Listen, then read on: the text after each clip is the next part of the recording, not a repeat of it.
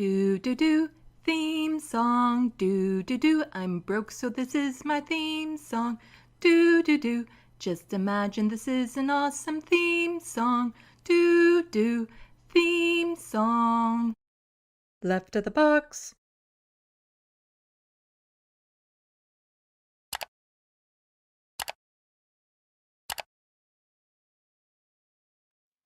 Hello, welcome to Left of the Box. Bonjour, bienvenue.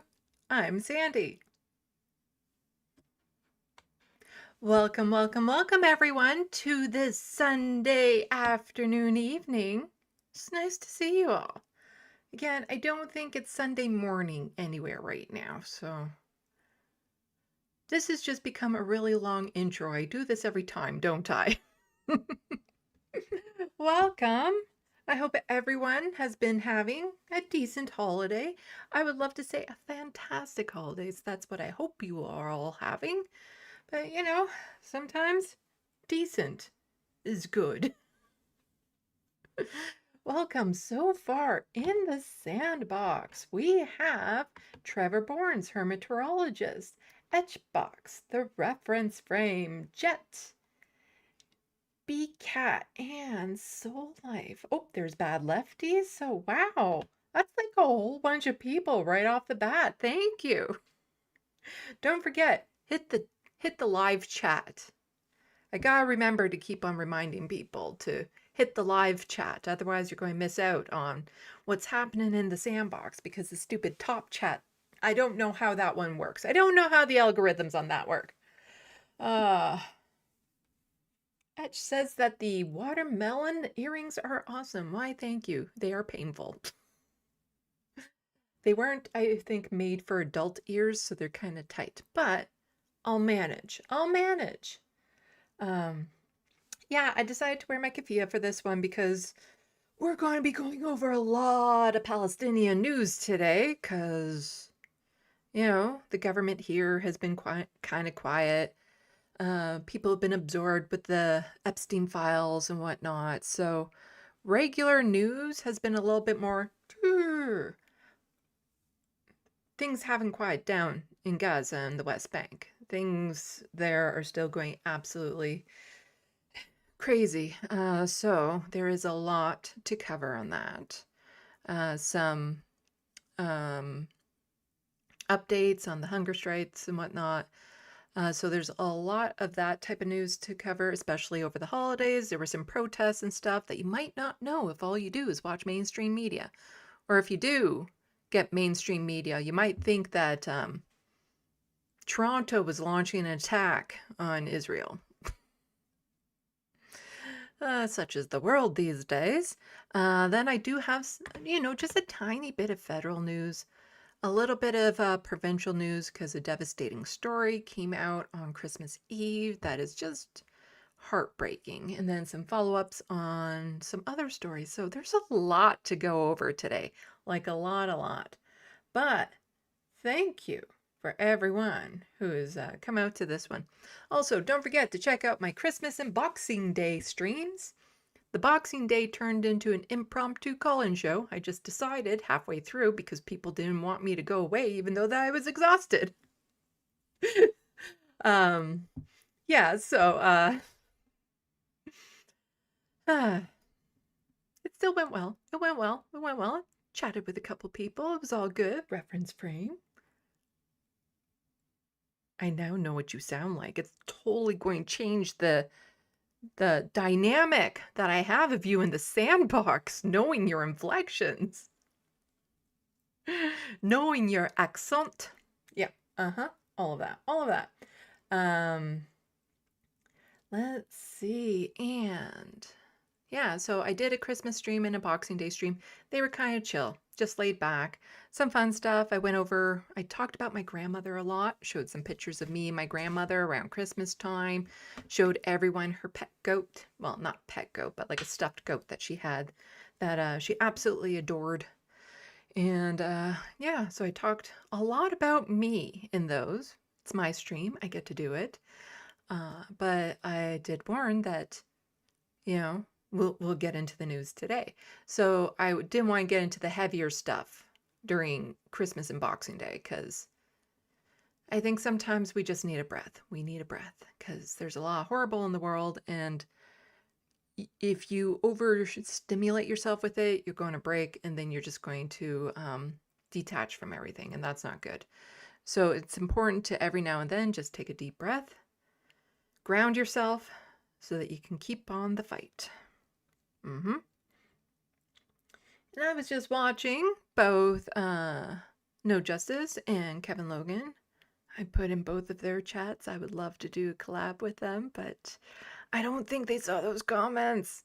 I'll probably have to pay for one. But I'm super like autistic paranoid that they did see the comments, but they both know that they don't want to actually do a collab with me, and they're just being polite by not saying anything.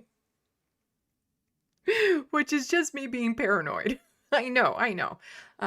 There's no reason to believe that whatsoever, considering how often they raid me and whatnot.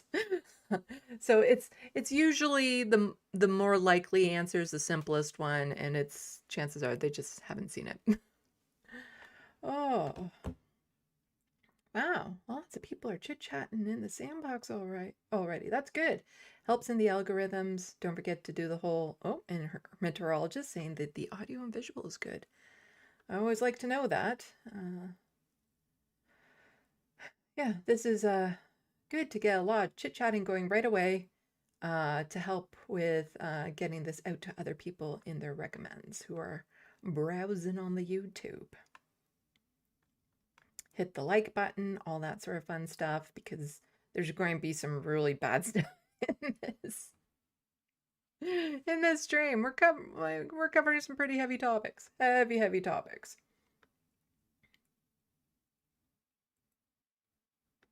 Hermatologist, I had to do snow insulation stuff. I missed it. Well, you can always go back and watch them. Hello, Carrie.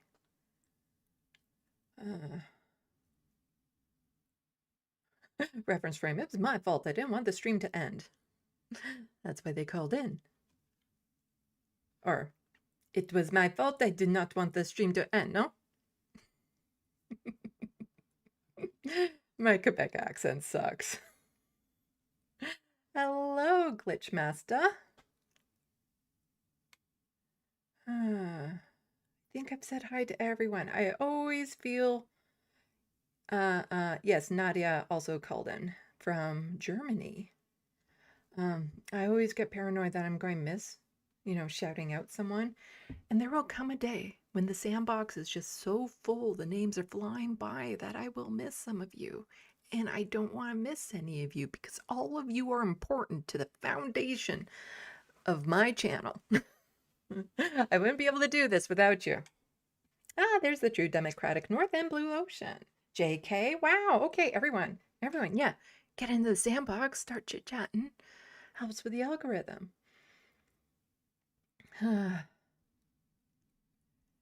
Glitchmass is saying, it's okay, I can't handle some heaviness. I just finished binge watching Welcome to, I think it's Welcome to Fuck the Bill by Andrea of This Space, yes. It's important to just take a breath every now and then. And I've been watching a lot of Star Wars series. There's a few that I haven't watched. And so now I'm trying to watch them like in sequential order so that I can get a better idea of what the hell is going on in that universe. Because it's a bit confusing, and there's actually characters that are entwined in the cartoons versus the live action and stuff. Like, really, the only standalone one is Andor. Because during the series, you don't get too mixed up with all of the other timelines except for Senator Mon Mothma, who's in the other ones, but the rest of them don't tend to be in the other series, so it's not that much of an overlap. So it's an easier watch, and it's a heavier watch because it's a fucking good watch is what it is. But yeah, I'm just still chilling out. I decided to do the Boxing Day shopping to pick up some more frames. I have to go and return 2 of them. I hate that. I was feeling so completed that I can finally get my artwork framed and safe for my cats. But then one of the frames was broken, and I didn't notice that until I was like all ready to put the drawing in, and then the frame fell apart. And the other one was the wrong size. It was right beside the ones that I wanted. It still fits the artwork fine, but it's not consistent, and I need that consistency. So I'll have to see about returning them. It's frustrating because if the sale is still going on, then I can return the odd-sized one and then hopefully purchase a new one, and hopefully they'll just replace the broken one. If the sale is not still going on, I'll just have to make do with the off-size one and get my money back for the broken one. Well, they should just be able to replace that one, flat out. But it's so frustrating to be like this close to having all my stuff framed up and safe from my kitty cats. And, you know, it's having my artwork up in frames on my wall. When I got my first batch of a lot of frames, because I got a lot of frames through Amazon, I need to get in there one of those packs. It's like 10 frames and stuff. And then I was gifted some frames and things of that sort. And seeing all my artwork framed and up on my wall, I tell you, that was something. That was a feel. I got all the feels from that. Just a sense of accomplishment, a sense of awe that I did all of that, you know. It's so I have a few more prints of my artwork I want framed. Like, I don't have the originals. The originals were given away. So I have a few more prints that I want framed, but they're not that great. They're kind of lower tier. So, you know, they need to be framed more just for protection than, you know, the need that I want to put them up on my wall or something. But there's a couple, like my tulip drawing, my camel drawing and stuff. They still need to be framed. I got the frames that they should fit into, but I had to stop yesterday because after the broken frame and the wrong size frame, I was losing my fucking mind. I was losing my mind. I was just losing it. And so I couldn't risk trying to frame those two without losing my temper, because there's mats in them and I have to custom cut the mats because like my tulip drawing is on a 16 by 20 canvas, paper canvas, but there's a margin on there. So I have to, the frame comes with a mat, but the mat only has an opening of 11 by 14. So I have to use like an X-Acto knife and cut it out, but I have to do like all the measurements and stuff that sort. And sometimes my dyslexia can really get at me. And so the measurements can be off and stuff. So I have to be very calm and patient and go slowly with this, especially with these ones. They're really big. So it's a lot more awkward to cut and stuff. But yeah, the sooner I can get them safe on the walls where I can actually see them and appreciate them, the better I'll feel. So I'll have to see about going back to Michael's tomorrow to hopefully get those frames taken care of. Hopefully the sale is still going on. We'll see. Fingers crossed. Fingers crossed. Oh, did Marty also jump into the SandBox? Let's see. And yes, I hope you're doing okay, Sandy, from your fall. My wrist is mostly, I would say it's like almost all healed up. It's just, it can still get tired easier. And I have to, and especially when it's tired, I can't like move it around too much. So I'm still a little cautious. I'm still a little cautious.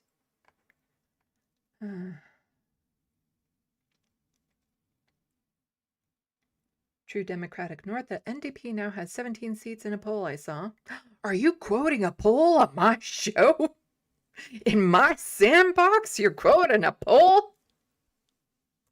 I'm sure they're doing better. I don't trust polls. But I'm sure they're doing better because I think some people are waking up to the type of conservative that Mark Carney is. And some of the liberals are like, or some of the people who voted liberal are like, oh, okay. We did the whole strategic voting for the liberals, trying to get them in to beat the conservatives. And it turned out it was a ruse. They lied to us.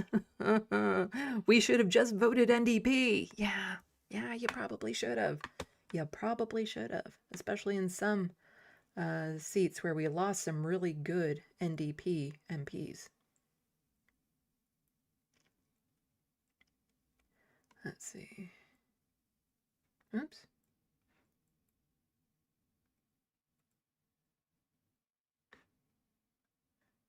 That's so alive. Oh, reference frame is I invented frames? French bulldog? I don't know what that means. Uh,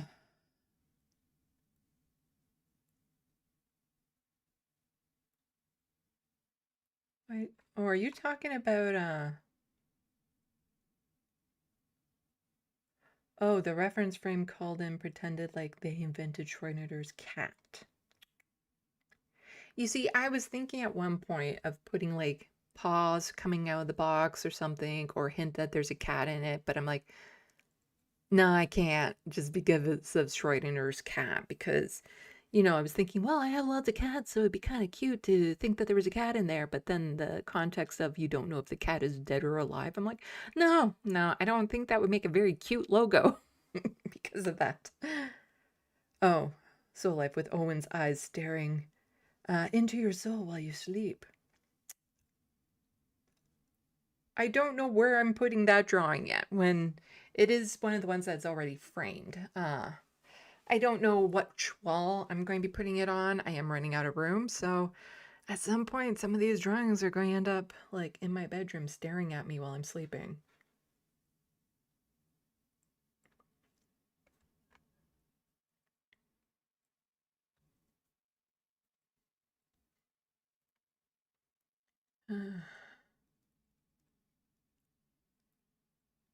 Let's see.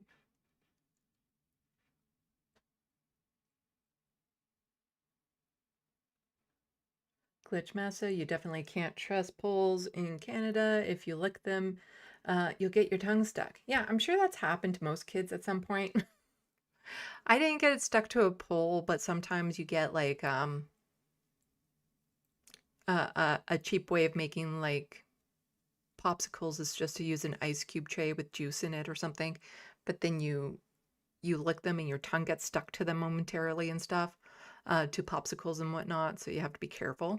But no, I've never done the actual, I'm going to put my mouth or my tongue onto a pole in the middle of winter. I've never done that.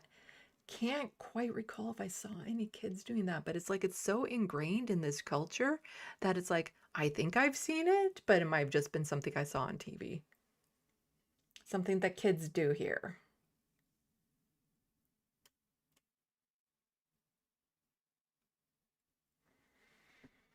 Hmm.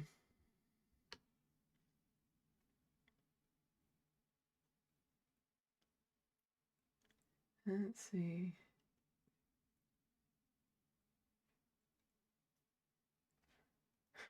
Now people are daring people to lick cold poles. You see, I'm being very careful with how I say cold poles and licking them because there's some double entendres going on there. Frozen spoon challenge. Hello, the Wild West. Don't lick the metal fence. Yeah, like who even gets like that's the thing. Who looks at metal outside in the winter and think, you know what I gotta do? Gotta lick that. I gotta put my tongue on this unsanitary surface. Like, I guess that is a kid thing to do. Even though that wasn't even a kid thing I did. But like, who looks at these things and thinking, you know what? My tongue on that thing. That's what needs to happen. I need to put my tongue on these random objects outside. Don't know why. I don't think they would even taste all that great, but like who does that? Uh, so like my tongue got stuck to something once when I was a kid. I was terrified. I think I spit got off get off me. It wasn't a pole, it might have been in the freezer. Well, sometimes popsicles can do that. So yeah. Oh, yeah.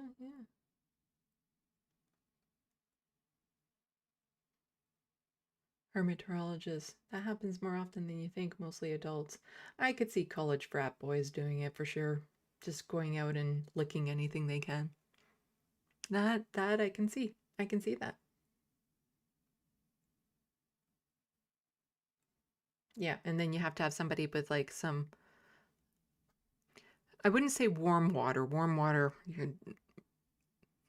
like above freezing water is what you need. But I wouldn't do the warm water. That might be too much of a shock and not be good.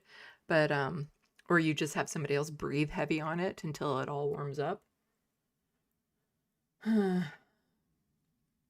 I've seen videos of like little birds that get their feet stuck on like a metal wire or something like that, and somebody will come along and then just cut the bird so they're not trying to struggle away as they like onto the feet to loosen up to get them off.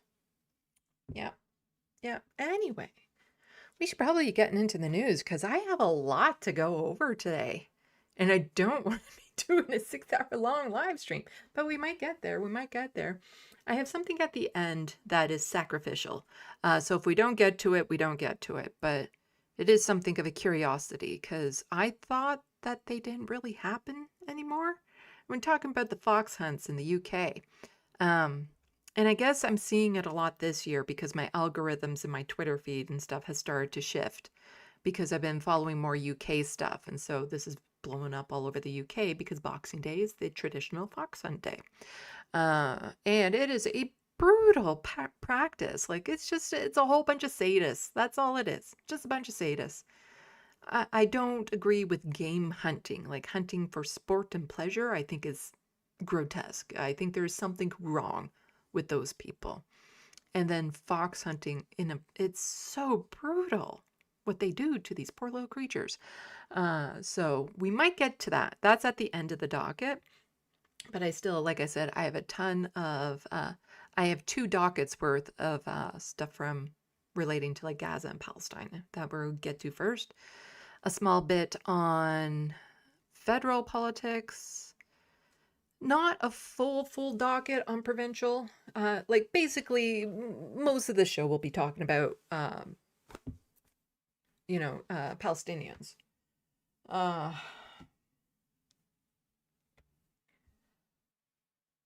Let's see.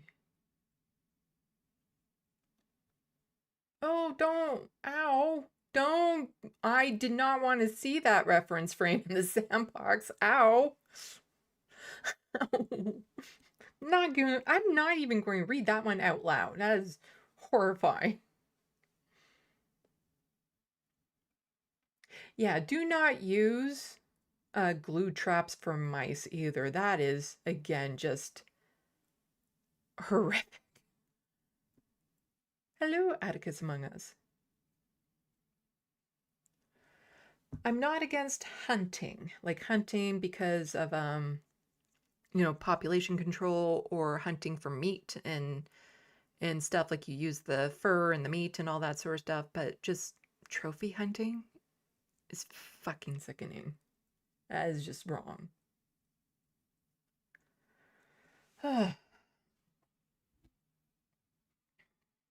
Okay.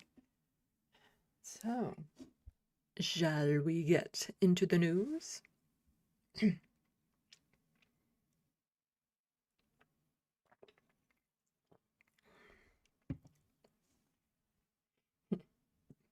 There's lots of live mouse traps out there that you can use that don't actually harm the mice. I'm just saying. One of the easiest things is just putting like some peanut butter in the bottom of a bucket that they can't jump out of. They can jump in, they can't jump out.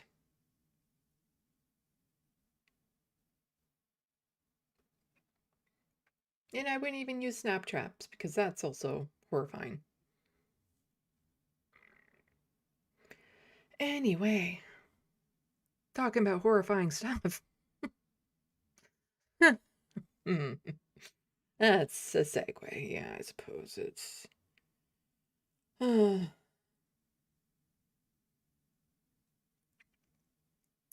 Yeah, BCAT, I've heard of that with people with glue traps for mice, is that they're so horrified and they end up having to finish the job to put the poor creature out of its suffering. Yeah. Anyway, this is like horrifying stuff we're talking about in the SandBox. Quick, think of something friend. Oh God, no, because we're about to go into a horrifying story.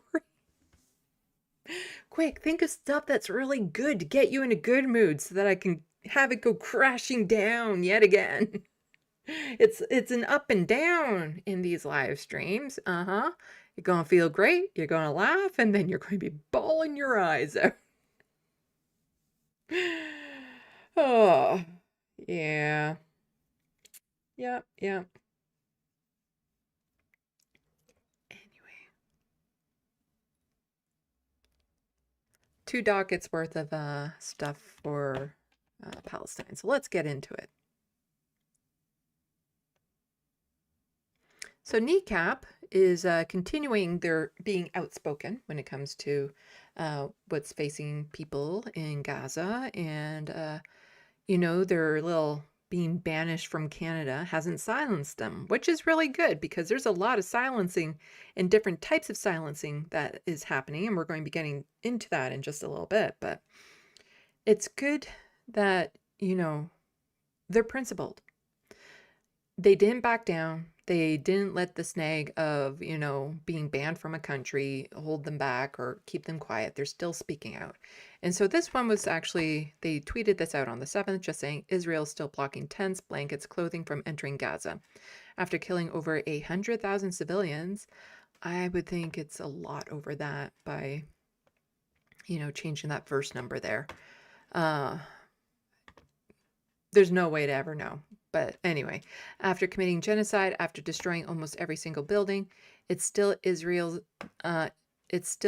depraved state that decides what Gazans can and cannot get. Meanwhile, Blair and Trump, 2 war criminals, are now backing up a fanatical leader. Take action, free Palestine. Yes. So, winter in Gaza. It's getting flooded. They have tents. It's windy. People are losing, the meager shelter that they've had. People are no longer with us because of hypothermia and drowning, actually drowning in their tents. And Israel is preventing proper, temporary shelters from getting in. They're preventing tents from getting in. They're preventing anything that might help the people in Gaza survive the winter because they don't want them to. It's what it comes down to. The ceasefire hasn't stopped. The genocide hasn't stopped. It just got a little bit quieter, and some nations and media sources got a little bit more placated because it's like, oh, well, there was an official ceasefire announced, therefore we can move on. No, you can't, because it's still happening. So here's a little bit of some imagery of what it's like over there right now. So Ryan here just says, look at what this areas look like before the destruction. The world needs to see this to understand. Yeah. I don't know if there's any audio to this. Let's make it bigger. Yeah, there's audio and it's music, so I can't play it, but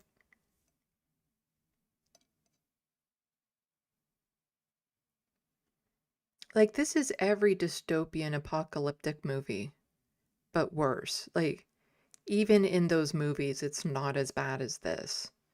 Our imagination can't compete with reality sometimes. And just how horrifying it is. And this is just a little bit longer clip of the destruction that is out there. And Ryan saying this is the result of their targeted strikes. If any other country did 1% of this, the world would freak out.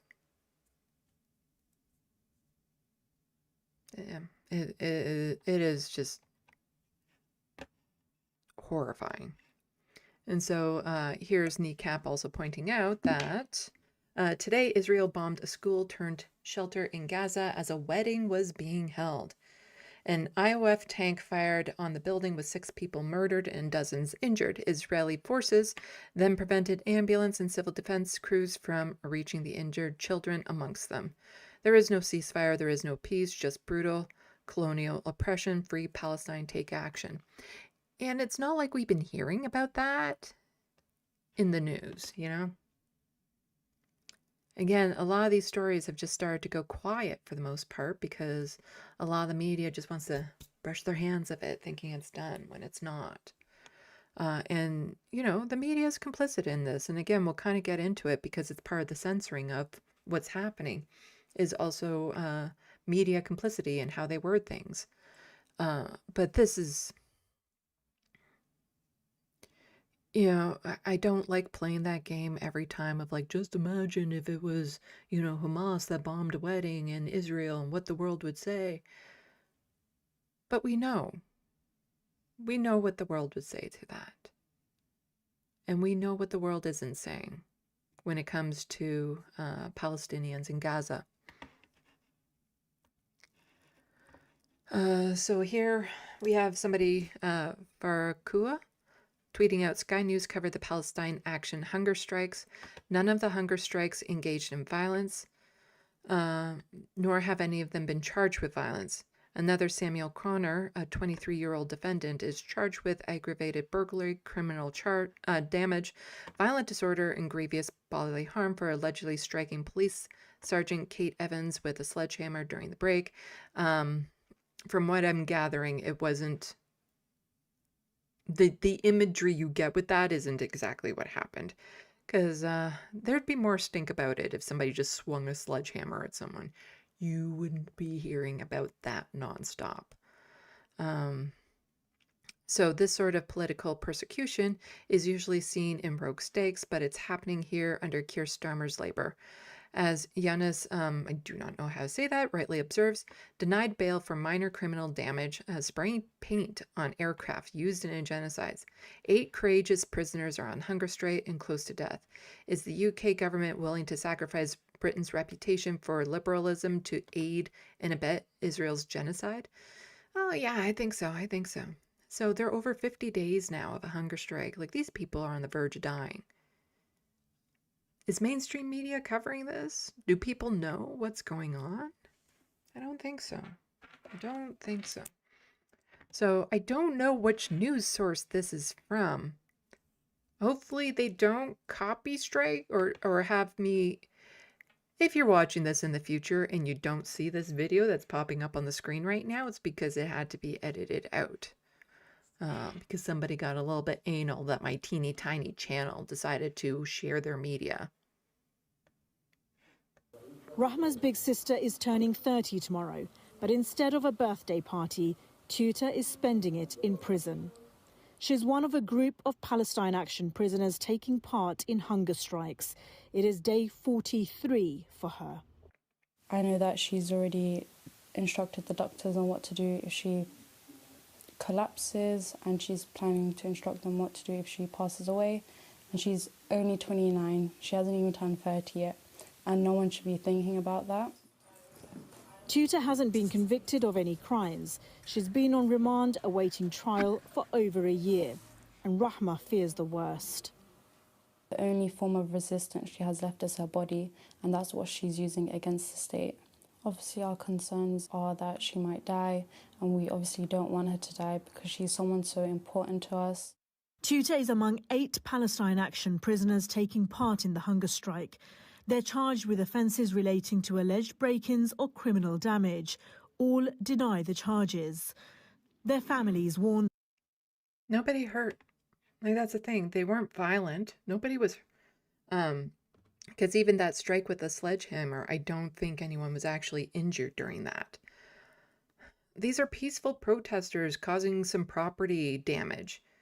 Nothing that some, soapy water couldn't take care of. To try to bring attention to, the slaughter of innocent people. Yeah, they're the ones that get punished, not the government's aiding and abetting the slaughtering of these innocent people. That young British citizens will die in UK prisons, having never been convicted. This is not about your politics. It's about the lives of 8 individuals.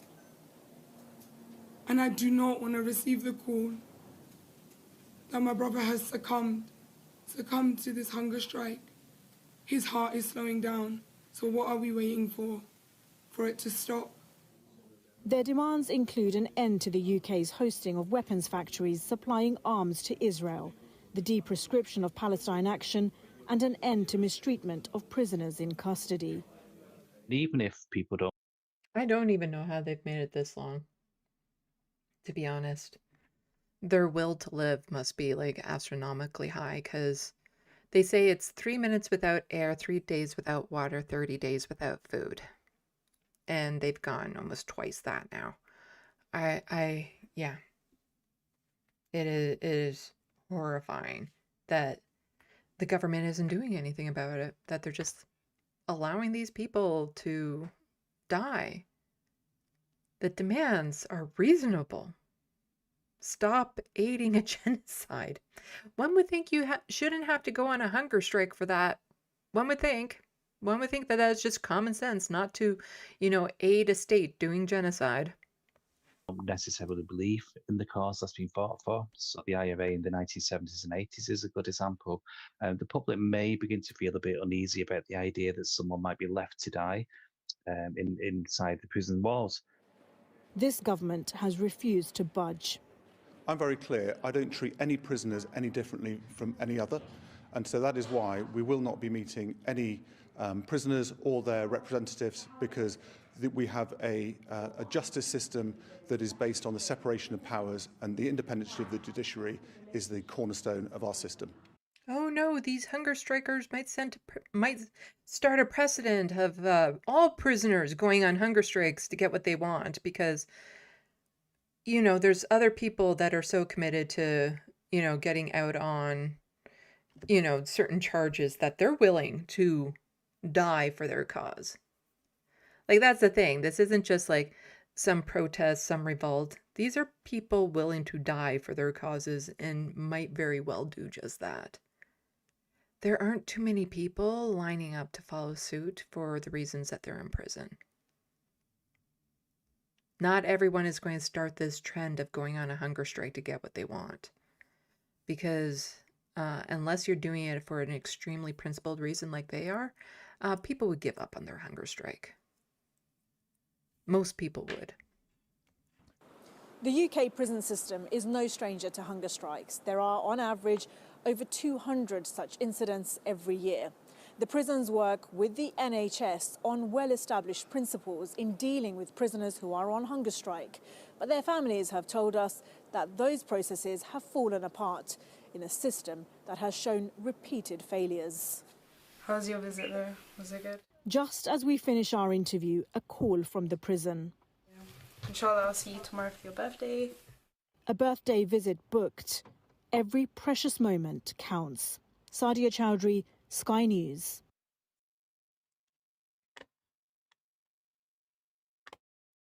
And so Hiba Musari is on day 54 of her hunger strike. UN experts today, as they enter the second month of their strike, the health of the pro-Palestinian detainees have reportedly deteriorated significantly, placing them at critical risk of serious complications, including organ failure. And then you have the UN source here. These hunger strikes must be understood within the broader context of restrictions on pro-Palestinian activism in the UK. And that was quote tweeting this. Artists for Palestine UK had tweeted this out. Prisoners for Palestine. We continue to ask David Lammy to meet us to give us justice to the prisoners. He's the only person who can do so. Lammy act now. Meet the prisoners' representatives. Save their lives.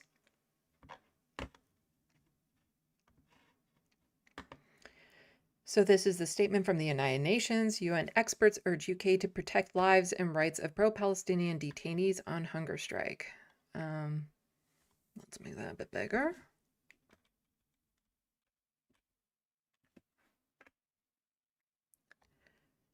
So UN experts today expressed great concern for the lives and fundamental rights of 8 pro-Palestinian activists in prison in the United Kingdom who have been on indefinite hunger strikes since the 2nd of November. And again, these are people who haven't been charged with anything. They've just, they've been charged, but they haven't had a court date, They've just been held in prison, no bail, nothing. But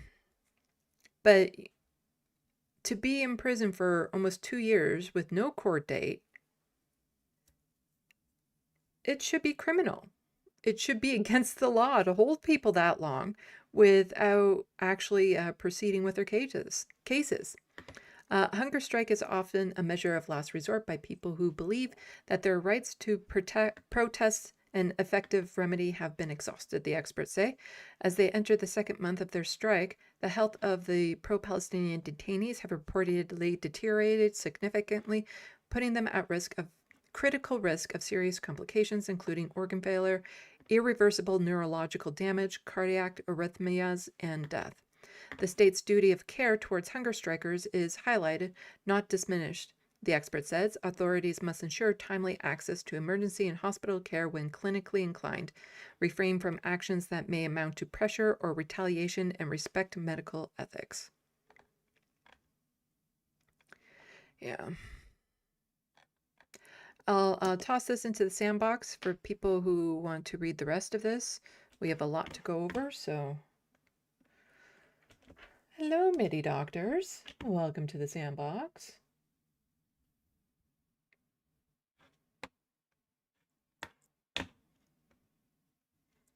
MIDI doctor saying, I think, yeah. They are on remand without a court date is unjustified detention. Oh, I have so many tabs open. My computer's getting mad at me.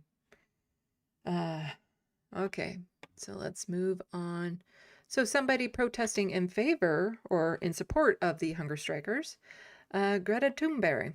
I don't know how to say her name. I don't think I've ever heard her say it. And so all I'm hearing are a whole bunch of other people mispronouncing it. But I've not heard the definitive way of how you're supposed to say her name.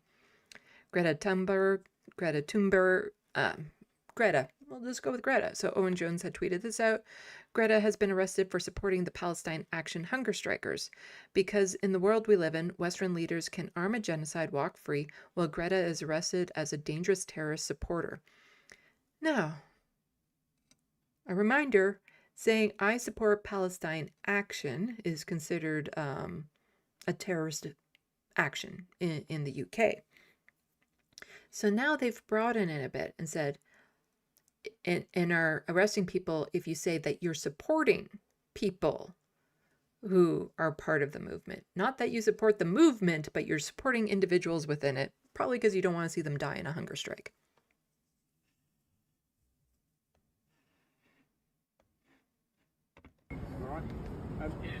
So the sign she's holding says, I support Palestine Action prisoners. She's not saying that she supports Palestine Action. She supports the prisoners.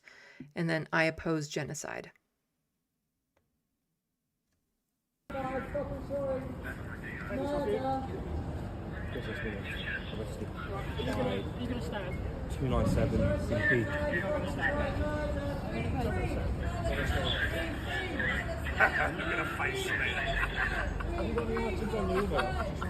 As you can see, she's being extremely threatening, peacefully sitting there on the sidewalk with her legs crossed. Yeah, totally worthy of arrest right there. Yeah.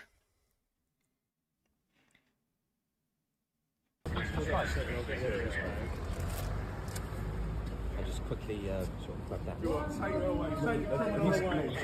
What?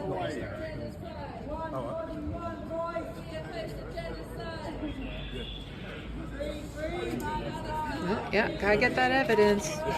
That very dangerous looking sign there, that very dangerous placard. The words that, you know, are just so terrifying.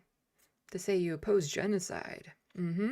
That's right up there with Nazi symbolism, apparently.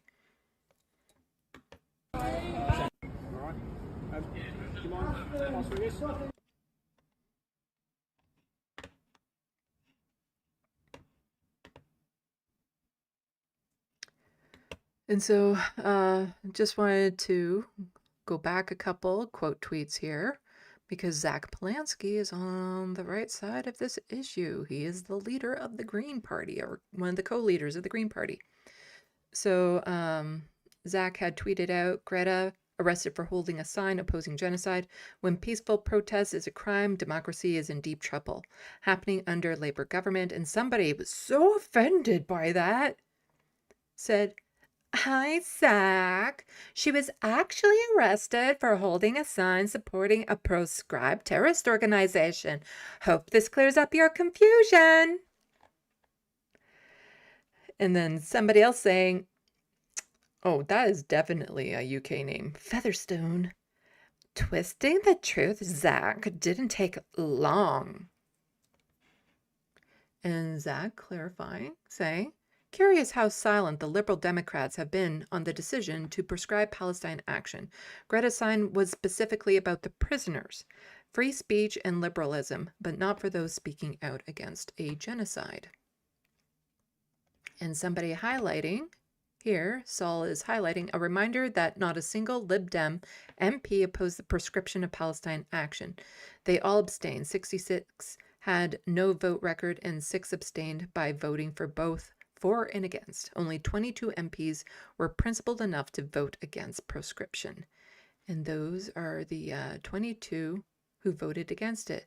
Let's see, we have Green Party, Green Party, Green, Independent, Independent, Independent, Independent. Yeah. Oh, there's a Labor, 2 Labor. Oh, there's a few Labors that had some principles. Okay. Yeah, but not a single Lib Dem MP. Yeah. All of these centrists or parties that love to claim that they're trying to protect free speech sure are silent. They have very silent speech. But let's see. Did I put these out of order by accident? There was something about Greta actually talking. I think these might be slightly out of order. Sorry as I scooch along these. That's not it.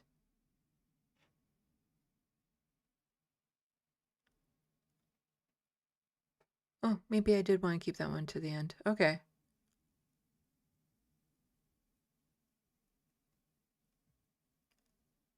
Okay, no, I'll make it work in the order that it's in.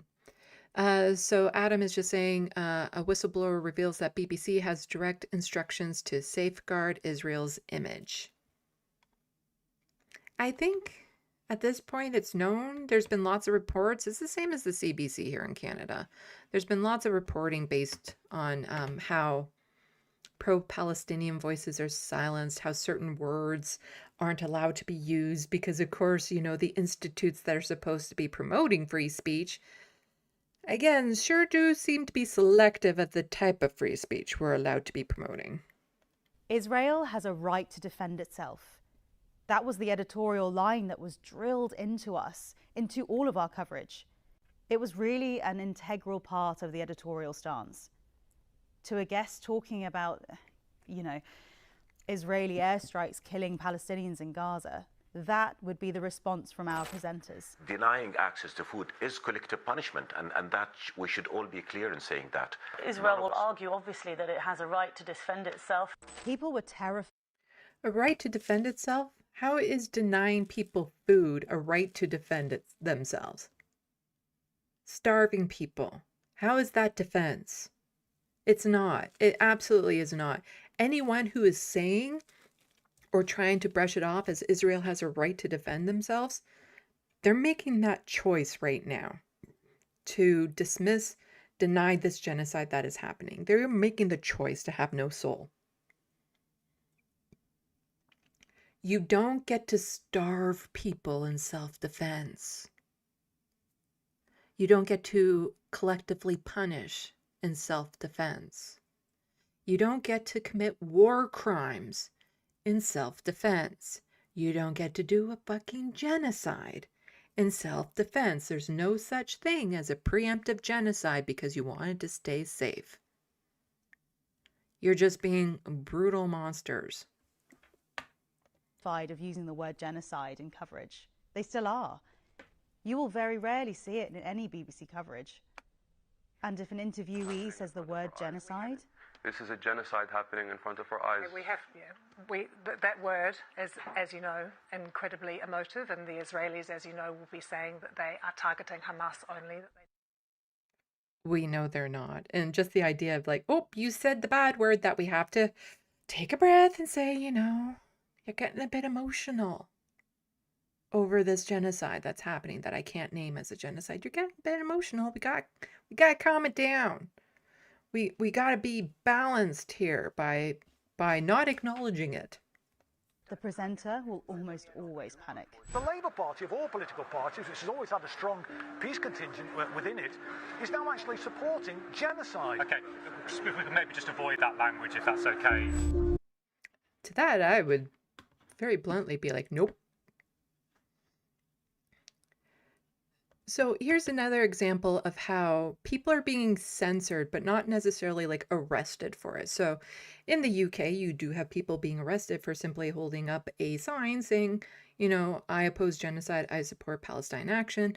And now if you support the prisoners of Palestine action, you were also being arrested. So that is one very blatant way of suppressing people's speech, of taking away free speech. But this is another way, and it kind of ties into the video we just saw of people who are outspoken will lose jobs, opportunities, they'll have their credibility attacked. Here we have somebody who's saying, I lost 90% of my income as soon as I started talking about Palestine online. 90% of contracts that were signed canceled. So a lot of people who might want to speak out against it aren't into the position that they can, because their livelihoods, maybe they're supporting their family, like everything, their career would just go poof. Now, I'm also kind of under the opinion that at some point you've got to make those sacrifices, because staying silent when there's a genocide, your career, is it worth it at that point?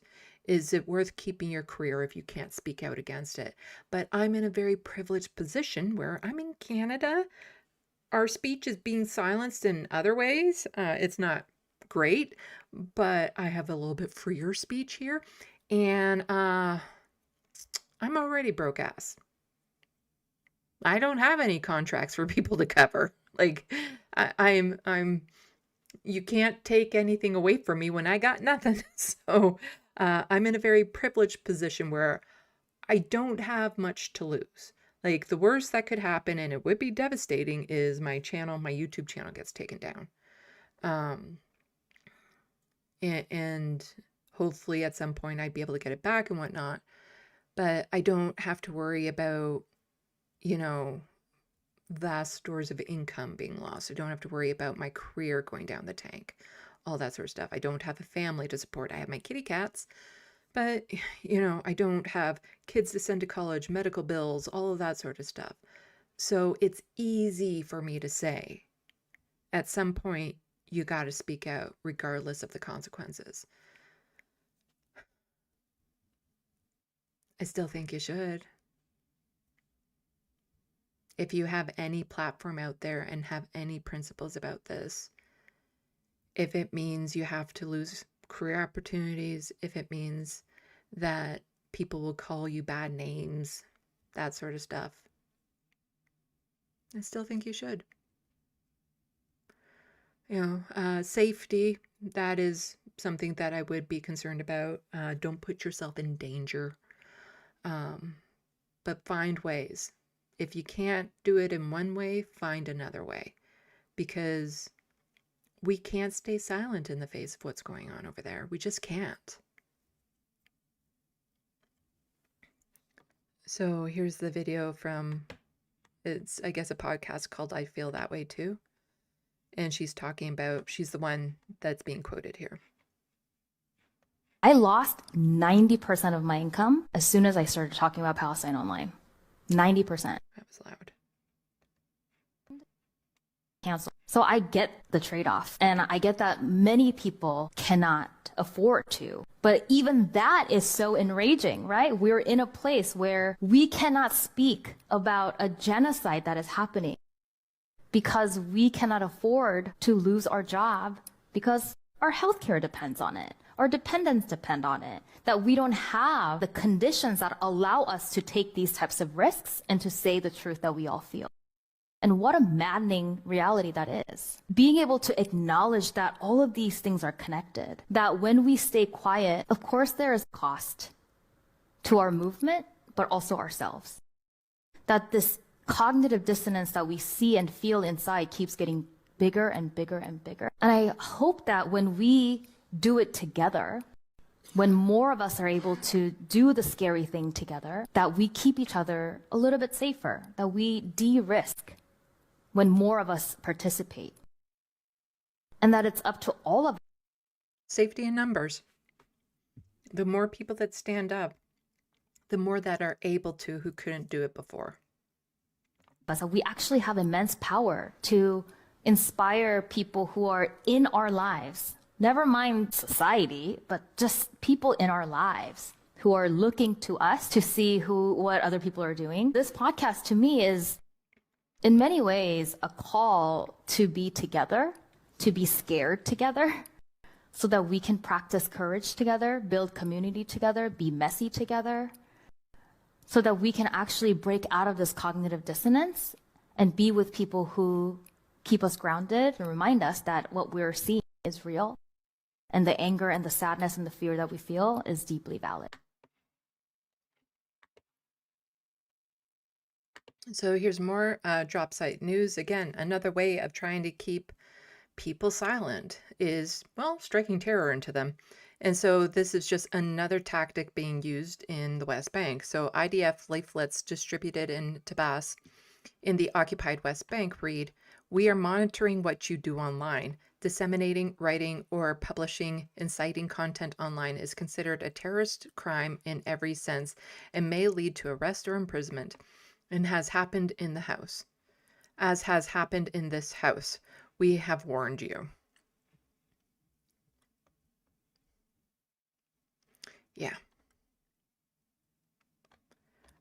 Threatening people with imprisonment should they try to push back against their oppression. It's just, again, it's just another way of clamping down on free speech. And then another way that speech is manipulated and stuff is just, again, the way that the media will frame a lot of these conversations. And so somebody is just calling the opinion writer here fucking cry bullies. Canada is still selling Israel weapons, engaging in trade, while they literally assault Canadian MPs.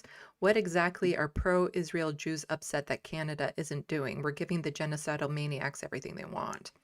And so there's an opinion in the Globe and Mail. They usually have a paywall, so I can't click on the article, but there's a link between Canada's treatment of Israel and why Canadian Jews feel unsafe.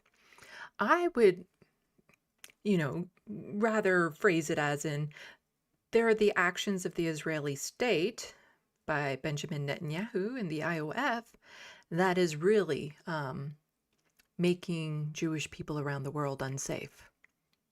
It is their actions that is leading to a rise in anti-Semitism. It is their actions that would make them feel unsafe, both at home and abroad. Because somebody saying, I oppose genocide, that shouldn't be a scary thing. If you hear that and think that somehow you're unsafe because the person next to you opposes genocide, that's a you problem. More Canadian media is at it. So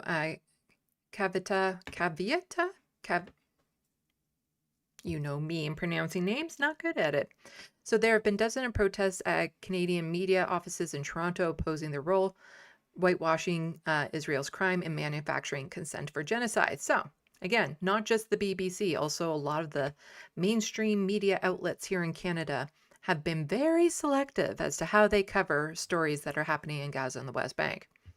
There have been exactly 0 incidents of violence at these protests. Oh, right. And also the protests that happen here, and how a lot of our politicians even will frame what happened at these protests. That, all this horror and stuff. There was one I covered a long time ago where they were saying they were climbing the scaffolding of Mount Sinai Hospital, and they were targeting a Jewish hospital, a Jewish named hospital, and all this sort of stuff. When it's like the person who had climbed the scaffolding was somebody in a Spider-Man outfit.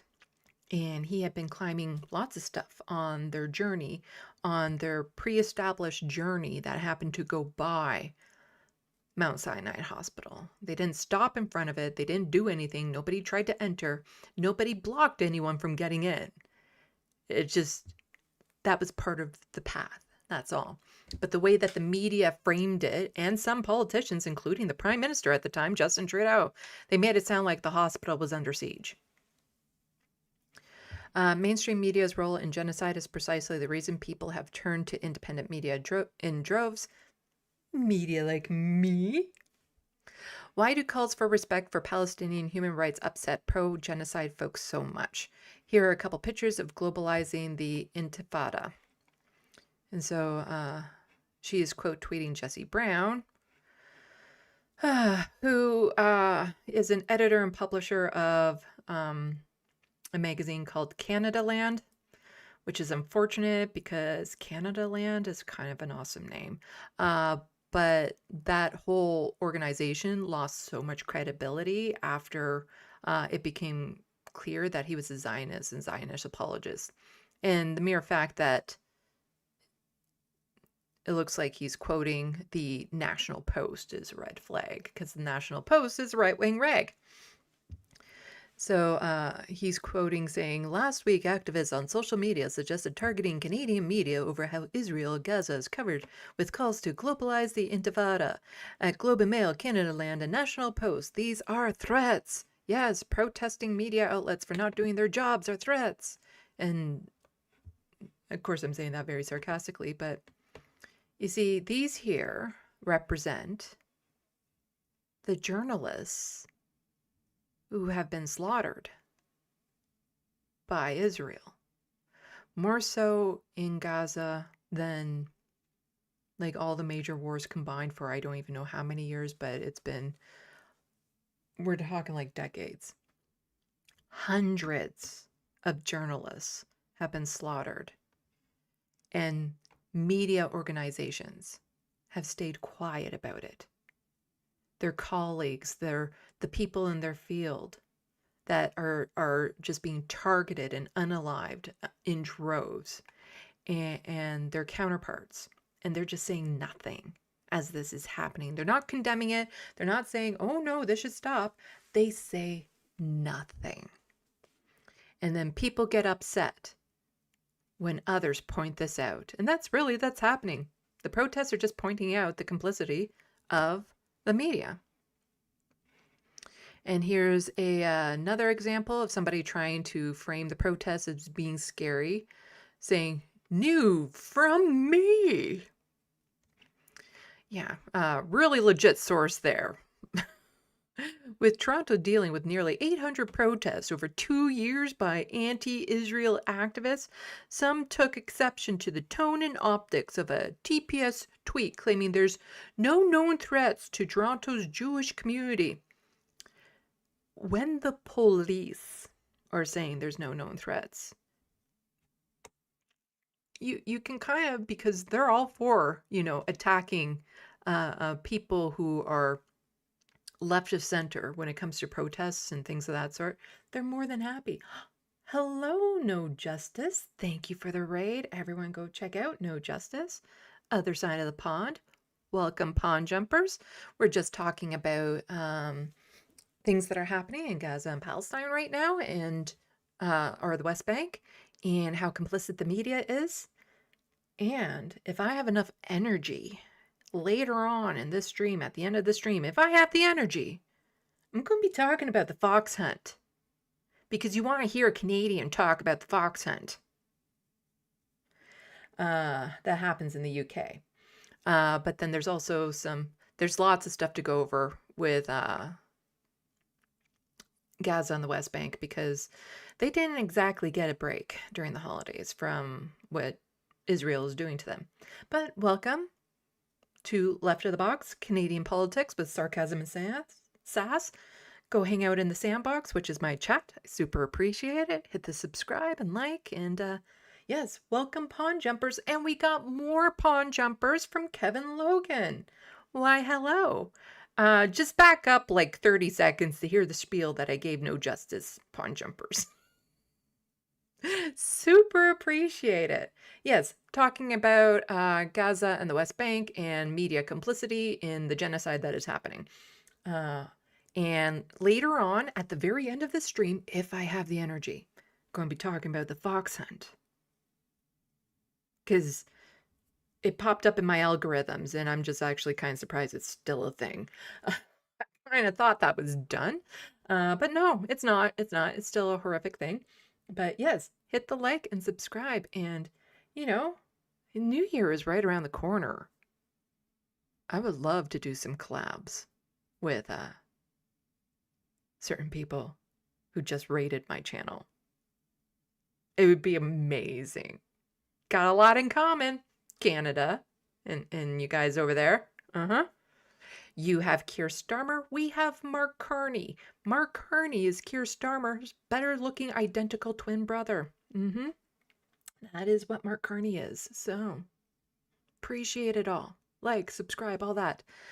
So we're just talking about how some Canadian media is framing the protests and stuff that is going on. That happens here. So, I was saying, when the Toronto Police Service says there's no known threats from a protest group, they're very anxious to find threats within pro-Palestinian protest groups. And when they say there's none, that's one of the rare instances where you can actually kind of take their word for that. And somebody is upset saying there's been like 800 protests over 2 years, and yet the police are saying there's no known threats? Yes, because pro-Palestinian protests are peaceful. The only violence that I've heard of coming from these protests are from Zionist agitators. And of course, this is an article in the Toronto Sun, and the Toronto Sun, another right-wing rag. So somebody was quote tweeting the From Me article, Brian saying, new from me. Well, new from me. My source? Moi.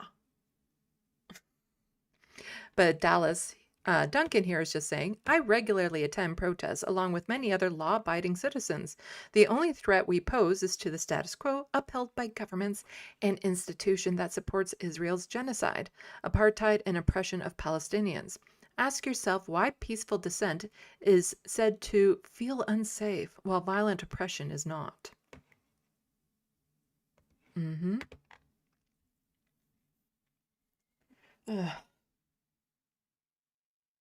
Then we have Samira here, who is an independent Palestinian journalist here in Canada. So we'll have to back up a couple. But here we have a senator in Canada quote tweeting the National Post. Again, the National Post, right-wing rag. Everything in there.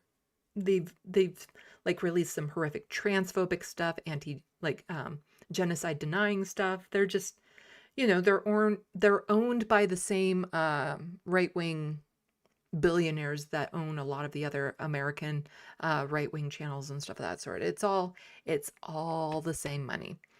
And so the National Post tweet was, 2 years of inaction have normalized hate crimes in Toronto. And they're talking about the peaceful protests, like this From the River to the Sea sign is scary hate crime, according to them. So, I know how to say that word. I can't think of it off the top of my head, but they were ripped from Holocaust survivors' door on December 25th. Such hate is now familiar, as is a lack of enforcement of existing laws.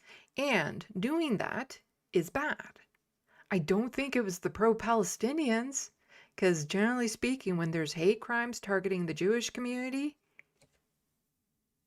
it's coming from the right wing.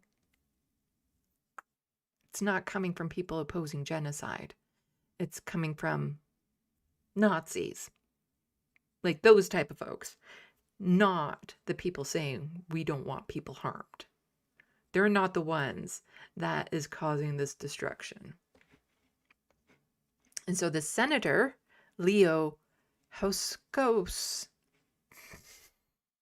can't say names, says, "This is the sad reality of growing anti-Semitism in Canada. The lack of enforcement of existing laws and the absence of political will is making sure that the laws are respected. Christmas in Canada is a tradition of spreading joy, festive spirit, and celebrating the teachings of Jesus, not terrorizing fellow human beings." I don't celebrate the teachings of Jesus myself, per se. A lot of Canadians don't. Christmas means a lot of different things to a lot of different people. And again, the reason why there's growing anti-Semitism right now is because of the actions of Netanyahu and the Israeli government. That would be the number one reason why these things are being increased, not from people holding a freaking poster saying "from the river to the sea." And somebody, quote, tweeting the senator, so this was Samira, she is, again, the independent Palestinian journalist, says, "The sad reality is that a sitting senator is sharing something written by a vile homophobe and misogynist." And so the person with the National Post tweet,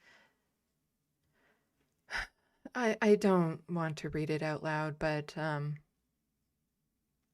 Samara was just pointing out that Israel burned 5 journalists to death on Christmas Day, and this guy responded by saying, "I'd love to see how long you'd last there," and you can read the rest of this.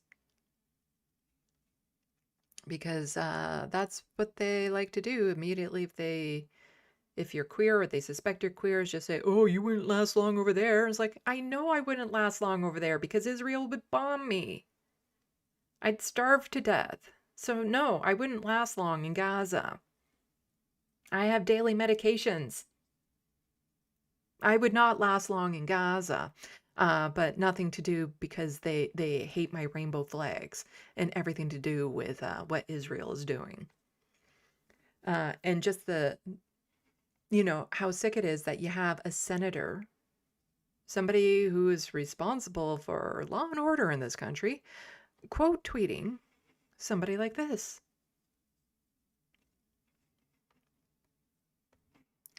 Rachel Gilmore, another wonderful independent journalist here in Canada, is just pointing out, again, there's another way that people are being silenced when it comes to free speech. And it never stays with one thing. It gets expanded. And if they get away with, crushing pro-Palestinian protesters, then they'll start widening the tent as to what they can crush more and more and more.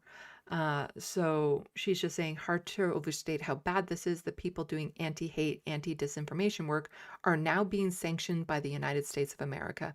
This is really, really bad. Really, really, really bad. So yes, the United States making it impossible for people to live because they're sanctioning them. Things like the ICC judges for doing their jobs. They're being sanctioned by the United States. So the United States isn't content just suppressing speech within their borders. They want to reach out and suppress the speech of other people outside of their borders. So Undersecretary of State saying, today the United States issued sanctions reinforcing the red line, invoking I invoked on GB News, namely extraterritorial censorship of Americans. Today, sanctions target the censorship NGO ecosystem. And she's quote tweeting her GB News here. Law in Britain, but I'll add one more thing on the Online Safety Act, and I emphasized this earlier, but I want to say it again. It's misguided and unfortunate to apply that law in Britain, but applying that law extraterritorially, which means applying it to speech that has nothing to do with Britain, does not occur in Britain, is on American platforms by American users on American political issues, purporting to censor Americans in America is a deal breaker. It is a non-starter. It is a red line. And that's what Ofcom has tried to do with the Online Safety Act, and that's one reason the American government is concerned. Okay, but will your government then take... Also, the Liberals here are trying to pass very similar bills that would suppress people's ability to protest and have free speech. Because all of the things that they're worried about unruliness or people preventing people from getting into places of worships or hospitals and stuff like that. Those are already crimes. They just want to make it easier for the police to arbitrarily decide who is guilty of that. And not shockingly, it'll be the pro-Palestinian protesters that will be targeted more for arrest and harassment from the police. Legal action against Ofcom if they try and overreach in the way you've described? Well, there's already formal action proposed. There is a bill before the House called the Granite Act that would amend an existing statute to clarify that as a matter of American public policy, any penalties imposed by Ofcom are unenforceable against American companies. So our legislature will likely consider that, and will certainly consider other options if indeed the British government insists upon trying to nullify the First Amendment on American soil with respect to American companies. Yeah, so that's the British trying to censor Americans in America for speaking out. The United States is doing the same thing by sanctioning, like the ICC judges. So you have both Britain and the United States trying to censor people outside of their borders. Every time I see Trudeau trending, I'm just hoping it's because he's going to The Hague to be tried as a war criminal. One can dream big. Happy New Year. So she continues by saying these sanctions are visa related. We aren't invoking severe Magnitsky style financial measures, but our message is clear. If you spend your career fomenting censorship of American speech, you're unwelcome on American soil. And so she's quote tweeting Marco Rubio. For far too long, ideologues in Europe have led organized efforts to coerce American platforms to punish American viewpoints they oppose. There's really not too much they don't have in common. Trump administration will no longer tolerate these egregious acts of extraterritorial censorship. Today's State Department will take steps to bar leading figures of the global censorship industrial complex. That's a thing. The censorship industrial complex. From entering the United States, we stand ready and willing to expand the list if others do not. Reverse course. And she just goes over more people who have been sanctioned. So there's a lot there.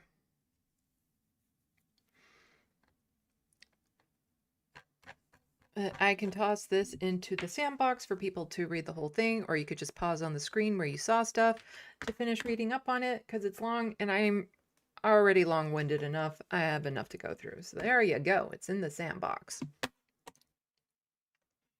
Next, Greta Thunberg, still speaking up. So despite all these attempts at silencing her, she will not be silent. She can be arrested. She can be, attacked on a flotilla, threatened. But she is one of the few people that really has principles and is willing to sacrifice everything to speak out on what is right. So Philip here is just pointing out Greta could have been a state-approved civil society climate activist. Instead, she had put herself on the line again and again to oppose genocide and Western complicity. She is a light in the darkness. Yes, back when she was just being the eco-warrior, and liberals could be like, "Aw, isn't that cute? We can have her as the token eco-warrior and then not have to do any policy because she'll just be speaking out and we can use her." But then soon as she started speaking out against genocide because she's principled, all of a sudden it became like, damn it, we helped her get, oh crap, now she's talking about this too. Oh.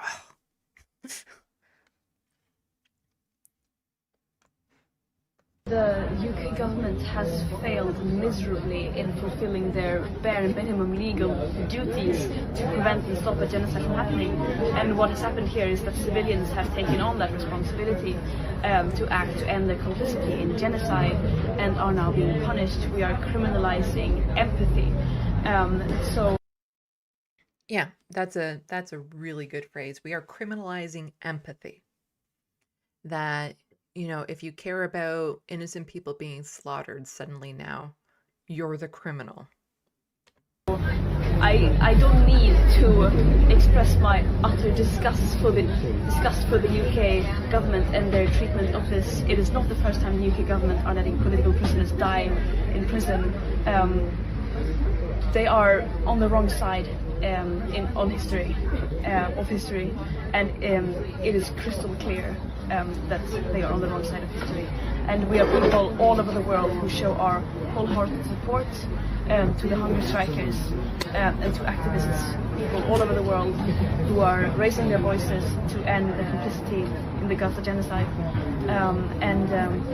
I fully stand behind their demands, which is the right to a fair trial, and the censorship of their communication, immediate bail, and the prescription of Palestine action, as well as stopping every systems operation in Britain. Of course, it's not just Elder either. We have like multiple weapons systems companies in this country. It's shocking. There's also multiple weapon system companies here in Canada too. Just saying. There have been protests outside of them, but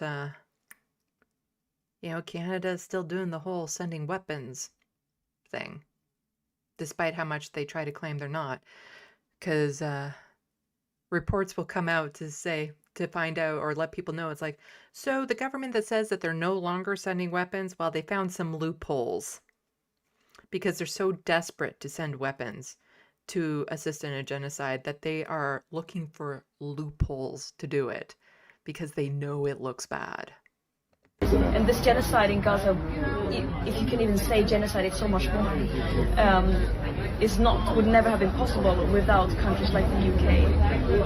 We are seeing a deliberate, an attempt to deliberately erase an entire population by Israel with help of the entire world. And we have to step up. No one has the privilege of saying we did not know.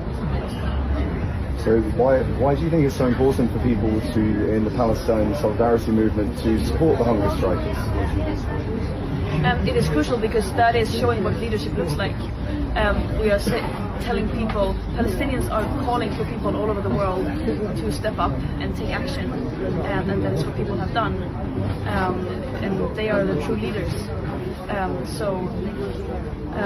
The UK government are letting people in their 20s who are not convicted of any crime die in prison of hunger strike for demands which are the bare minimum. Can I just ask you one more thing?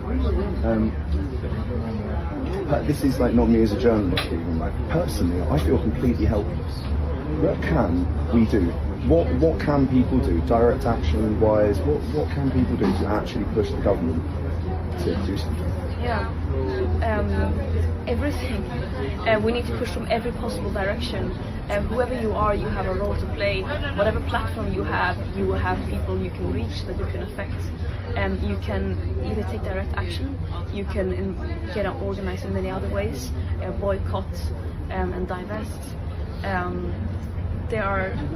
If you get in contact with people in your local community who share the same values as you, and there are almost no limits to what you can accomplish together when it comes to standing up for human rights and showing solidarity.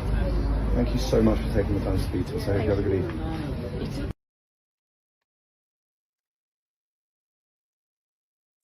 Now, some might be saying, but there's a ceasefire, maybe we don't need to do this anymore. Maybe, Israel, it's just happening in Gaza too. Like there's all this deflection, all this misrepresentation, because while this ceasefire has been going on, they've been expanding in the West Bank. Israel approves 19 new settlements in occupied West Bank. Funny, the BBC is actually covering this. So Israel's Secretary Cabinet has approved the recognition of 19 new settlements in the occupied West Bank as the government continues its settlement expansion push. Far-right Finance Minister Bezalel Smotrich, settler who proposed the move alongside Defense Minister Israel Katz said the decision was about blocking the establishment of a Palestinian state. So, all these countries that said, we recognize a Palestinian state, Canada, what you doing? When Israel is purposely doing stuff to block that from being a reality. Israeli settlements in the occupied West Bank are considered illegal under international law. All the times, Justin Trudeau would say, oh, Israel has a right to defend itself, but must, abide by international humanitarian law. But never mentioned, yeah, all those settlements in the West Bank are illegal. So what, Israel has a right to illegally settle in the West Bank to defend itself? They have the right to break international law to defend itself? UN Secretary General Antonio Guterres has said Israel's relentless settlement expansion fuels tension, restricts Palestinian access to land, and threatens the viability of a sovereign Palestinian state. Also, the settlers kill people. Just putting that out there, they kill people. They kill and harm and assault people and kidnap, force them out of their homes, destroy their property, arrest children. And that's in the West Bank, where Hamas is not. Saudi Arabia and the UK also condemned the move. The announcements risk undermining the U.S. 20-point plan for ending the Gaza war and prospects for the long-term peace and security that only a two-state solution can deliver, said UK Foreign Affairs Minister Hamish Falconer. There can't be a two-state solution. They've been trying that, and they've been doing that, and it leads to apartheid. You need a one-state solution where everyone is equal, and everyone has the right to vote and be in government and have a job and move around and not be forced to live in an open-air prison, not have to worry about their homes being taken away. There's no two-state solution that can solve this. It only maintains the apartheid. Violence in the occupied West Bank has surged since the war in Gaza began following Hamas's deadly attack on Israel in 2023, further highlighting fears that settlement expansion could entrench Israel's occupation and undermine a two-state solution. Should also mention where that violence is coming from. It's not coming from the Palestinians in the West Bank. Yeah, the violence that has surged is coming from the Israeli settlers, not the Palestinians. You might want to... I haven't read further in this article, so maybe give BBC the benefit of doubt to say, oh, and by the way, all that violence is coming from the settlers, the Israeli settlers. The Palestinians aren't they're just trying to, live their lives, go pick olives and just live their lives and stuff. But and the settlers come and do all the violence. So maybe it's later in the article.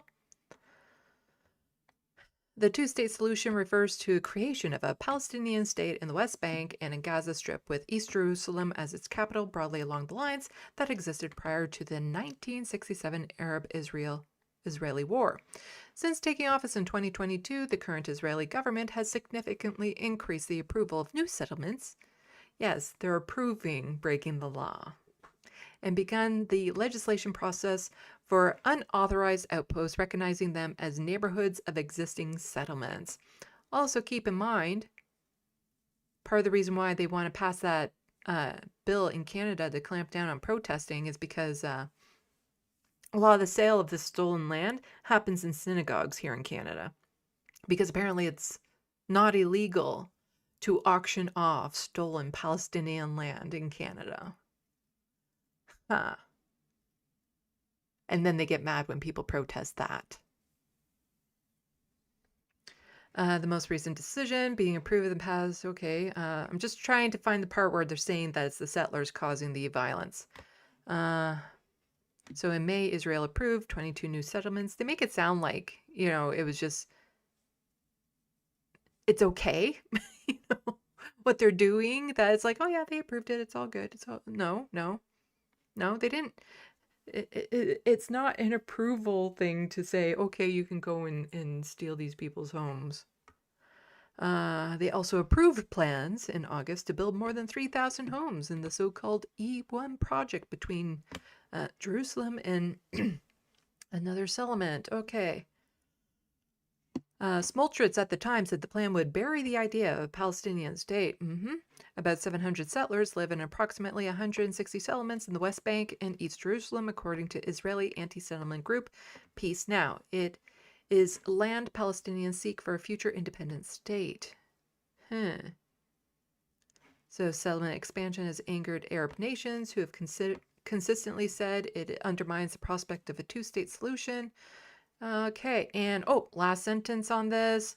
This is where they're going to say that the settlers are the ones causing the violence. Israel opposed the move with the Israeli Prime Minister Benjamin Netanyahu saying Palestinian state will not happen. Guess they missed that.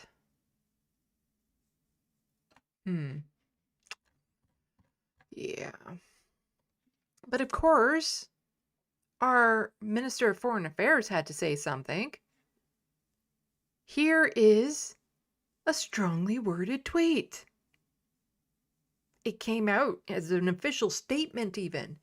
And I've made a video about this before and commented on it before, but there's been a lot of this going on since Justin Trudeau's time, where it's like we condemn what Israel is doing in the strongest of words, strongest of the tweets that we, fall within the character count were allowed.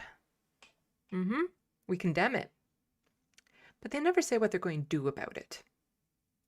The fact that Canada has acknowledged a Palestinian state, and here's Israel blatantly saying, we're not going to go for that. And what is Canada doing? So this is what Anita Anand has to say, the current Minister of Foreign Affairs, saying, Canada strongly condemns Israel's decision to approve 19 settlements in the West Bank. This continued settlement expansion is contrary to international law and puts at risk the 20-point peace plan. Clearly, such action undermines the prospect for a two-state solution and the ultimate objective of the Israelis and Palestinians living side by side in peace and security. I think the Israelis have made it quite clear there's no such thing as living in peace side by side. And what they've done. Funny that. Yeah. So what are you going to do about it, Anita? What's the Canadian government going to do about that? You condemn it, but if condemning actually worked to stop the situation, it would have ended a long time ago. If merely condemning what Israel is doing had any weight, it would have been over years ago. So what are you going to do about it, Anita? Anything? Sanctions? Maybe stop sending weapons and money to Israel? Maybe start calling them out for the atrocities that they're doing? As opposed to just ignoring it and only acknowledging when, Israeli soldiers are killed? Going to do any of that? The food drops that Canada is responsible for that actually led to a couple people dying because it landed on them. Food drops of stuff that need things like, water in order to cook, which was not sent with the food drops, that were dangerous for Palestinians to try to approach, that broke as soon as they crashed onto the ground. Nah, you're just going to sit there and condemn them like it has any power to change anything. They have the power. The Canadian government has the power to do something, and they're choosing not to. And so Independent Jewish Voices was just pointing out, Canada strongly condemns Israel approval of new illegal settlements but offers no consequences. Last week, a Canadian MP was assaulted by the IDF, and the government has yet to substantially act. No sanctions, no accountability, no pressure, no action. If settlements are illegal, prove it with policy, not meaningless press releases. And I covered that last week of a Canadian MP, Liberal, same party as Anita, who was assaulted when a group of them were trying to get into the West Bank. But no, a Canadian Liberal MP was assaulted and threatened by Israeli soldiers. And Anita hasn't said anything about that. Nope. Nothing about that. One of her colleagues in her own fucking party was assaulted. And Anita said nothing. Has done nothing. Oh, but you know what? We're not alone. There's other countries doing the exact same nothing we are. So Dr. Yara is just pointing out, thank God these brave countries have stood up to condemn this brand of new phenomena of Israeli settlements building in the West Bank. There's literally nothing else they can do to stop this. They possess absolutely zero tools in their hand. There are no mechanisms of accountability. In fact, they have done the absolute maximum. Yeah, so here's all the countries. We, states of all these flags here, condemn the approval by the Israeli. Wow, words. We got words. We got more condemnations. Yeah, problem solved. That's if only we knew to do this sooner. Yeah. Whew, we could have saved a lot of lives if we had just grouped together and condemned this sooner. I'm telling you, we just that close. It's a good thing we did this. Now everything is done. We can go home. Occupation solved. It's not like these countries can't do anything else. I've been saying this from the beginning, since October 2023. Israel is not going to stop what they're doing until they achieve what they have set out, until they've accomplished what they set out to do, or unless the other countries force them to stop. And the other countries are not forcing them to stop. So Israel's just going to keep on doing what it's doing until there are no more Palestinians left.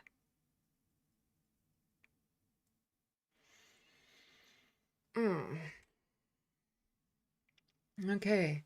I do have another docket about the protests and stuff.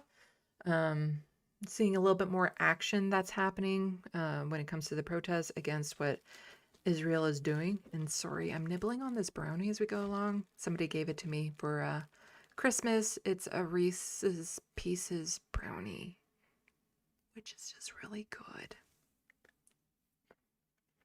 But I hate chewing in front of people.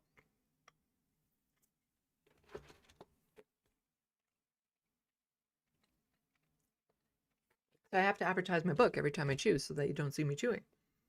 Anyway, let's check the SandBox, and to all the pond jumpers still sticking around, please hit that like and subscribe. And strongly encourage certain people on the other side of the pond that we should be doing a collab. I tried posting it in their chats today, but I don't think they saw it. Let's see, how far back do I have to go? So this is where I like to interact with the SandBox in between dockets. Because if I interacted with the SandBox while I was doing a docket, these 6-hour live streams would be 12 hours long. How far back do I have to go? Oh, well, I can't go back any further.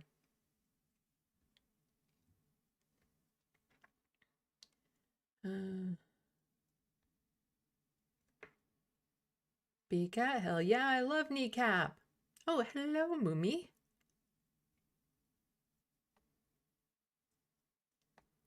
Let's see what people are saying.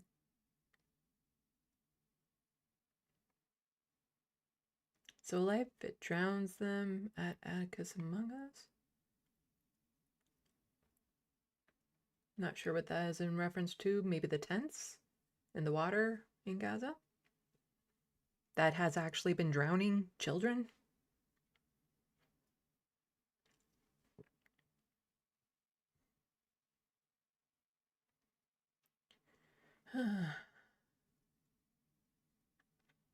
The reference frame, this is worse than Fallout scenery. Yeah, the images of the devastation in Gaza.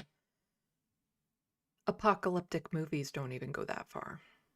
You know, our imagination can't compete with reality when it comes to the horror that is happening there.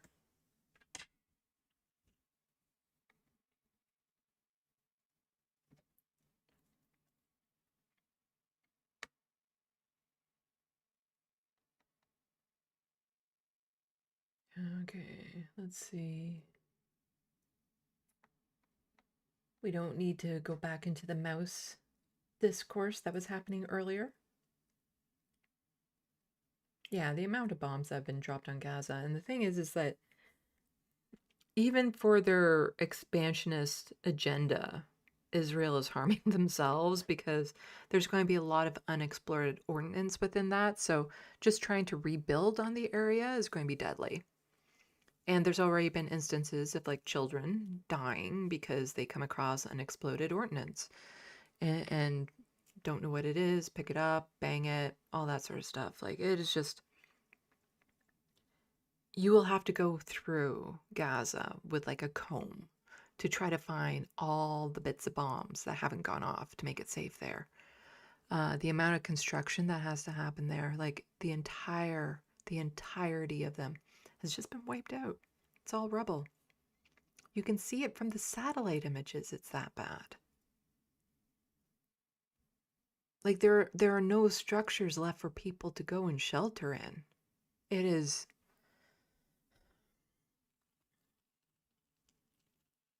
like Israel has to pay for this financially, at least. Like they have to, it has to come out of Israel's pockets, the Americans' pockets, Canadian pockets to rebuild Gaza for the Palestinians.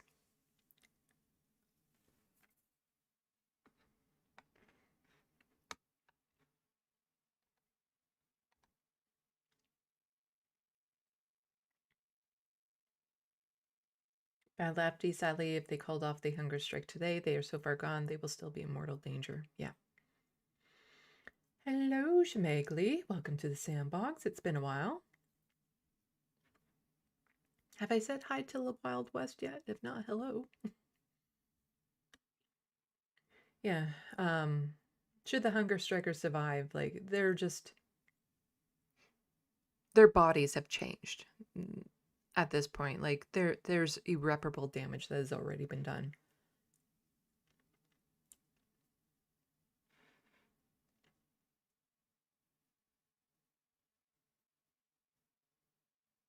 Bad lefty, as if refusing food for months is easy. Yeah. The amount of principled commitment you have to go that far is just, most people can't do it. They just can't. Shemegli, hunger strikers never get the attention they deserve. Just not flashy enough. Well, the media doesn't want to cover it, that's for sure.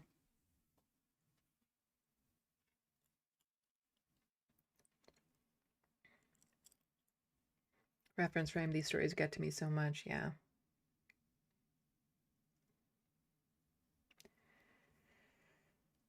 MIDI doctors, right. The BBC hardly covered the hunger strikes.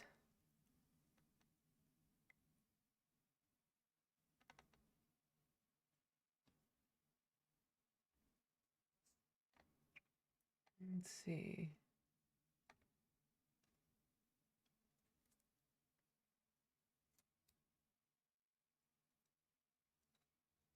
The Wild West says, internet says it's basically Thunberg for Greta. Thunberg.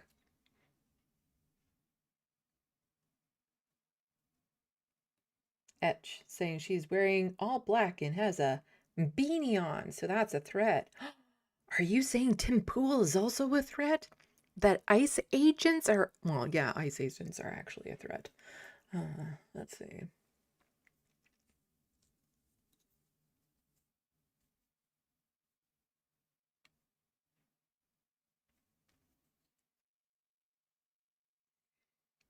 Well, have a good night, John. Not that chances are at this point you're still seeing this, but have a good night.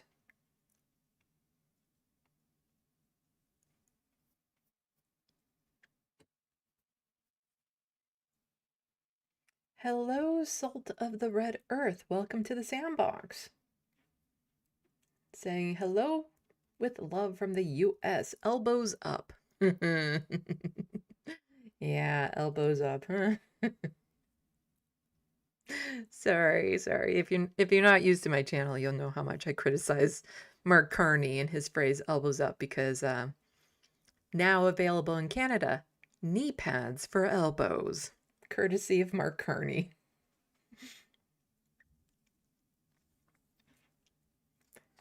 Let's see. The Wild West is saying that for the next 48 hours, donations to UNRWA will be doubled. Oh, nice.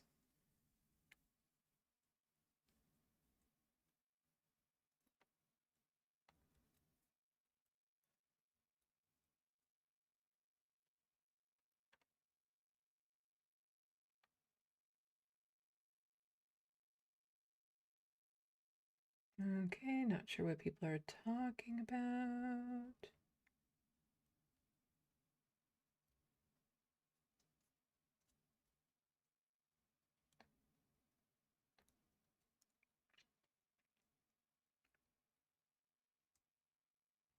Okay.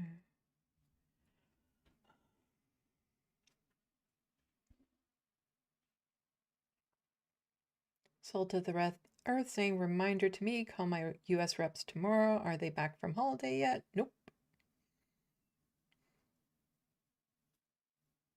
How many Canadians are here? Oof. Like right here? Oh, one. Me. If you're talking about in the SandBox, I don't know what the percentage is on any given day, how many Canucks are in there, opposed to everyone else. I would say it's higher percentage than some other places, although other places probably have more Canadians because they get more people in their chats. But I do know a few of these names are Canadian.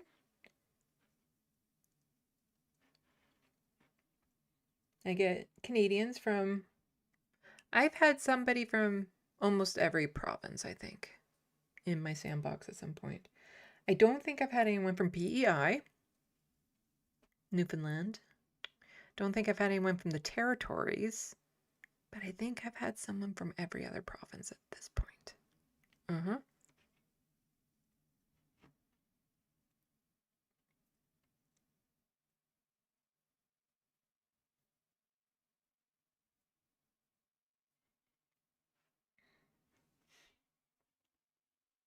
Let's see.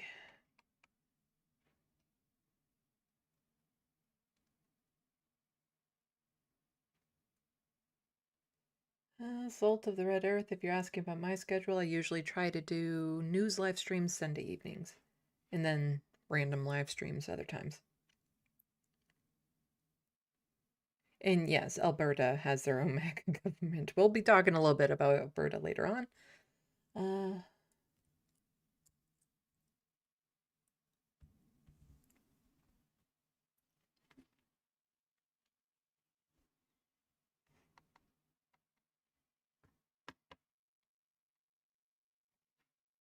And we got some raiders in here, which I super appreciate. Everyone go and also like and subscribe to No Justice and Kevin Logan.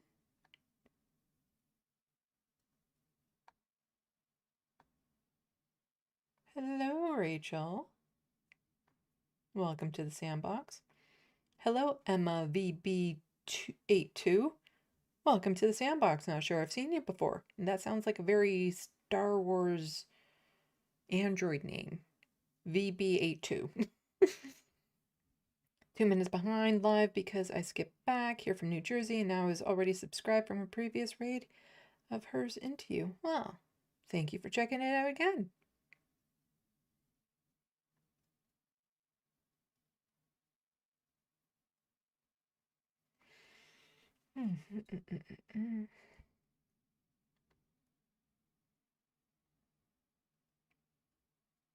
Reference frame, well, gotta go. My cousins want to play poker. Thank you for the stream, Sandy. See you all around. Bonsoir.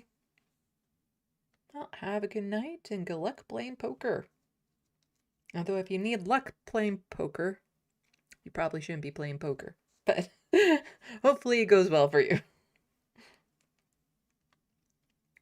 Oops. Ah, I jumped. Where was I? Where was I? There. Okay. Yeah, no, there. Ah, I hate when it jumps.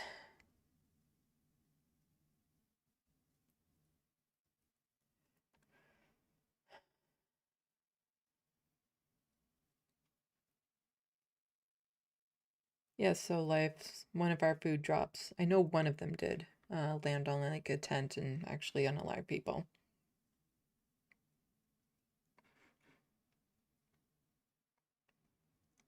Hello, Manope. Hello, Epimoo. Welcome to the SandBox. Not sure I've seen you before.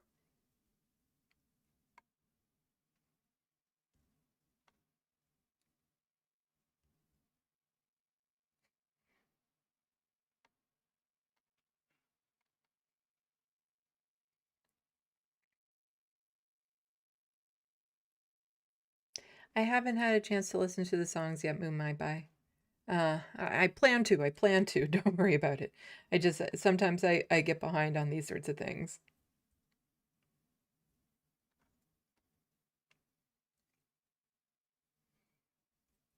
And Emma VB82 claims not to be Emma Vigland.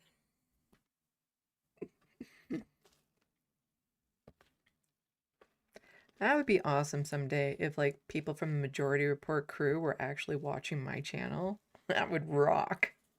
Sam Cedar has been on my channel. I interviewed him for the 2nd year anniversary of my show. That was a long time ago. I'd love to have a repeat of that. Ah, sorry, I need to eat some of this brownie. It's so freaking addictive. Oh.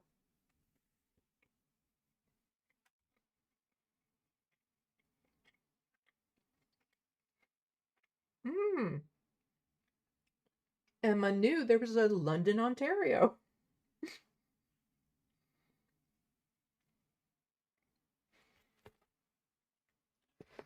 Yeah, pretty much any major European city we have here in Ontario.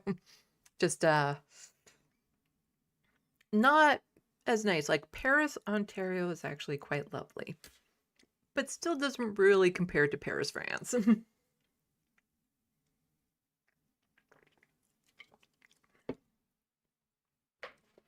There's a city called Kitchener. Used to be called New Berlin. They changed their name back in, like the 1910s somewhere, you know, for reasons. 19 teens. Yeah, I don't know. For some reason, they decided to change it.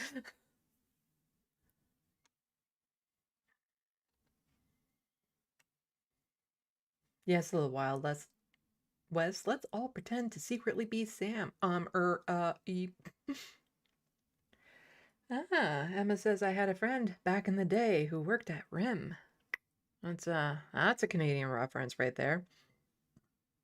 They had to change their name to BlackBerry because it took them very long to realize that, you know, people going around saying how happy they were to have a RIM job could be taken the wrong way.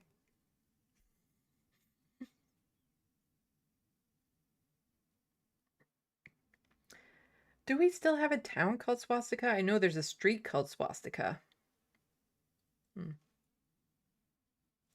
Things like that. Anyway, we still have another docket to do with Palestinian related stuff.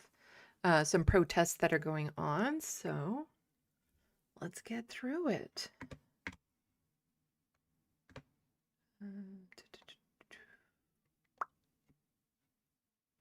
Properties.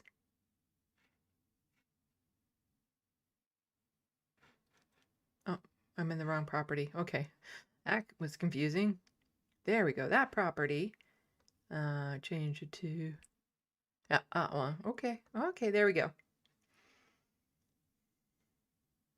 It's interesting. Sorry, I'm getting distracted with the border on the image. Anyway, Anyway.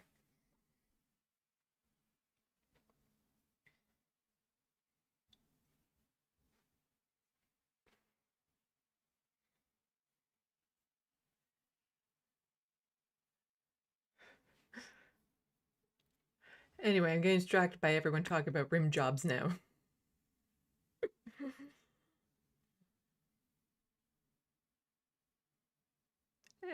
Yes. Back onto some devastating topics. Gotta love these transitions, huh? Huh? Segues into horrific stories. But here Khalid is just pointing out by every metric in every way, Israel is consolidating apartheid and killed any hope of a two-state solution. And that is kind of what I was talking about earlier with there will be no two-state solution. None. Israel has had ample opportunity to provide a two-state solution, but all it is apartheid and occupation. And so he's pointing out this that came, I guess, from the New York Times. Sources, UN Office Coordinating Humanitarian Affairs, are just these graphs. So accelerating violence and displacement in the West Bank, new Israeli outposts. Yeah, Israel has taken the opportunity because of the October 7th attacks to just go full force into their agenda of settling and genocide and taking over the land. So new Israeli state land skyrocketed up. Displaced Palestinians skyrocketed up. Settler attacks. That one has been more of a slower climb, but it's still, you can see the curve go up pretty high. Let's see. Palestinian fatalities. Yeah. That skyrocketed. Road gates, checkpoints, demolished structures. Yeah. There was never going to be a two-state solution. So I came across this TikTok. I'm not entirely sure who the speaker is in it, but he does a really good job breaking down what the perspective of somebody in Gaza might have been leading into the October 7th attacks. And that, again, history did not start on October 7th. There was, the apartheid and the open-air prison, Israel killing Palestinians, imprisoning Palestinians. All of this was happening beforehand. And it's easy for, Israelis to be like, oh no, Hamas attacked us, poor victims, poor us. But when you start really looking into what Hamas did and why, you can start to understand it. Again, that never justifies it. What Hamas did was a war crime. It was horrifying. It should have never happened. But it didn't come from nowhere. And the people who were involved in it felt completely justified if you can view things through their perspective.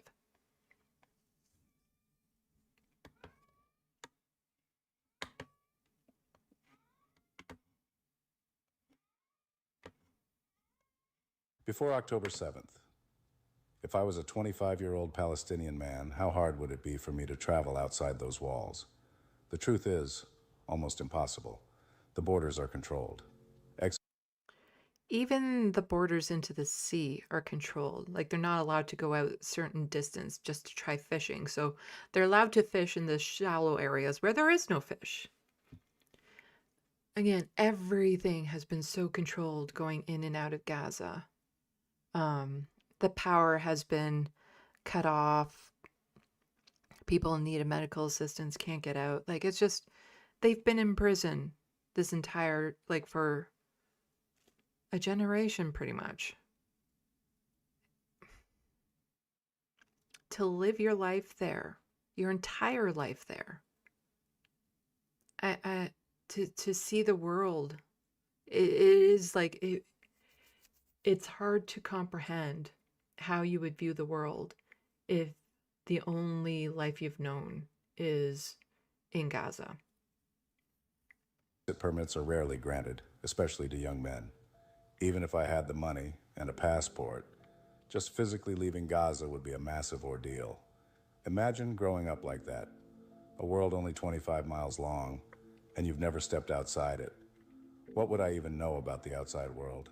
Gaza has internet, but power cuts, bad infrastructure, and propaganda shape whatever information gets through. And just a reminder for people who might be watching this later on, if you don't see this part later on, it's because the music playing in the background had to be edited out or whatever. YouTube gets very particular with this sort of thing, to the point that I get paranoid playing anything with music, especially if it's coming from like TikTok or something. If it's on YouTube already, it's less likely. Let's put it that way. School isn't neutral. News isn't neutral. You don't get clean facts. You get competing narratives. And what about the people on the other side of the wall? What would I think of Israelis? If I had lived my whole life in Gaza, chances are I never met one. My only exposure would be guard towers, drones, and soldiers at checkpoints. From my side, I'd probably believe the average Israeli is armed or trained, part of the system that controls my life. Half of all Israeli citizens have served in the military. Compare that to the United States, where only about 6% of the population are active or former military. And it is required to serve in the military when you're in Israel. However, you can choose to have a principled stand and say no, and you go face jail time, or you leave the country, or there are other ways to get out of it. But, you know, just because you live in Israel and you're constructed into it doesn't give you a pass. You're still participating in the horrific system. You're still participating with war crimes. Towns near Gaza often have armories for civilian defense teams, supplied by the IDF. For a young Palestinian man, all of this reinforces the idea that everyone over there is part of a military machine. When I think about October 7th, I can't help but imagine that most of the young Palestinian men who took part had never been inside an Israeli town. They likely expected soldiers, fortified positions, armed resistance, because that's all they thought Israel was. And instead, they ran into civilians, families, teenagers, people at a music festival. That shock, when reality doesn't. And again, that must have been so, like, I can't imagine the feeling of it when, because I can understand what this guy is saying, that if you grew up in Gaza, you would expect to see some sort of militarized force when you finally break out, only to see like a music festival and families and people living fantastic lives just a few miles from, you know, the conditions that you live in. People with all of their needs met, homes, food, electricity, freedom, all of that just a few miles from the oppression that you're facing every day. Like, that too would just be horrific and shocking to realize that the rest of the world is going on without you, that the rest of the world is, you know, doing just fine, and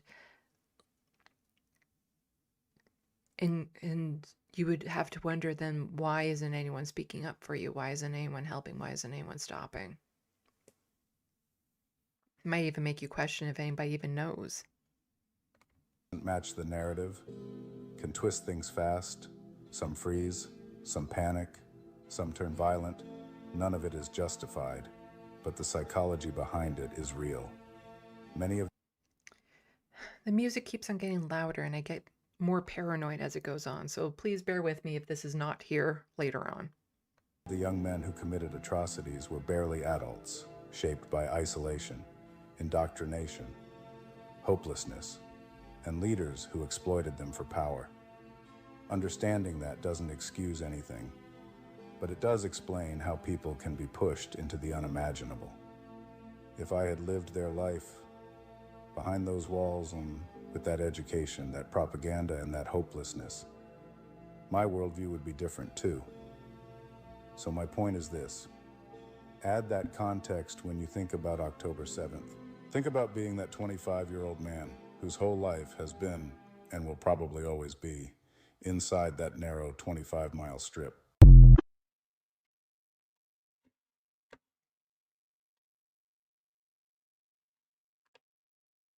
And then we also have Gabor Mate, a Holocaust survivor, debunks the long circulating Israeli disinformation and calmly responds to a provocative Zionist, revealing who is truly acting in a humane way. And this is also a very powerful speech. And there's no music on this one, so I'm not as worried.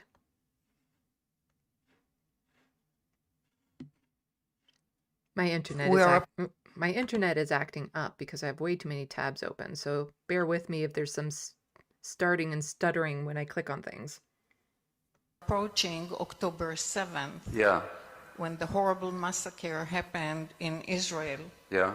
Where young children were murdered, burned, babies in ovens. That didn't happen. There were no babies in ovens. Oh yes, they were. No, there weren't. That's been refuted even by the Israelis. Let's agree on what we do agree on, okay? A horrible massacre happened. People were killed in their homes. Civilians were killed, were raped. There's been no evidence of mass deliberate rapes. I'll let you finish your question. How Go do ahead. I find compassion for these people? Which people?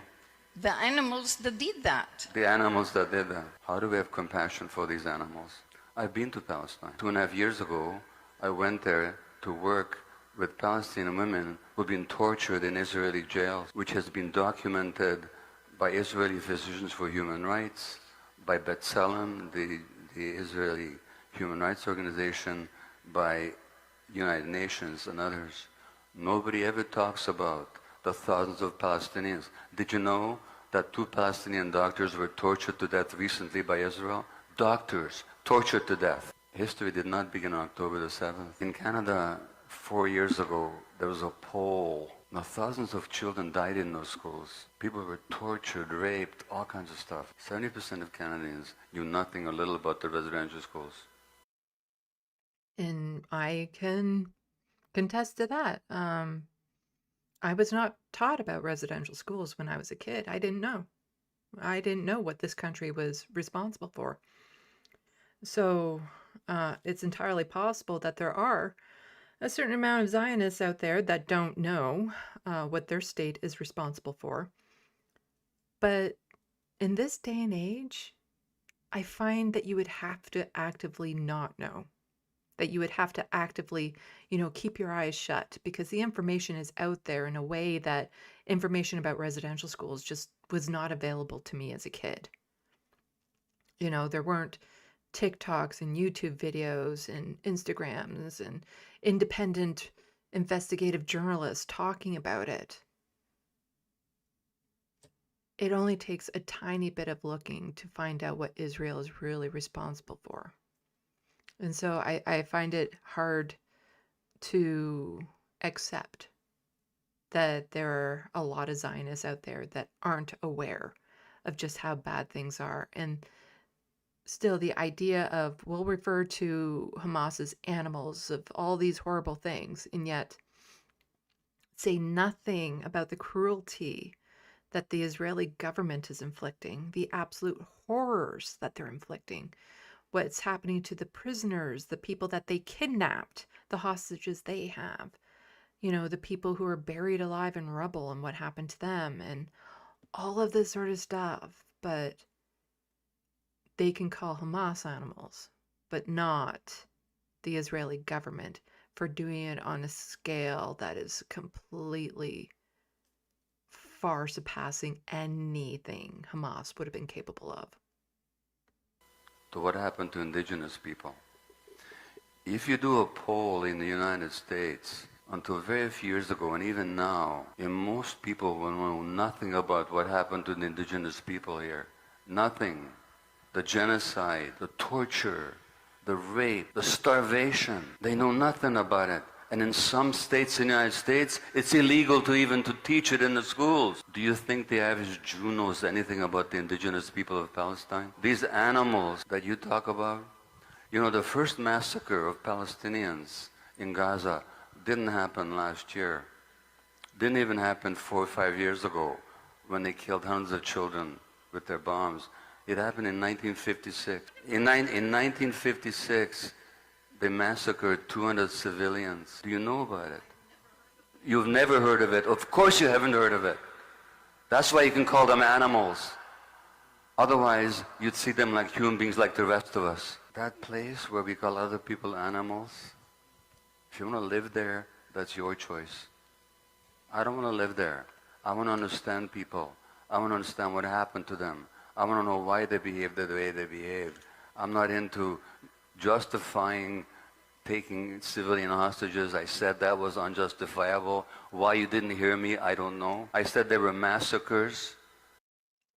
And that's the thing that so many people will accuse, like somebody like me who is, you know, anti-genocide, pro-Palestinian, of saying, but you're okay with what Hamas did?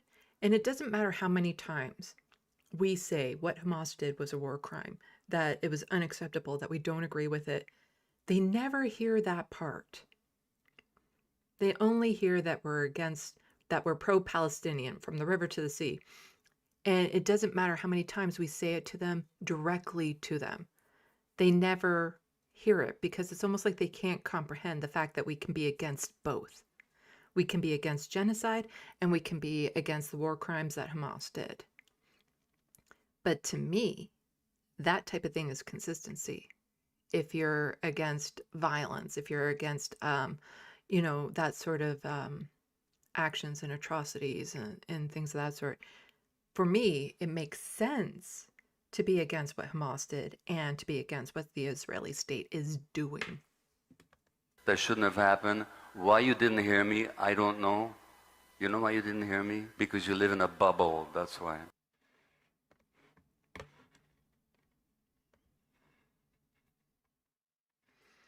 And so here we have a Norwegian journalist was interviewing a Israeli Knesset member. And it's kind of bonkers. I have two clips from it from two different sources on Twitter. And again, it's this double standard of Israel can do no wrong, Hamas is horrible. If you accuse us of doing anything bad to the Palestinians, then you're just being an anti-Semite. That somehow by accusing us of doing the genocide that we are currently doing, you're being anti-Semitic by doing that, is basically what these Knesset members are saying. And part of it is just a defense. It goes also back to the suppression of the different suppressions of free speech, because there will be people who will be more wary of calling it out if they're worried they're going to be labeled an anti-Semite, because they know they're not, and they know that other people then might attack them or think less of them if they believe them to be an anti-Semite, so they don't want that label at all. And so they weaponize it. They weaponize the label of being an anti-Semite so that people will be less likely to challenge them.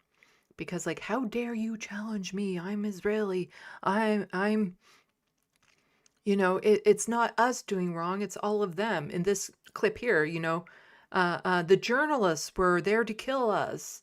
That's with no proof they're saying that. There's no getting out of it. There's so many people who have become too aware of the truth that they can deny it all they want. But the truth is out there, and hopefully someday they'll be held accountable for what they're doing. More journalists are killed in Gaza than in both world wars, Vietnam, the former Yugoslavia, and Afghanistan combined, according to the Watson Institute's Cost of War project. As a former journalist and editor, can you explain to us why Israel is killing Palestinian journalists on a mass scale? Do you take it for granted? Israel is killing journalists, that's what you say. Independent sources not only. You can go back to Shireen I don't know how to say her name, but Shireen, a journalist who was targeted by the Israeli military. And this was before October 7th. And investigations were launched and everything. They were killing journalists before this. Again, none of this history started on October 7th. And, you know, there have been so many journalists that have left posts, that have left messages for people, knowing there was a good chance it would be their last one. So many that just disappeared, so many that were slaughtered and their families targeted at the same time. This is like, it's undeniable. We know who these people are that were targeted. And so to sit there and try to deny that Israel is responsible for any of this, when we've seen it in 4K, we've seen these reporters and journalists targeted. Like, at some point, they're going to have to realize that nobody is buying it anymore, and we see you for the monsters you are. It's not The that. Committee to Sir, Protect as I said again, Journalists, sir, Committee to Protect Journalists has documented journalists dozens, came here to Israel to kill us, sir. Dozens of Journalists, cases sir. where your forces have targeted Sir, Palestinian journalists, journalists. sir, You don't journalists- believe them either? Sir, no, I don't believe. You're lying. I'm not making this up. Sir, This is a numbers, lie. findings All from the this Committee interview- of Protection of Journalists. All this interview, I am sorry because I was polite. I came and I participated. Trying to claim that the journalists were going there to kill Israelis. Journalists, world renowned for being assassins like that. All of them. All of them. In the biggest masquerade that I've ever participated in Okay. journalism. Again, journalists came to Israel. By the way, is it true that they came with a GoPro and filmed themselves and posted it? Not only we do not kill journalists, journalists came to kill us. Upside down, sir. Your interview, all the questions upside down, but there's a problem. As you're anti-Israeli, and this is It's weird, but I don't know, like, I can't tell if he believes this or not. Like, I can't tell if this is so ingrained in him, so twisted in his head that he actually believes that the justification for killing these journalists is because they were there to kill them. Or if he knows he's absolutely 100% lying. I can't tell the difference sometimes with some of these people. If they're legit that brainwashed and indoctrinated, or if they're just propaganda grifting on this information. totally clear right now. You will do everything to defend your cause. You're going to post it. You're going to be very, very, very proud of yourself. And then here's another clip from that interview. Again, where it's just like, you ask them, why are you killing children? How dare you call me an anti-Semite? Like, what? Like, the documented death of tens of thousands of children. It's known. It's known. Saying it out loud doesn't make a person anti-Semitic. The And Israel will question not everybody stop- in the world is asking, Israel- why is Israel starving the people of Gaza? But again, as you said before, genocide, starving, ethnical cleansing, my God, everything is here. I say again, nonsense, lies. And honestly, sir, the same way you accuse me, I accuse you of being an anti-Semite, anti-Israeli journalist, and this is what you are. Because you've called out the actions that this government has done, you're the bad one. That's what I'm going with. There has never been such a documented genocide before. Never. You can't dispute it. What's happened is like it's a genocide. You don't need to wait for the courts to rule, to go through their procedures that they need to go through. You can look at the evidence that's already clearly available and know it's a genocide. But he has nothing else other than to attack the person who's giving him the interview and call him an anti-Semite for calling out what the Israeli government is doing.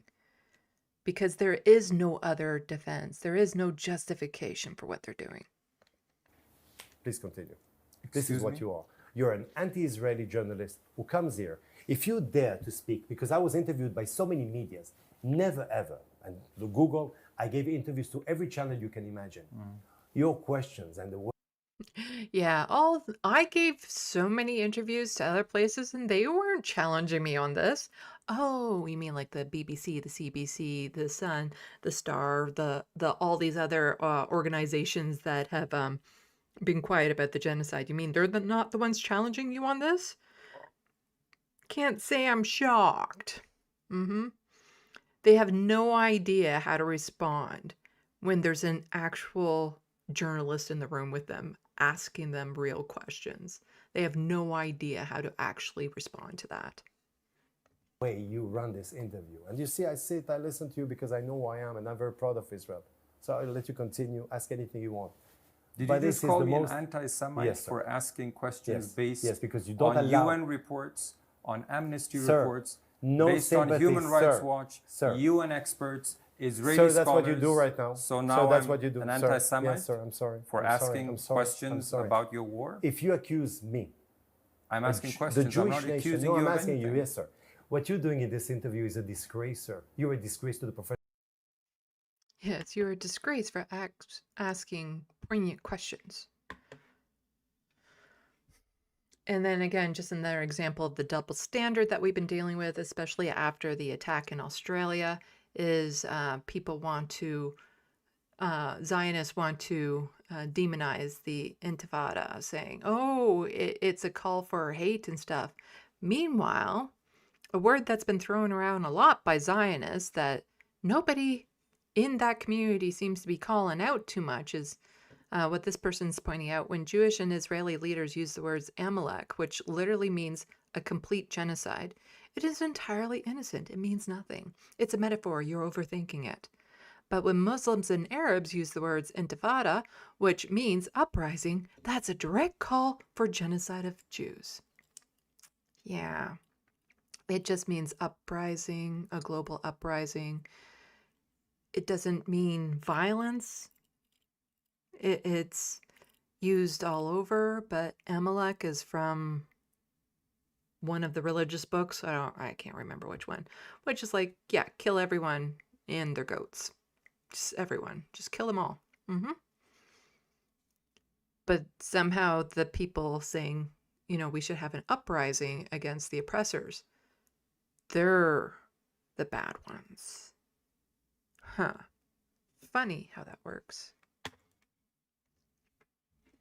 But there are protests going on all over the place. There are people taken to the streets, pushing back, and it's easy to get demoralized if all you see is like mainstream media type stuff, because you don't know that this is happening. You don't know that there are crowds of people on your side calling this out, that there are actions happening around the world to put pressure on governments to do the right thing.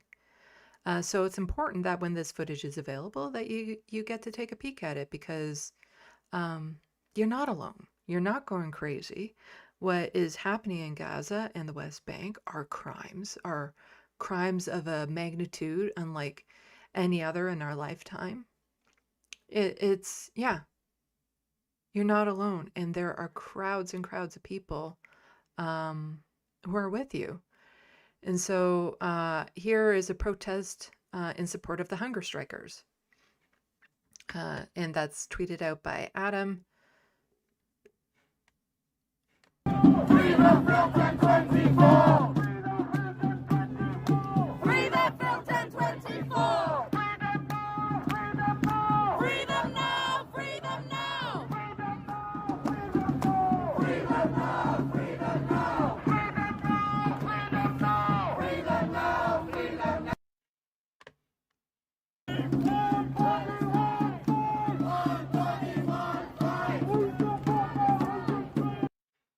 And here's another one. Noor is tweeting out, a national day of action took place at 30 plus Indigo stores across Canada. So Indigo is not being targeted because the CEO is Jewish. They're being targeted because Indigo is sending money to support Israeli troops.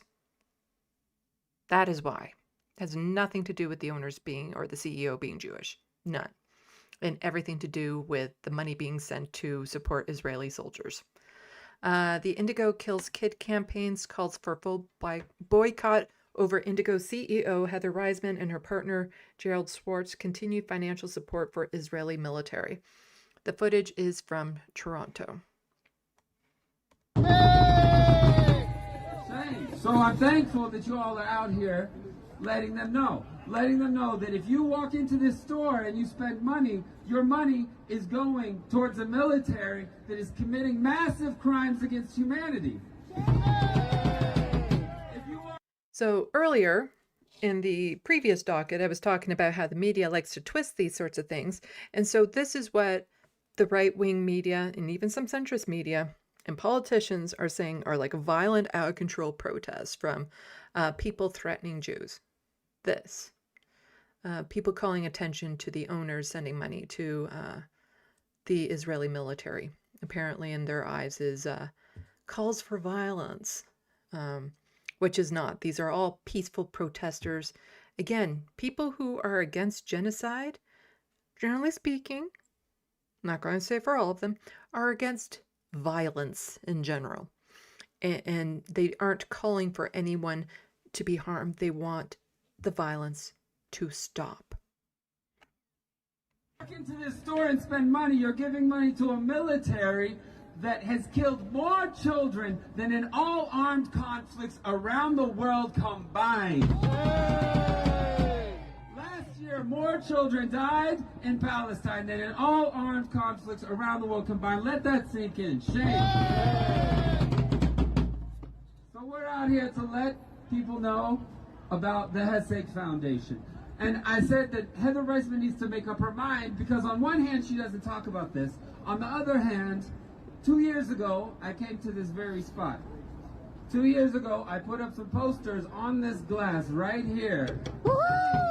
That Heather Reisman supports genocide. And saying that if you spend money here, that you're supporting genocide, so please don't spend your money here.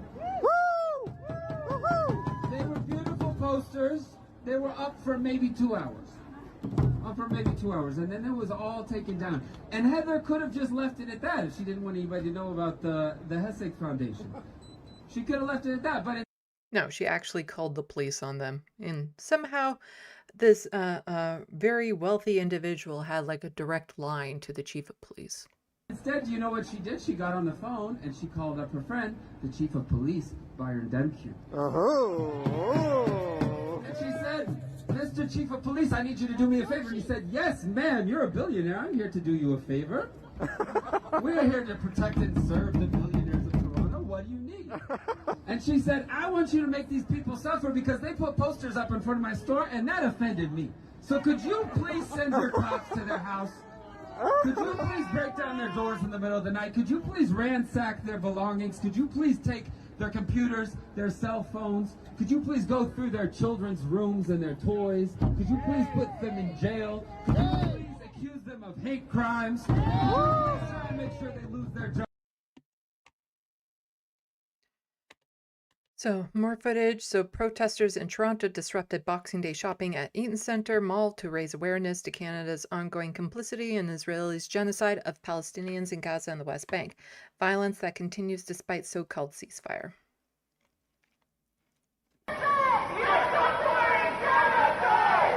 So here we have a big poster saying "Made in Canada, Israeli killing machines. Take action."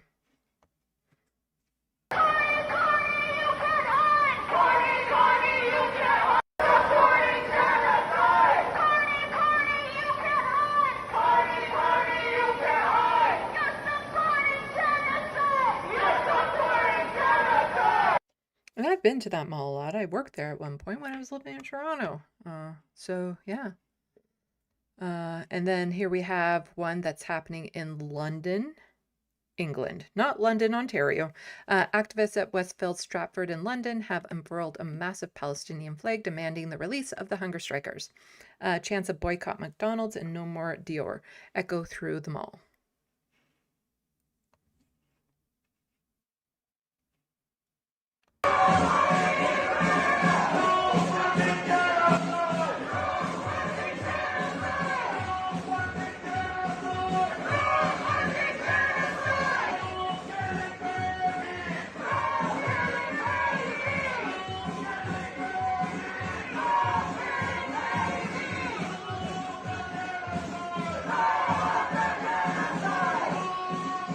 So here there's a little message on the screen saying hundreds of activists occupied Westfield Stratford shopping centre in London, demanding the immediate release of all political prisoners currently in jail across the UK for their alleged Palestine-related activism. And they can say alleged because none of them have gone to court.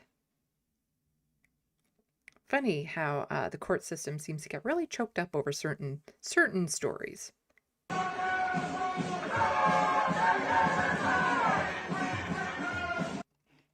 And here's some more. So hundreds of activists storm Westfield Stratford City in London, protesting genocide in Gaza and calling on the British government to release the Filton 24, some of who continue their hunger strike while in detention.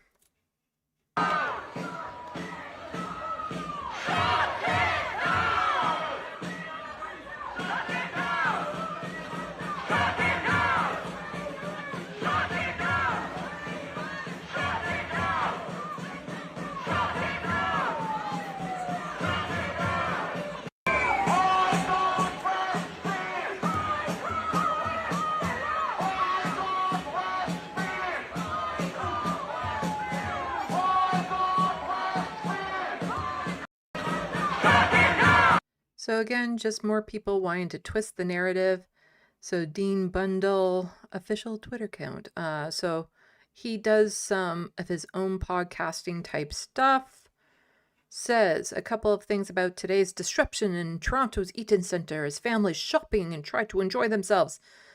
These pro-Hamas twats stopped protesting for Palestine and Gaza months ago. They are now mostly paid arm of foreign governments that are doing everything they can to disrupt the lives of Canadians, especially Jewish Canadians in their own neighborhoods.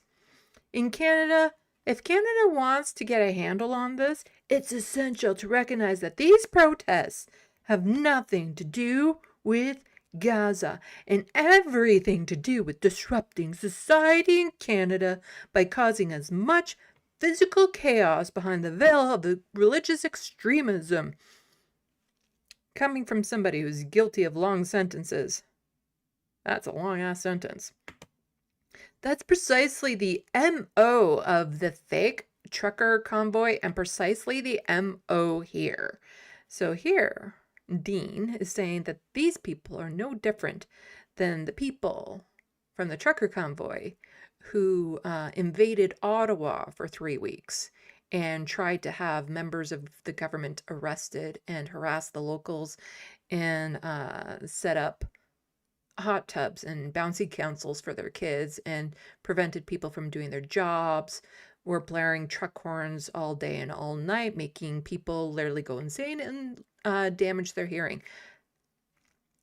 People momentarily disrupting a shopping experience are on the same level as that. If it were up to me, we'd end any and every exemption for any religious group that engages in this violent intimidation of Canadians. We would deport any and all who have enjoyed the protection of the charter that they continuously shit on. And we'd have mandatory minimums for any IMVE, Christian or Muslim, yesterday. And this is the video he's attaching it to. It's Dean Bundle, Canadian. It's attaching it. Oh, here. So he's quote tweeting Nicole here. This has nothing to do with Palestinians and everything to do with our increasingly radicalized society. How did our government let it get so bad? Wait a second. That looks like this footage. Ooh, that's loud. Huh. This is the Canadian one. This is the UK one. Canadian, UK.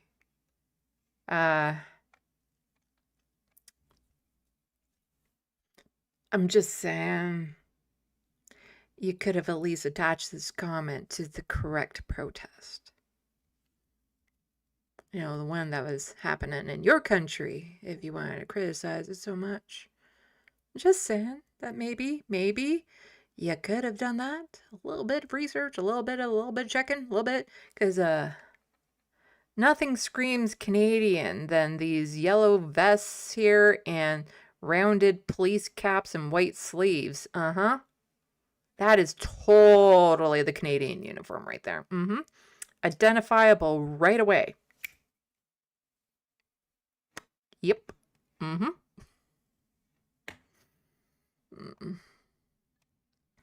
Okay. So next we have Francesca Albanese saying what goes around comes around. UEFA has been warned time and time again. So, nations pushing back for a change.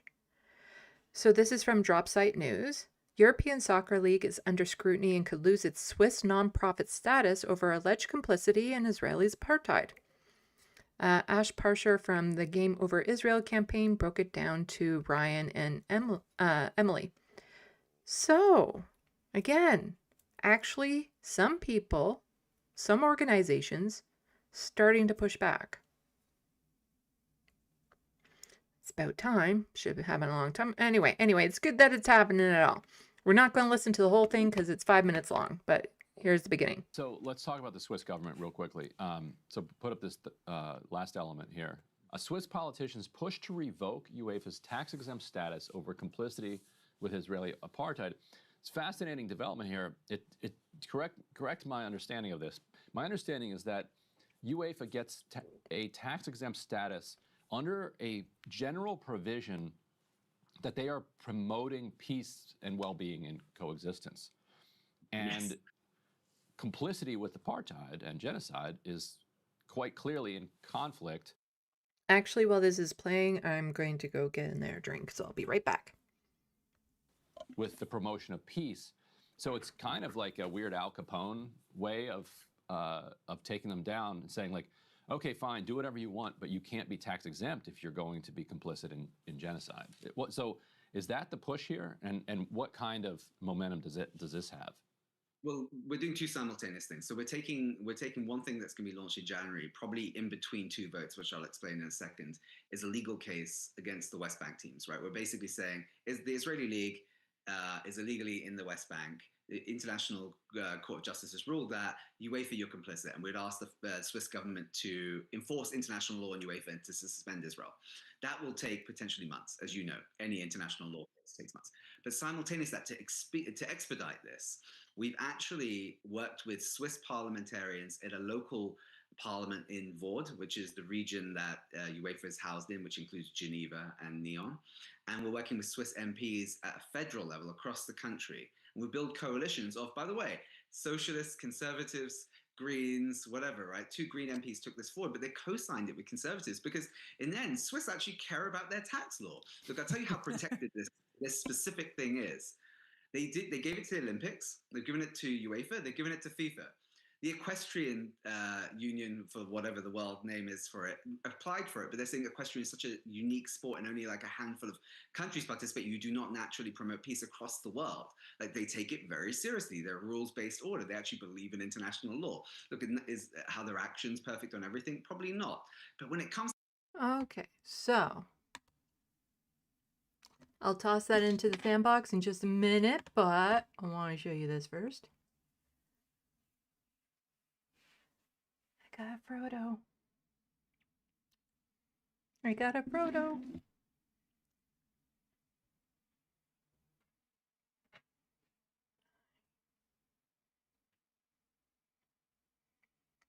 His scar is getting all nice and covered up again.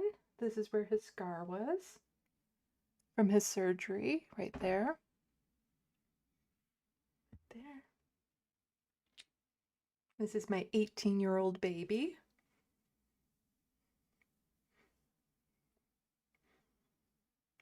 And today has been exactly 1 month since his surgery.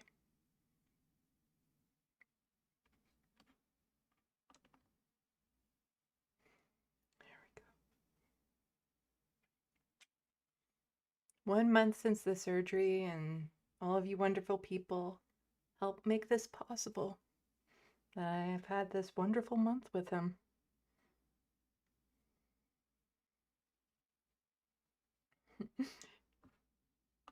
He's a little grouchy at me. He was sleeping on the bed when I went and got him.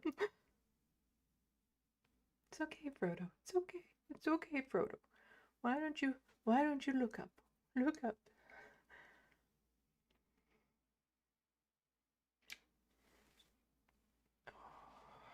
You're okay. No, I'm not trying to feed you or medicate you right now. I'm just trying to hold you. There we go. So yeah, you can see the mark where the scar was right here.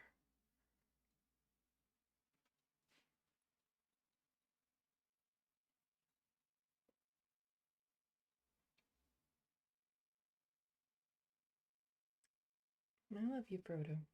I love you. More than anything else in this world, I love you. You are my world. You're my world. Okay, I'll put you down. I'll put you down now. You can go back to bed. You can go back to bed.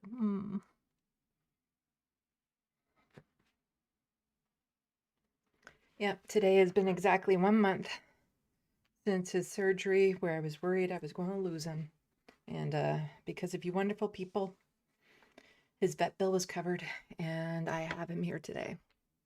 So, thank you. Thank you for helping make this possible. Because without you, I don't know what I would have done. But he's here, and the snuggles I get from him at night and in the morning they make life a lot easier.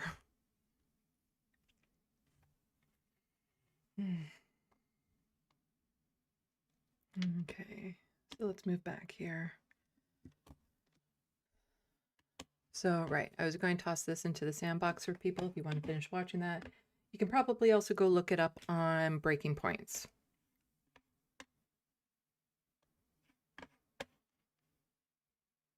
Or drop site. And so here, Kavita, saying globalize the intifada, a call for global uprising for Palestinian liberation. Palestinians have been paying the highest price to open the eyes and hearts of the world to their struggles against oppression enabled and sustained by many of our own institutions and governments. Globalize the intifada is not a call to violence against Jewish people. This is this latest bad faith campaign to suppress criticism of Israel's crimes in Palestinian has already failed. We can never unsee what we've seen. Palestinians deserve to live free and safe on their land. The intifada has already been globalized. And again, it's easy to think that we're alone when it comes to speaking out against this, but it's all over, all over the world. All over the world, people are seeing this for what's really happening. Japan, Bangladesh, Scotland, Antarctica, South Africa, Pakistan, Brazil, England, Kenya. All over the world, people are aware of what's happening and are pushing back against their governments, pushing back against the complicity.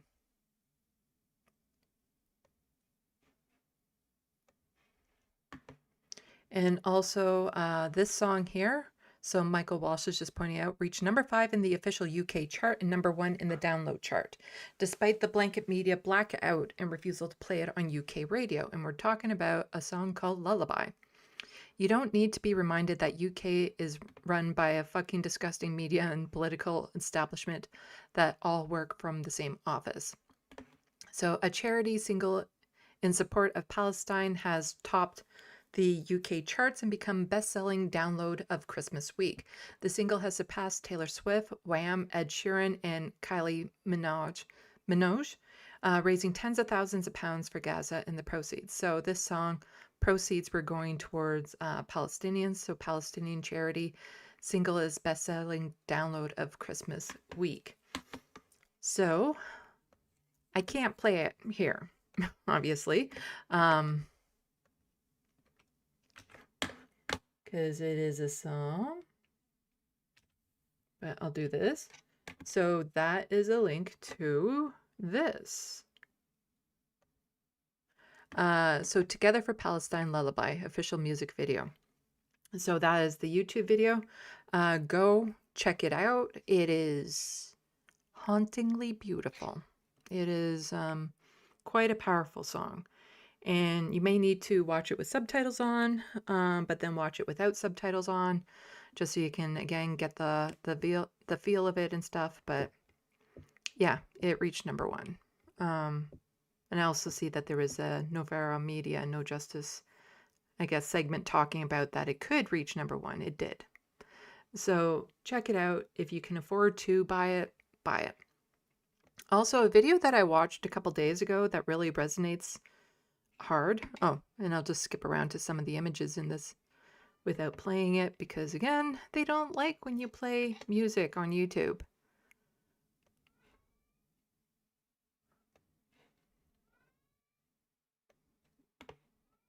So that's just some of the images throughout the song.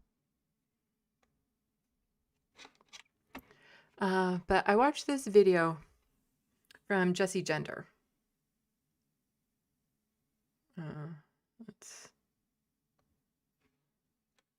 And it's about Babylon 5, a series that I have the box set of, and I watched about 6 years ago.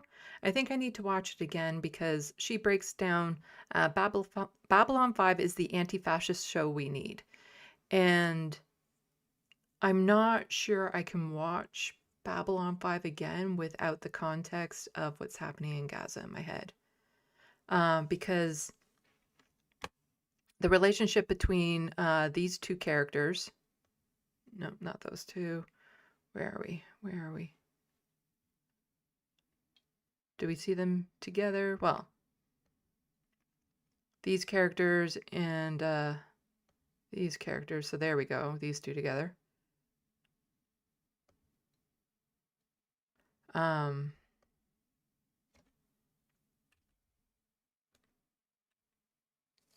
Yeah, these two characters. It is stunning, talking about the colonial aspirations. Sorry, the names escape me. I have a hard time with recall. That's Jakar. That much I remember. And I know the names of it. And as soon as I hear the names of the species, I'll know them.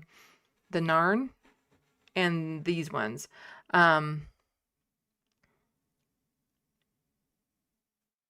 Centauri, that's it. The Centauri. The Narn and the Centauri. Talking about the colonialism, the Centauri's aspirations to feel like that they're owed the universe and settlements and stuff of that sort, and the oppression of the Narn and the genocides that happened and the relationship and stuff. It's a really good video from Jessie Gender that I recommend people go watch if you're familiar with Babylon 5. And if you're not familiar with Babylon 5, watch this. And then you might end up wanting to watch Babylon 5, because this isn't the only thing that kind of is a thorough thread, because when I watched it 5 years ago, it was hitting hard because of the fascist takeover of like the media and stuff like that. And I was feeling like Trump and whatnot. And now with this added layer, I'm pretty sure this series will wreck me when I watch it again. It is such a good sci-fi series. It's one of the few with no throwaway episodes. So there's some series that I like Farscape and whatnot, but there's some episodes in it that are just painful to get through because they're so bad. And they needed it for filler when there's only like 5 to 10 minutes worth of that episode that you actually needed for the seasonal arc. There's none of that in Babylon 5. All of the stories connect. All of the episodes are interesting. Really, really good watch. Talking about fascism and colonialism, and the vision that they had behind the series was brilliant. So take a watch this. If you have or have not watched Babylon 5, and it will probably make you want to watch it again.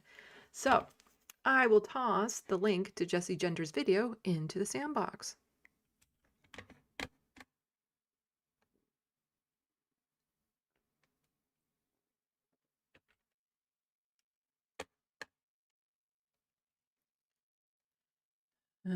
It's cringy at times. Yes, it is. No, there's like when the one alien species is singing in the halls or something like that. Like there are cringe moments in it, no doubt about it, but it does probably one of the best jobs of breaking down fascism and colonialism than most sci-fi series that I've seen. And this is from a long time ago. I think, Yeah, Babylon 5 was, what, late 90s when it came out originally?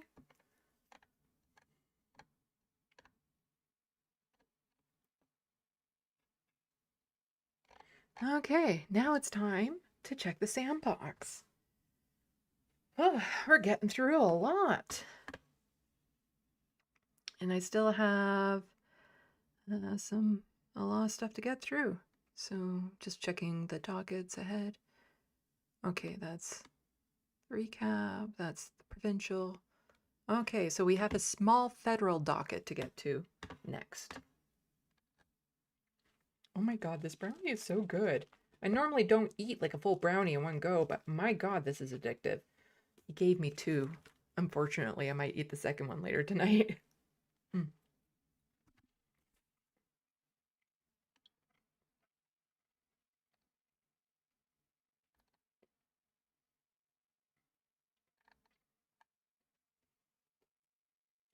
Okay.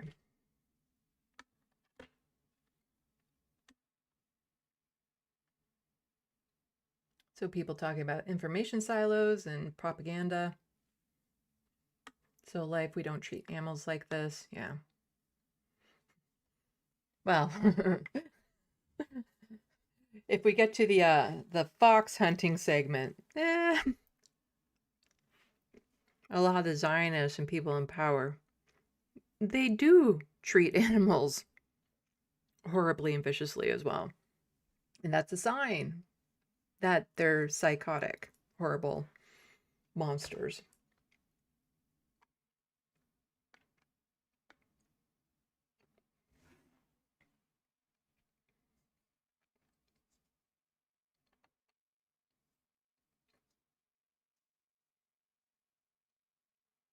Epi Moo. I mainly eat dark chocolates, but it's easy to have a pinch of cane sugar or chili with a rich, dark drinking chocolate. Ugh. No, I'm weird in that I actively dislike dark chocolate. I love milk chocolate, a creamy milk chocolate, so good, but I actually dislike dark chocolate. Like, it has to be with something pretty damn sweet for it to not be bad, in my opinion.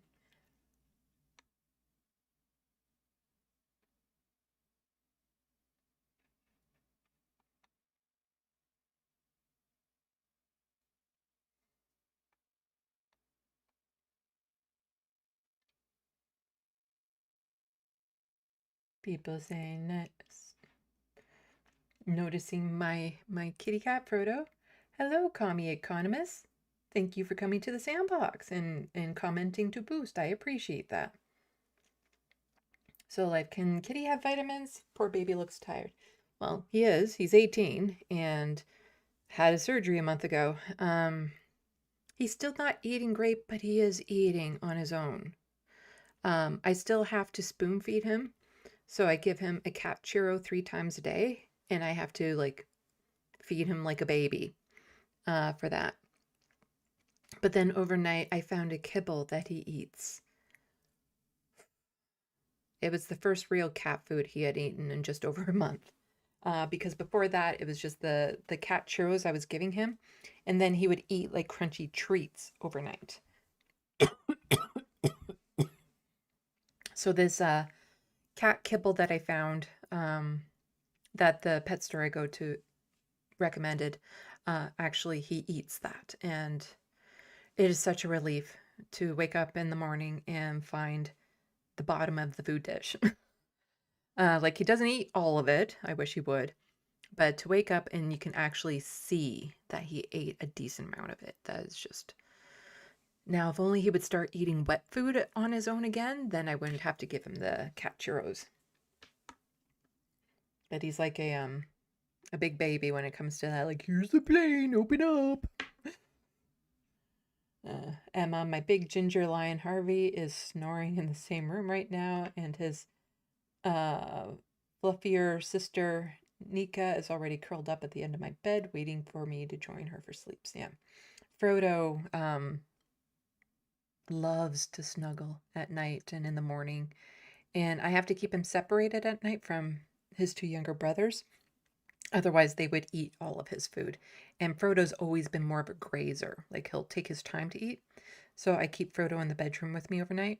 And so I'll wake up in the middle of the night to him, like, staring at me and then, like, rubbing his cheek against my nose, and then he'll bite the tip of my nose.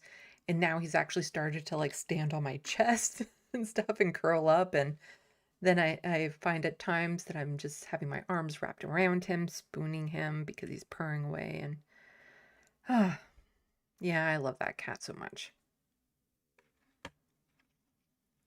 He's my world.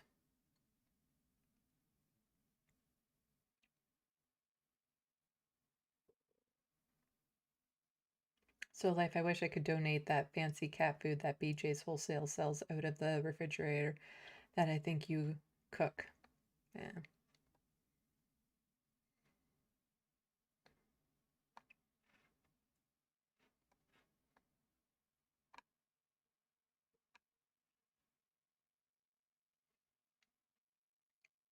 Emma, yes, good job, UK music buyers. I have absolutely no money to even cover basics right now, so I'm not a music buyer. I can absolutely stream it and drive the numbers up. Yep. No, it's a hauntingly beautiful song.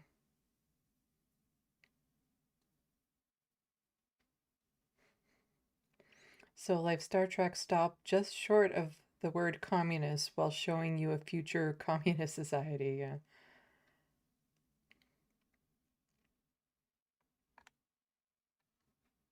Emma, I adore Farscape, but only came to it much later with the same Stargate SG-1, which is sometimes unashamedly filler.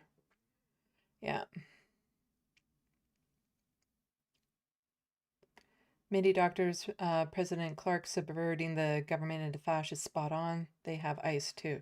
Yeah, no, seeing like the media being taken over and everything in Babylon 5 was just like, it is so, there were so many things that I could relate to, like the Donald Trump government and stuff. But now, between like the Centauri and the Narn, watching what happened, but that with the context of what's happening in Gaza, I'm fairly certain that series will break me when I watch it again.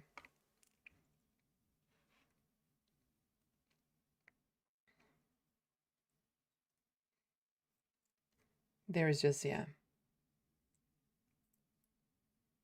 It's a lot to go through. It's 5 seasons. And then they have an offshoot series called Crusades that I think didn't even make it 1 season. And I get why, which is unfortunate because the premise of the series was really interesting. The characters were really interesting.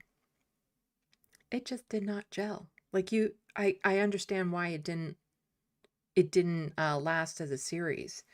But like the potential it had felt really good, but none of it really gelled together, and I get it. So that's unfortunate. I wish they would do a remake of at least Crusades.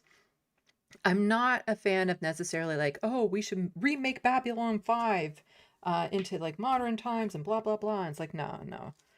Sometimes you don't need to remake a masterpiece of art, you know, just let it be and let it resonate throughout the years.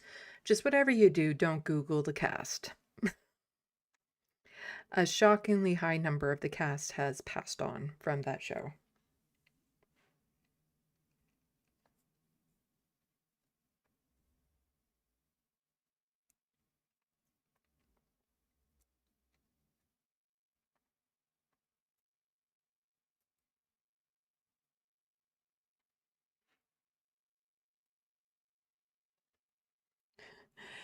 Reference frame, taking a break from poker. The cabin is too damn warm with all of us in it. Well, we're about to get into some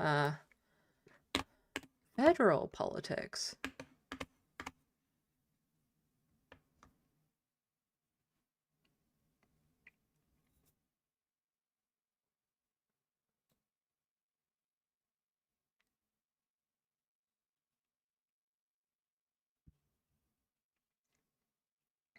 Jet, it took me years to even give Farscape a chance because I hated everything to do with the Muppets and kitschiness. I stand corrected. It broke me emotionally so many times.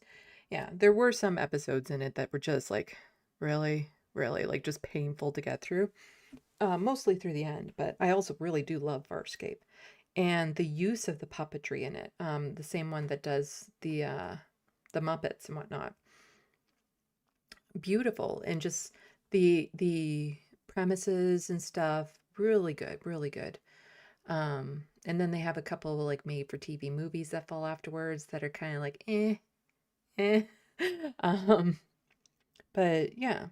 And then of course there's Firefly that only made it a season, which is just a damn shame. That was such a good series.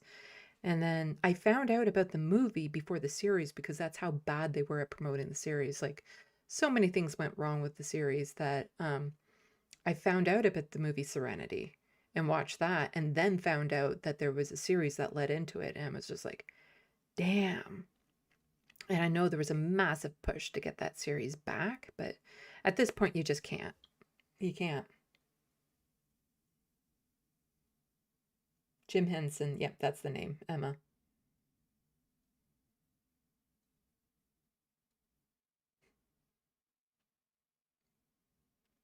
Mills Graham, treats and churros are not proper dietary choices. I recommend Hill Science diet and very oily fish-based soft food. Yes, I know they're not, but when that's the only thing he'll eat, it is. But he's eating a proper kibble now, a higher quality kibble. So, and I've tried different soft foods. I'll try some more. So, I'm just grateful that he's eating like a regular kibble now, at least. And hopefully he'll progress into regular wet food. That's the goal. But I know that's not ideal. But, you know, I can't force kibble down his throat. And I've tried different ways of like trying to spoon feed him regular wet food, and it just doesn't work. It doesn't work. Because they've even tried like mushing it up and putting it through like an icing pipe type thing, and it doesn't come out properly. It kind of comes out in chunks still and whatnot, and it's horrendously messy, and it's far more difficult. But the pet churros are creamy enough and designed like with a small enough that I can just put it in his mouth and he'll eat it. And some of them are like a higher quality pet churro, not just like treat pet churro type thing.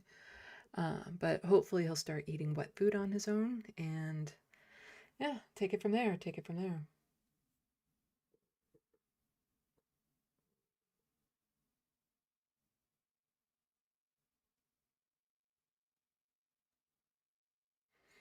Anyway, why don't we get into the federal politics? Mark Carney had a message for Canadians.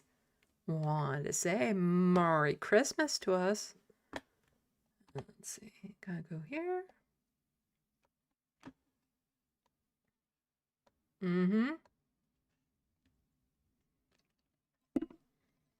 And this is just my frustration with how little Canadians actually pay attention to politics. Oh, it's very, very frustrating. I haven't actually listened to Mark Carney's message. I was more interested in the comments under it. Anyway, let's see what Mark Carney has to say to the nation. Happy holidays, Canada. In a more divided and uncertain world, the holiday season is an opportunity to slow down, reflect, and focus on what really matters. This is a season of joy for families, and I hope you find time to rest, reconnect, and celebrate with the people that you love the most. For Christians, Christmas holds a special.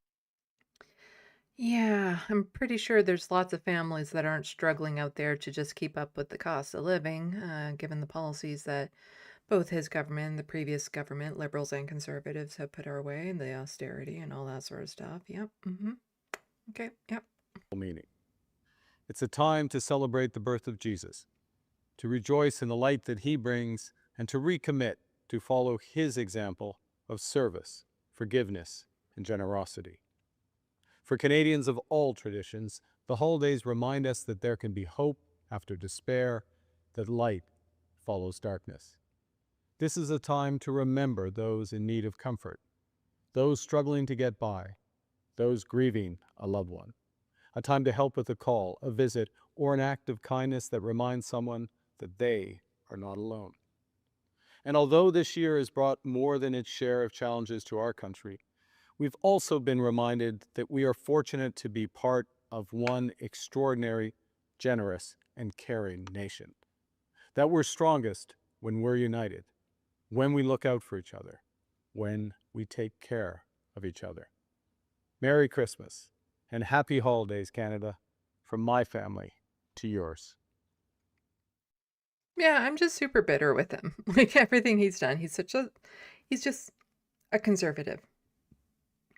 And seeing the comments, I'm just like, do people not pay attention to policy? Well, no, they don't. But it's like, yeah, everyone's loving him. Well, not everyone, I guess. Some of the ones I was seeing, it might have changed since I last saw it, but somebody saying, you need to resign now. You are not Canadian. Your values are not the values of Canadians built on. Get out. Now, it's hard to tell if this is a conservative who is just being partisan or if it's somebody like me who is more left-leaning. So, why was this video marked as sensitive content? Yeah. Maybe it's more in the quote tweets, but when I was glancing through this, there was just so many people saying how great it was that we have Mark Carney. Totally changed now, of course. Of course. Let's see if it's just under the quote tweets. Oh, no, that's not what I want. They make it so hard to look at quote tweets on this. You have to go for bookmark. No. Where's the repost? No, I want to see the quote tweets. I think you have to look at view post engagements. That's it.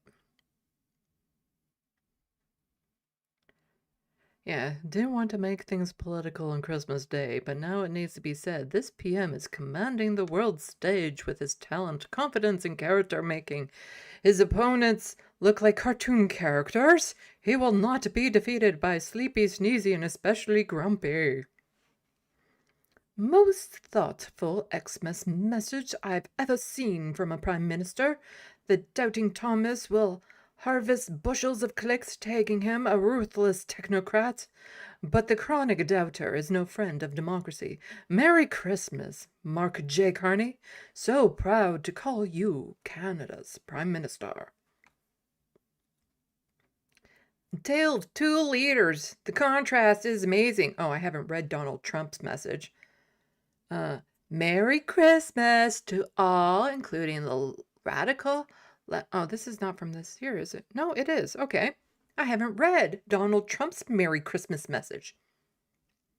Merry Christmas to all, including the radical left scum that is doing everything possible to destroy our country by failing badly. We no longer have open borders, men and women's sports, transgender for everyone. Does that fit in a stocking, I wonder? Or weak law enforcement. What we do have is record stock markets and 401ks, lowest capitalized crime, capitalized numbers in decades, no inflation, no punctuation. And yesterday, a 4.3 GDP, 2 points better than expected.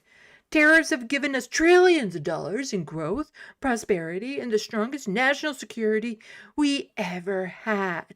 We are respected again, perhaps never before. Like never before. God bless America. President DJT. Mark Carney's message did come across better.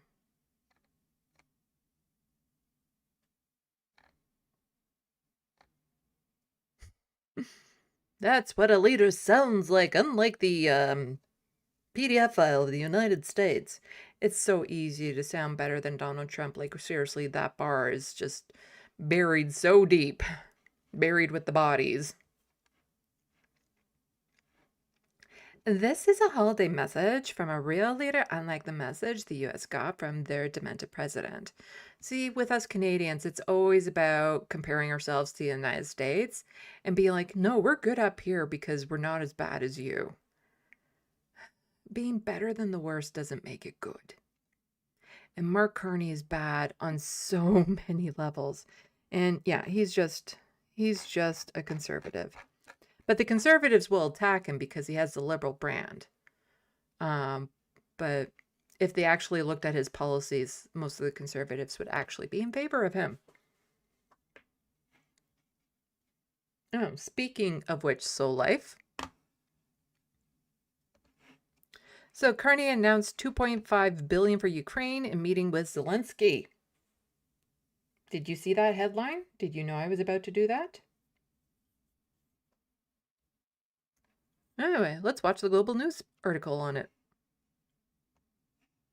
Under President Zelensky's leadership, we have the conditions, the possibility of a just and lasting peace. But that requires a willing Russia. And the barbarism that we saw overnight, the attack on Kyiv, shows just how important it is. Yes, Donald Trump loved to brag about this peace deal he was negotiating with Russia and Ukraine, and how Donald Trump was so worthy, going to be so worthy of that Nobel Peace Prize and all that sort of stuff. And then Russia just went off and bombed Ukraine. Sorry, I'm also getting caught off by this. 2 people killed in a bird is shooting, suspect arrested. Okay. Anyway, yeah. Back to this. That we stand with Ukraine during this difficult time, and that we create the conditions for this just and lasting peace and a true reconstruction. And I want to underscore something that has happened in recent weeks, is that the development of that possibility under your leadership. Okay, video person, could you not have zoomed in just a little bit more to cut off this one side here with the people and the fire extinguisher and stuff? Just saying. And also the prospect of true prosperity for the Ukrainian people. I'll just finish with one point on Canada. We've provided military assistance, further military assistance. We're announcing today further economic assistance for Ukraine, $2.5 billion worth of economic assistance that helps unlock financing from the IMF, from the World Bank, from the European Bank for Reconstruction and Development, to begin this process of rebuilding. We have an important bilateral meeting and then a meeting virtually with our colleagues from the Coalition of the Willing. To learn more about what is happening in Ukraine, I would suggest that you check out Boston Brian's channel. He's on top of it all the time and probably has far more details about the recent attack and whatnot. But as per normal on my channel, I'm trying to go for the Canadian angle. So let's read a little bit more from the article. So Prime Minister Mark Carney welcomed Ukrainian President Volodymyr Zelensky to Halifax on Friday, marking the president's second visit to Canada this year. The leader met amid the ongoing war in Ukraine, highlighting Canada's support for Kyiv. Since Russia's full-scale invasion, Canada has provided nearly $22 billion in aid to Ukraine, including more than $12 billion in direct financial support, making Canada one of the largest contributors to Ukraine for what Zelensky described as recovery and reconstruction. Sorry, you could also maybe help out the people in Gaza, too, against their invaders, just saying. The new funding includes support for an international monetary fund loan, participation in debt services, suspension and loan guarantees to the World Bank and the European Bank. The funding is also stated to go towards reconstruction and development to back projects in energy sector. When I stood with President Zelensky in Kiev on Ukraine's Independence Day, I made clear that Canada will stand with Ukraine throughout this horrific war and when peace finally comes, says Carney in a statement. Earlier this month, Canada announced $200 million in military capabilities from NATO's Prioritized Ukraine Requirements list and an additional $50 million in drone capability coalition and further strengthening Ukraine's defense. During a news conference on Saturday, the leaders said the support is intended not only to help defend Ukraine, but also promote a just and lasting peace, reunite families, rebuild communities, and deter further Russian aggression. So maybe instead of sending all the weapons you're sending to Israel, just send those ones to Ukraine. So you can still make those weapons. Just change where you're sending them, maybe. And so here's a statement from Volodymyr Zelensky saying, "Thank you for meeting, Mark. Today I am in Canada together with Prime Minister Mark Carney, just as agreed. Together we are speaking with our friends from Europe. I am grateful for all the support for Ukraine, especially the support for air defense. Russia keeps tormenting our cities and our people. Moscow has turned down even the proposals for a Christmas ceasefire and is intensifying the brutality of its missiles and drone strikes. This is a clear signal how they truly regard diplomacy here. So far, not seriously enough. Therefore, a sufficient level of support for Ukraine is needed and a sufficient level of pressure on Russia is needed as well. It is important that Canada has announced a new assistance package today. It is important that we share a common position on many key issues. Thank you." So some of this will be the video that we just saw. Hopefully there's no music in it. Good to see you, Mark.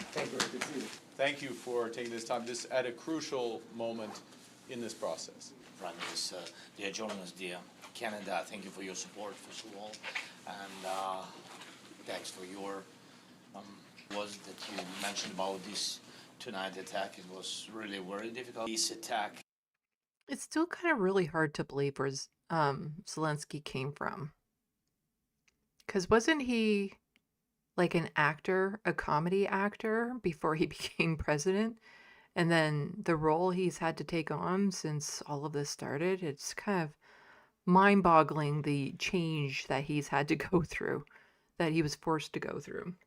It's again Russia's answer on our peace efforts. We need two things: pressure on Russia and sufficient strong support for Ukraine.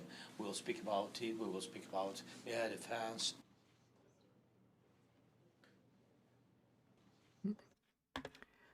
Okay, and just a little bit more on this. Russia claims capture of Ukraine settlements, so Zelensky has a lot to lose from peace meeting with Trump, Forder NORAD director says. And this clip is from about earlier today. And it's from CTV News. Peace continues. Russia says its troops have captured multiple settlements across eastern Ukraine. Russia's defense ministry says forces captured 6 new settlements in the country's east, including in the Donetsk region. All this happening as work is underway in Ukraine to repair power lines near a nuclear power plant in the country's east. And officials say power was restored to over 1 million households in and around the capital of Kyiv, a day after a massive Russian drone attack. Scott Clancy, former director of operations for NORAD, joins us now. Good morning. Thank you for being with us. Good morning. So what are you expecting out of the meeting today between Zelensky and Trump? Well, I think that President Zelensky has a lot to achieve and a lot to lose here. He has to go into these negotiations and secure President Trump's support with the Ukrainian side of this 20-point peace plan in order to secure President Trump's leverage over President Putin. That's really what's at stake with today's meeting. So in the backdrop of the war with Russia, which is going to be the focus of the talks today, talk to us about the challenges that President Zelensky is facing back at home. There are corruption allegations, issues within the government, pressure of elections. Could any of that get in the way or present challenges along the path to ending the war? Yeah, I mean, you pose a very good question. A lot of us think about internal politics as being something that can cause the fall of a government, be very divisitory. And although those things are true, what we have seen throughout President Zelensky's presidency has been... Sorry, just had some drink go down the wrong pipe.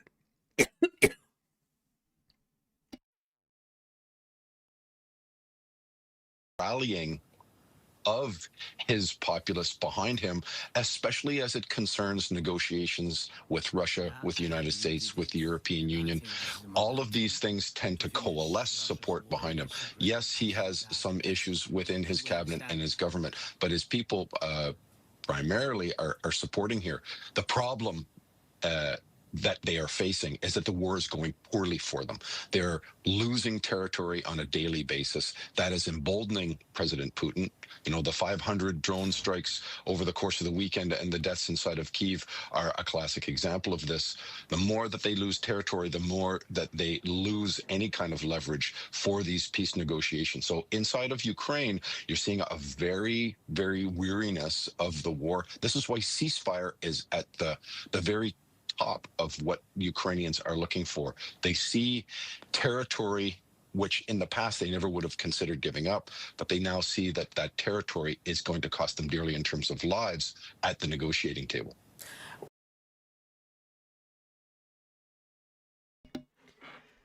Yeah, so much for Trump negotiating that deal between Ukraine and Russia. It would help if Trump wasn't so friendly towards Russia these days. Sorry, I just got like a whole bunch of fluid down the wrong pipe, and it's really still down the wrong pipe. So Epi Muse saying Zelensky has a law degree as well as an entertainer, actor, comedian. Yeah.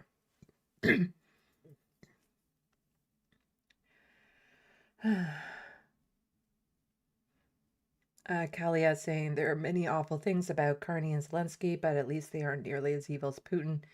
If only they didn't ignore Palestinians as well as their working class and marginalized. Yeah.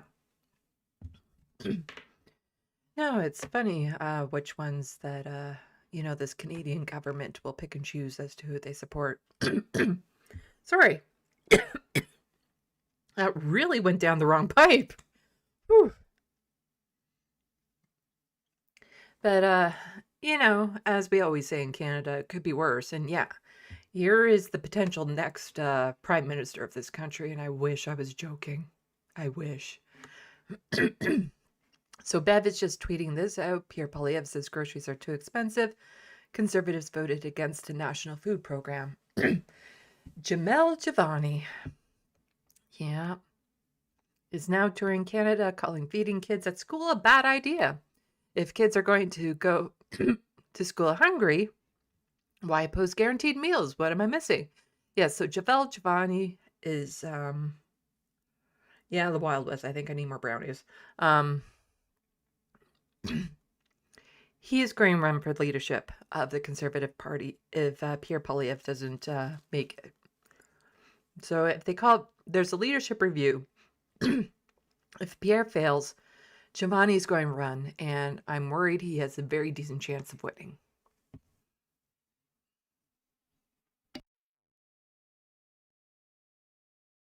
Their recent budget, a commitment to fund a national school food program.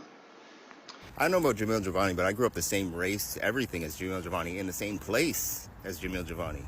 And if you offered me groceries when I was a starving kid,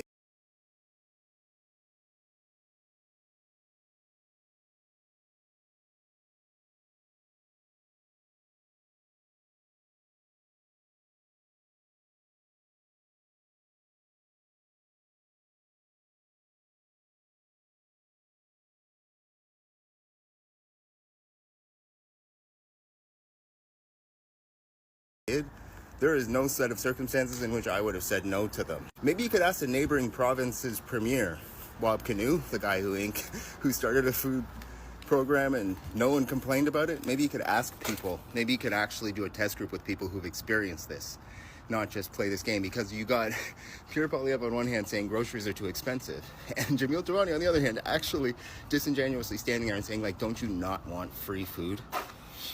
Like, why don't you just think of the children? Motherfucker. Their recent budget. Yeah, why not just think of the children?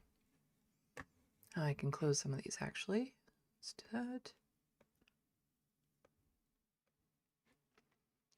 that.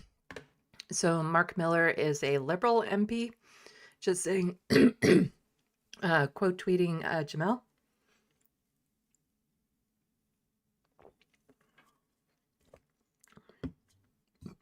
Yeah, I know the mic was muted because I was still coughing. I got it back. We're good. I forget what I was saying, but yeah, whatever.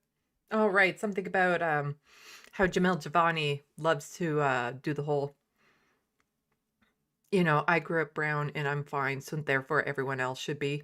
Or I was attacked, but I still made it. Like all of this sort of stuff. He constantly uses his own race to make a big deal about things. He's also a Christian nationalist, saying that Christians are the most marginalized group and under the most attack and blah, blah, blah, blah. He's a horrible person.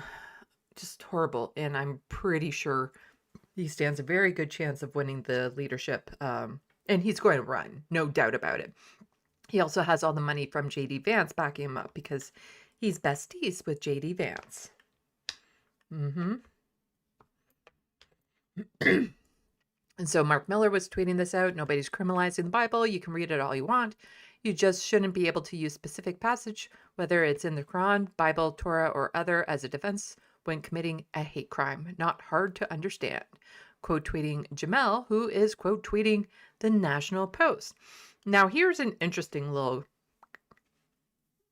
what would the word conundrum they get into is Anthony Horsefarter is an absolute Zionist. He is one of the most Zionist people in government, but he's liberal.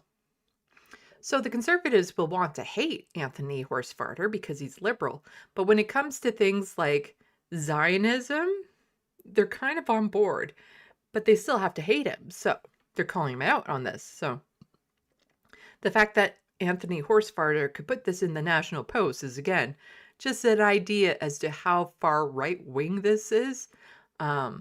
Because the National Post is a complete right-wing rag, saying the Combating Hate Act actually protects communities of faith, and that's in the National Post, and that's one of the bills that they're trying to get passed that would basically crack down on Palestinian protesters. And so Jamel Javani has a bad faith interpretation saying, let's recap. Liberal committee chair called 3 books of the Bible hateful to justify criminalizing scriptures. Nobody said that. Mark Carney then promoted that liberal chair to cabinet. Liberals now argue they are trying to protect communities of faith. Do you believe them? Well, when it comes to Anthony Horsefather, I actually believe that he's trying to criminalize pro-Palestinians. So they actually are in agreement with this, but he still has to hate them. Jamel still has to hate Anthony because of the parties that they're in, even though they are fully aligned on this idea.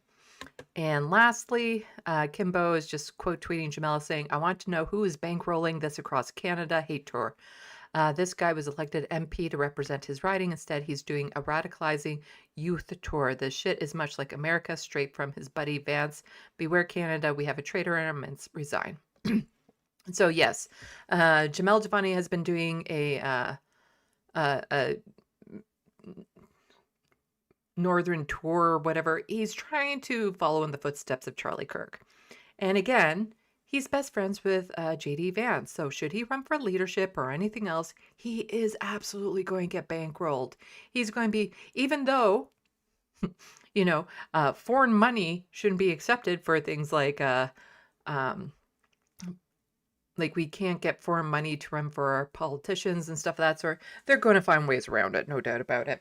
And so Jamel Javani is not going to have any hard times getting the cash needed to run the most well-funded campaign. And of course, he's getting all buddy-buddy with Danielle Smith. So he says, big announcement, Restore the North, that's the name of his stupid Charlie Kirk tour, is going nationwide in 2026. And this is where he'll talk about how liberal racism is the biggest problem and all that sort of stuff. Special guest Danielle Smith will be joining us to kick things off in Calgary. I can't play this because there's music and also the sound of his voice is stupid. But yeah, it's Restore the North. And it's about going to college campuses and talking to students like Charlie Kirk used to. Ooh, that is one bad mix. Jamel Javani and Danielle Smith. Ouch. That is just, that is not a collab I want to see. University of Calgary. If you're in that area, send me footage. Okay, so I can close these. And next, we will move on to some provincial politics and a really horrible story that happened. But before we do that, we'll get to the sandbox. My voice has mostly returned from swallowing water the wrong way. Or Diet Coke, anyway.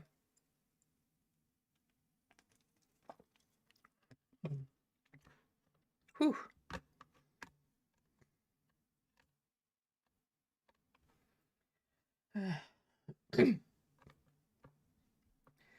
Let's see.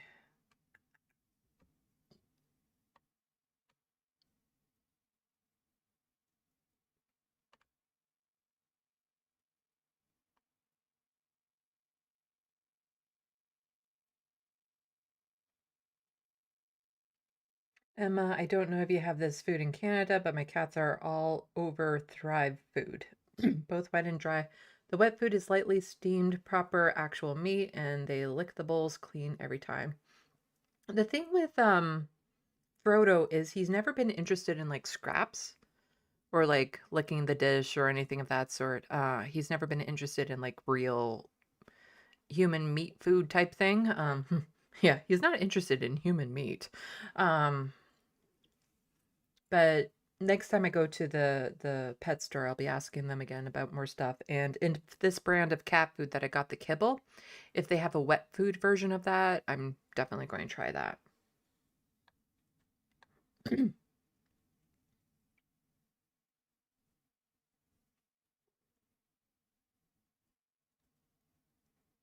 Millsgram, my 3 beautiful black voids send love. I don't check in often, but when I do, it reminds me why I should. Woke Canuck Boomer approved. Why, thank you. At least I think that was a compliment.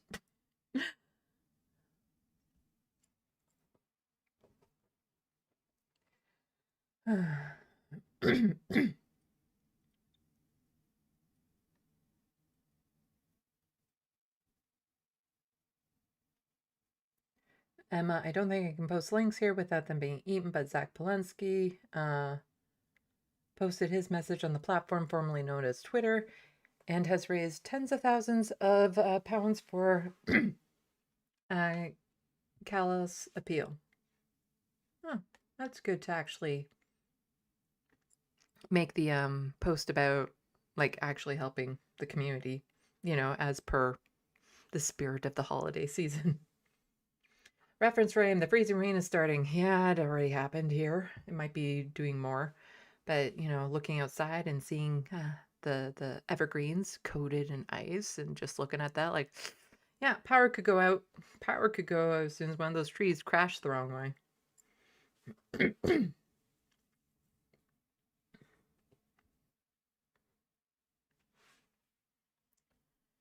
So stay safe wherever you are.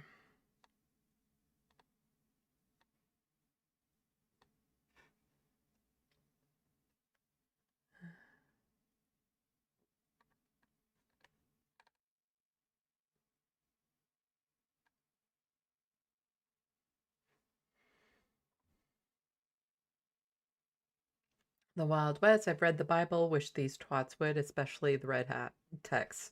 Yeah.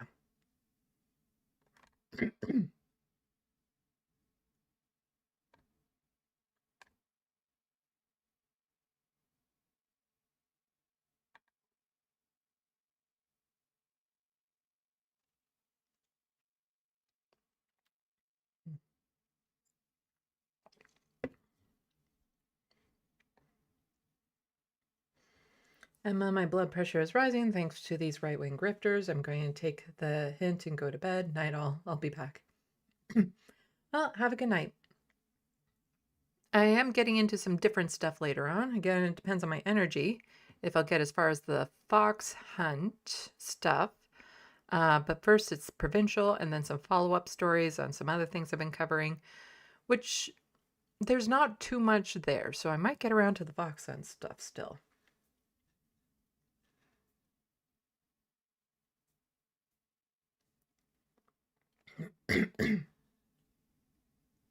Well, hermeteorologist, if your mom needs another book, you've already bought mine though, so.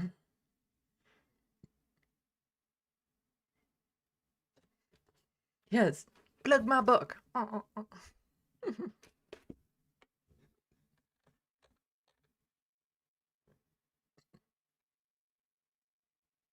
Emma hasn't gone yet. What? That was a fake out? Okay, let's get back into some provincial news. Oh, I can close that tab. Okay. And then I can get to, is this it? Is this? Nope, that's the follow-ups. There we go. Starting on the wrong tab. Want to start on this tab. And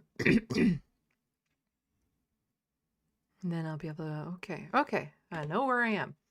So, yes, holidays have come.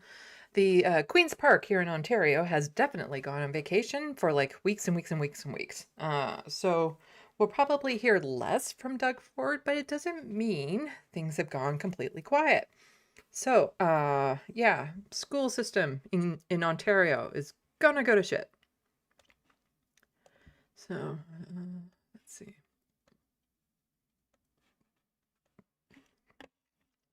Then I can close that tab. This one was bugging me. Okay. So 2 days before Christmas, and this is from Chris Glover. He's an NDP MPP. 2 days before Christmas, Ford announces his plans to sell schools because, of course, let's wait just a couple days before Christmas when most people aren't paying attention and less likely to get upset because kids aren't even in school. So, and people are all busy with the holidays. So this is the perfect time to make such horrid announcements. And so Tina Yazdani says parents, critics are on edge as the Ford government launches a review of surplus school properties to ensure resources are directed back into classrooms. So yes, Doug Ford wants to sell off schools. Who do you think is going to buy them? One parent tells us she's suspicious of the education minister's intentions. The land in Toronto is very, very valuable. Yes, they want to sell off the land, close the schools, privatize the system. They've already taken over a lot of the school board, that being the provincial government. It's just any parent who's not paying attention to what Doug Ford is doing to their kids right now probably should go back to school and learn a little bit about, you know, the government and how it works, because this is not good. My children are in a small school that could potentially be on the chopping block. Parents are on edge as the Ford government signals it may lift the moratorium on school closures, fueling new concerns about what could happen to smaller. Yes, because classroom sizes aren't big enough. We can't afford to have any more schools closed. We need more open. Specialty schools. Right now, my daughter is failing to receive some vital support and her education is suffering. And I think that that should be the priority. Our kids are not a budget line. But it is now a real possibility that schools could be closed as a cost-saving measure. In a statement, the Education Minister's office has confirmed to City News that while the moratorium on school closures remains in place, in supervised boards, the minister has asked the supervisors to review surplus properties and report back, adding their focus is on ensuring resources are directed back into classrooms. Which schools are they? Like, that's the one thing that I'm concerned about is what does he consider as being a surplus school? That's not really, like, clear. And opposition critics are questioning the timing. It's a bit suspicious, if you ask me. They took over the boards, and now they're saying, oh, we might close some schools. If we take a look at this government's record when it comes to things like that have anything to do with property, whether that's got to do with surplus government buildings or the Greenbelt or Ontario Place, there's always somebody outside of government who's going to benefit from that sale of that land or that sale of that building. I am really concerned that this minister is just coming in to sell off these schools. Toronto's, the land in Toronto is very, very valuable. The previous Liberal government introduced the moratorium on school closures in 2017 after facing backlash from parents and critics who argued boards were shutting schools to balance budgets rather than based on what was best for students and communities. The ban has remained in place under the Ford Conservatives, but for years boards have been asking them to lift the moratorium, arguing the cost of maintaining schools with low enrollment is hurting their bottom line. And I feel like we're pointing fingers everywhere at why it's failing and why the system is crashing. tracking instead of just addressing like the elephant in the room that we're all very well aware of, that we're billions of dollars underfunded. And that just speaks to how dire the financial situation has been, that the funding hasn't been keeping up. School boards have had to cut to the bone. Yes, Doug Ford blames the school boards for not being able to budget the balance when he gives them absolutely nothing to budget with. It's like people who get mad at us folks who are on ODSP for not budgeting properly when after rent we have $100 to spend for the month or something of that sort. It doesn't matter how well you budget when you don't have enough money to cover the basics. And so then the Doug Ford government will blame the school boards and take them over, and now he wants to sell off the land to make up for the underfunding he's doing. It's, yeah. And who do you think, again, that land's going to go to? His buddies. His buddies. He's the most corrupt government I can recall. And it's just, I think he would even be more corrupt than Donald Trump if you just look at scales. So we're just Ontario, but if Doug Ford was president of the United States, he might be worse when it comes to corruption. All the other crimes and stuff that Donald Trump has been accused of, not so much. But the corruption, absolutely. I don't think that's the solution. I think the solution is providing the funding so that we can maintain our community schools and every child has the resources that they need in the classroom.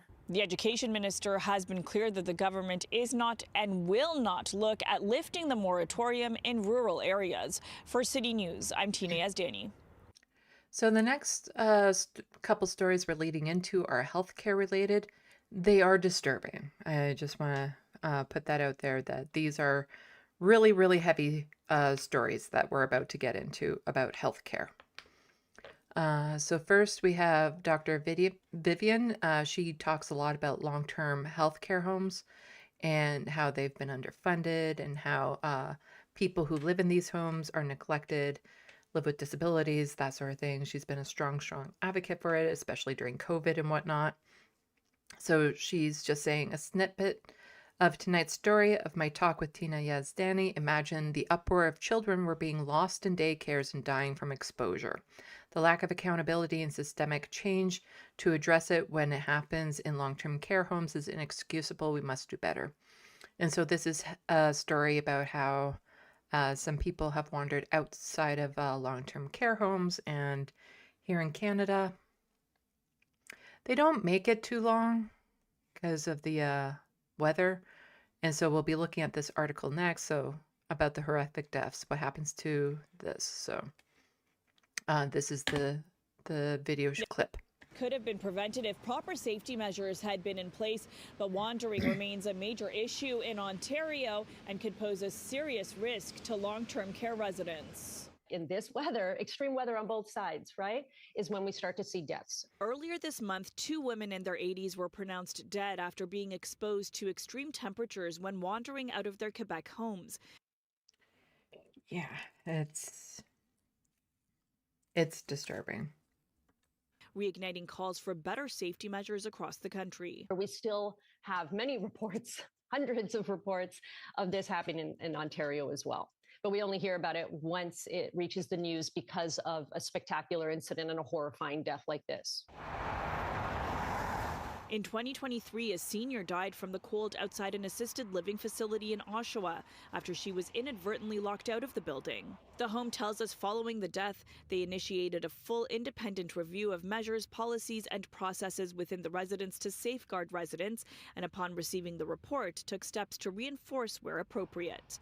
The home and 3 of its employees have since been charged with criminal negligence causing death. This is what I would like to see at all homes that are clearly engaging in negligent practices which are resulting in these deaths, because a lot of this is consistently linked to short staffing. If you don't have enough staff, they can't detect when a resident is missing, or they can't appropriately and more speedily respond to the alarm system that is indicating that indeed a door has been opened that shouldn't have been opened. Stamatopoulos is calling on the Ford government to mandate staff to resident ratios like those mandated in childcare facilities. Imagine if this was happening in daycares. Imagine if children were being lost and dying to exposure in these daycares. There would be a massive uproar. And frankly, with this government, I don't believe it will ever happen. We did reach out to the government. In a statement, the Ministry for Seniors and Accessibility tells us in part The government continues to make significant improvements to protect residents, including a legislated target for homes to provide an average of 4 hours of direct care per resident per day, increasing annual funding for long-term care staffing to $1.92 billion and doubling the number of home inspectors. For City News, I'm Tina Yazdani. Of course, none of that actually happened. The idea that they get 4 hours of dedicated care? No.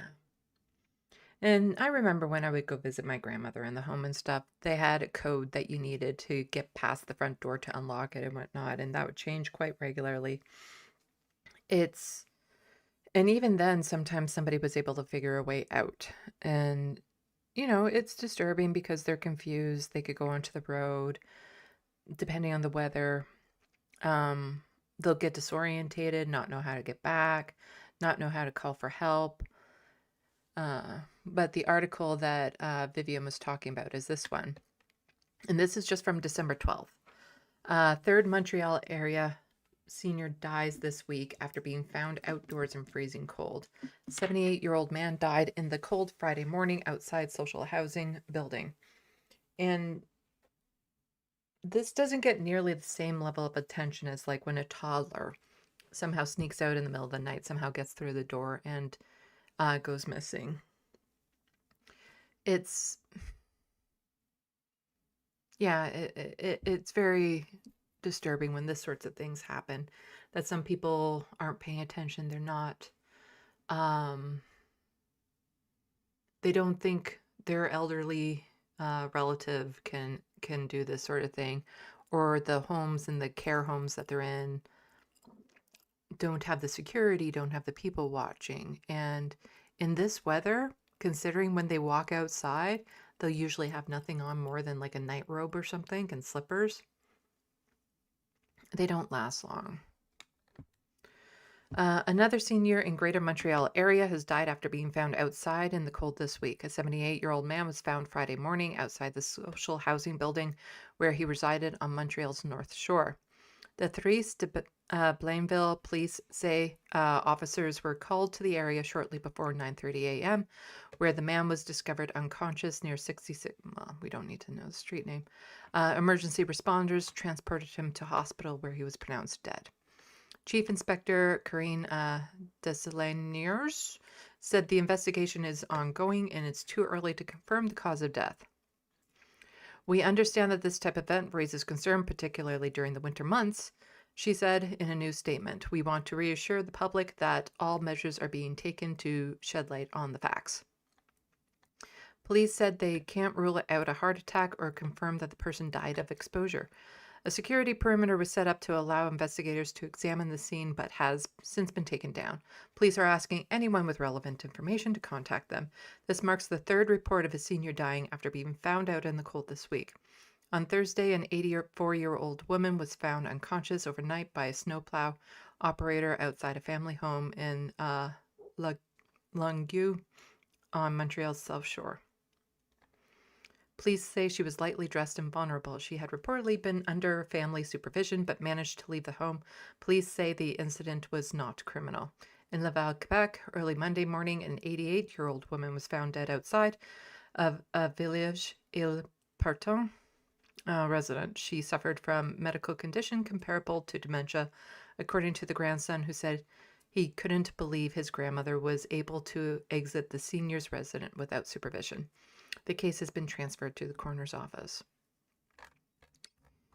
And this is, again, it's just something about the condition of what we've done to the society, the people in it. There's a lot of unhoused people that are around that age that live in shelters or are now being forced into tent encampments and stuff that are just so vulnerable to the elements.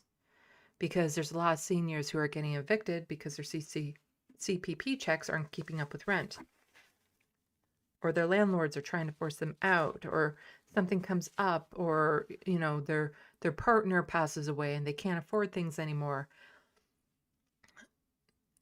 It is horrifying that there are seniors forced to live unhoused in this province, across this country, in one of the wealthiest nations especially with the climate we have. This is unconscionable that this is allowed to happen.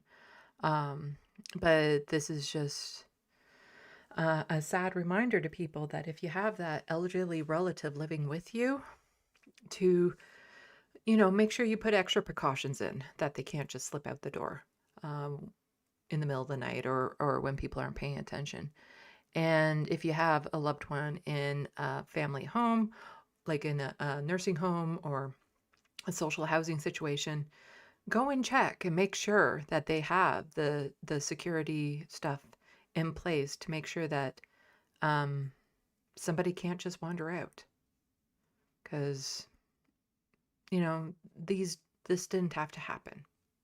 They didn't have to die. Speaking of which, on Christmas Eve, a tragic story in Edmonton.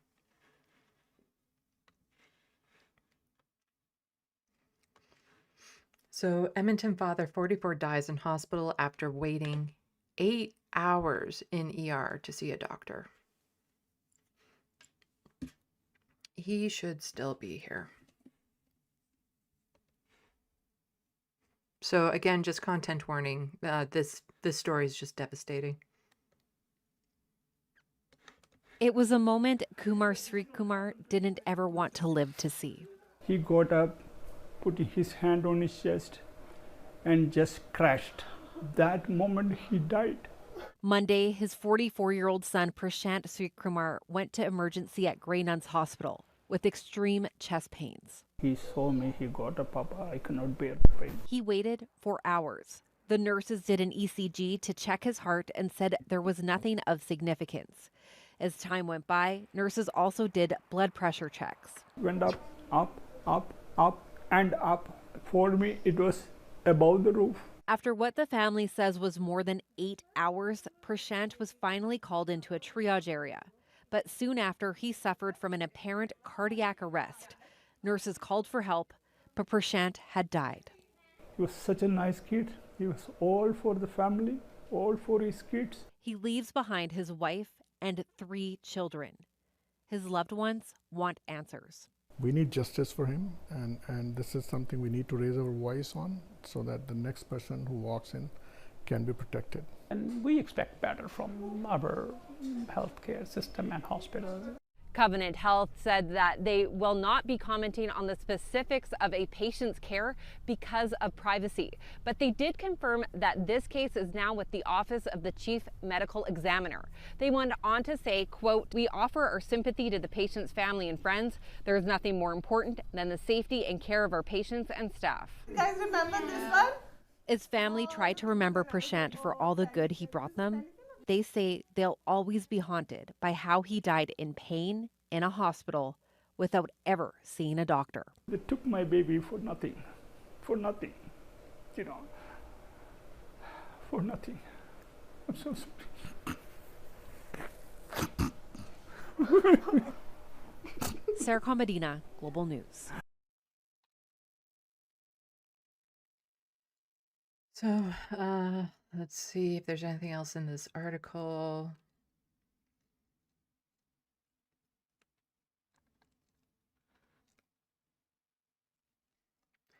Kumar said his son told him and hospital staff the pain was at 15 out of 10. They did the ECG on him to check his heart function, but the family said he was told there was nothing significant and to keep waiting.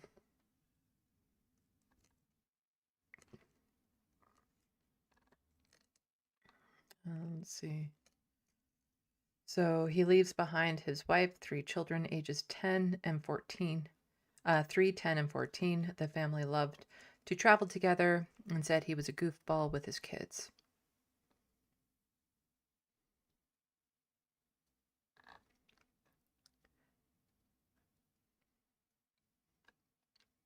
So the organization, the hospital is run by Covenant Health. The organization told Global News in an email that it wouldn't comment on the specifics.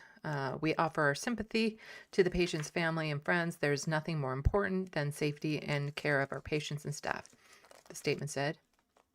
His family tries to remember all the good he brought to their lives. They say they will always be haunted by how he died in pain in hospital without ever seeing a doctor.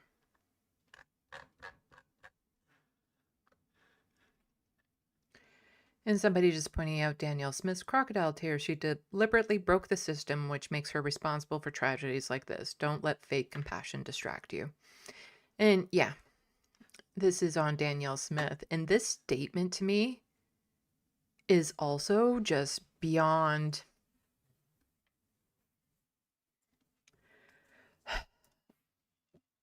pathetic. It is so subpar.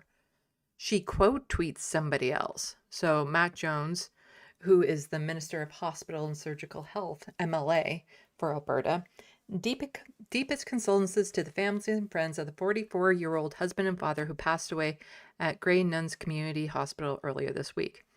I have directed Acute Care Alberta to jointly review the circumstances and potential contributing factors of the incident alongside Covenant House. The Ministry of Hospital and Surgical Health will support the review as required with ACA, blah, blah, blah. See statement from Acute Care below. What was his name?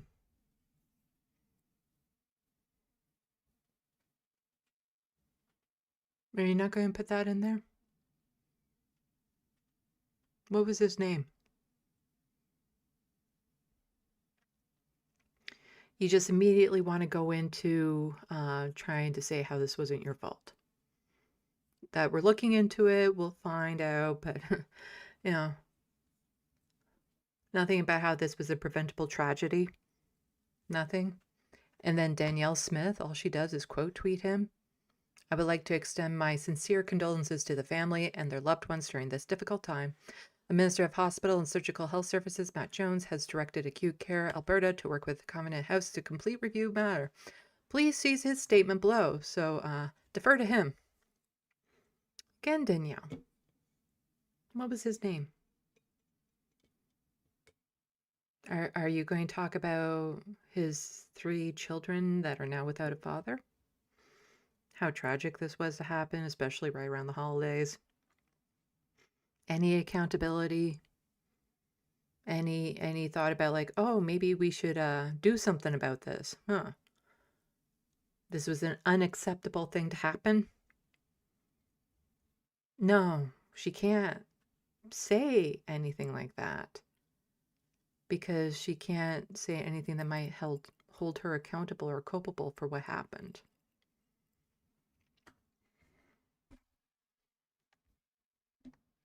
I'm just going to put this in the SandBox for people who are interested.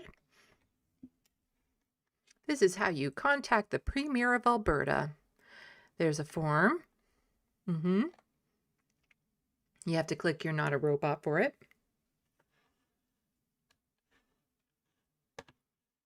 Let's see, there's also a telephone number. Other ways to contact the Premier. Phone number 780-427-2251 in Edmonton.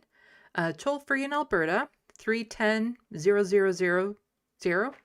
Outside Alberta 780-472 or 427-2711.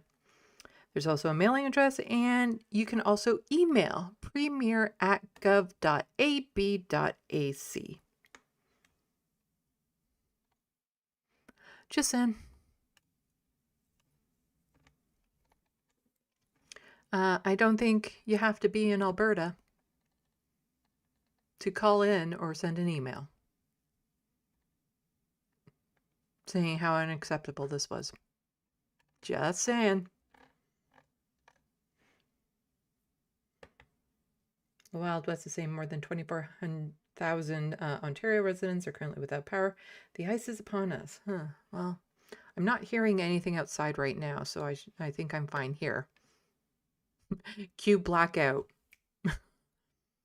So Raghu is an ER doctor that I refer to quite a bit on here. He also is just trying to put this in a little bit more perspective because immediately people are trying to blame the staff as opposed to the understaffing. And people are trying to say that everyone in the staff should be fired and all this sort of stuff. But Raghu is trying to say, you know, you're working with nothing. It's the system. It's not the people, the doctors and the nurses. And so he's quote tweeting Kirk here. I'm not going to scroll down any further because they're showing a video with the man in the hospital, and I think he's dead in the video. And so I don't want to show that one. But here Kirk is saying, pay attention to the hospital staff in this video. Not only are there no one around, considering this man should have just gotten full hands on deck emergency care, but the two that are standing there have like zero care or empathy to the situation while the wife is pouring her heart out while her husband's laying dead next to her because nothing short of negligence. And again, the video is from the hospital room. It looks like he has already passed in it, and so I'm not going to be showing that video. The man waited in Edmonton Hospital ER for 8 hours for care, even had a heartbeat on 210, which should have alarmed everyone there, but no one cared. Raghu will point out his heartbeat was not 210. Every single person involved should be fired, never work in healthcare again, and some of them jailed. He should every single sign that points to something catastrophic might happen. Grammar, please. But free healthcare. Ironically, this would have never happened to them in India. And who knows? Who knows? And so Raghu is pointing out that just wanting to scream at the staff and say they should all be fired isn't the best way to potentially go with this. He says, ER doc here. This is a tragic case and I don't justify the wait at all. However, the spitballing by Kirk below is so wrong on so many levels, it's difficult to track, but let's try. First, when any death, predicted or unpredicted, occurs, it's important to let the family grieve in whatever way they need to. These are extraordinarily difficult even for experienced physicians. Like the healthcare worker in the video, the role is to quietly listen, to answer questions honestly, and to explain the series of events clearly and in plain language. In this video, the healthcare worker appears present and listening. We don't know what happened before or after. An allegation of negligence takes into account Kirk knows zero about the likely inadequate staffing of the ER that day, which is out of the hands of those on duty, or what ER providers were doing. They may have been providing CPR or placing artificial ventilators, several other patients, but that is negligence enough for Kirk. Kirk mistakes the heartbeat and blood pressure as well. Those are vital signs. They are vital, but when you're bad faith commentator, who cares, right? Kirk, the blood pressure was 210, not the heartbeat. This is not a small detail. Many ER patients have a BP of 210 and are fine, but only a tiny percent have a heart rate of 210, and that is never fine. It's important to know what you're talking about. Kirk then goes on to just say, fire them all. Imagine if we sent firefighters with garden hoses to a forest fire or police to a call with squirt guns. Under Kirk's logic, because they wear badges, they're on the hook no matter how badly they're supported. He'd just fire them all. Under this logic, there would be no one left in healthcare. Even further, Kirk goes on absurdly to want to jail them. This is unhinged. I know Kirk doesn't know this, but there are bad outcomes in healthcare that happen which undergo serious review and even remediation. But I want to inform him we don't just jail healthcare workers in Canada who, in good faith manner, go to work, help people, but because of the UCP, that's the Government of Alberta, the Conservative Party, system designs and under support cannot do their duty. Lastly, this is not about free healthcare. I'm not sure what planet Kirk is on, but healthcare in Canada is not free. We all contribute in the form of our taxes. If you look in a not free healthcare system like the US, there are bad outcomes even for profit equity-driven systems when they are under-supported. It's not about free or not free. It's about supported versus under-supported. That's the big difference. In a tragic scenario like this, we need serious commentators and people focusing on helping average Canadians. Kirk, I'm sorry you don't offer that here.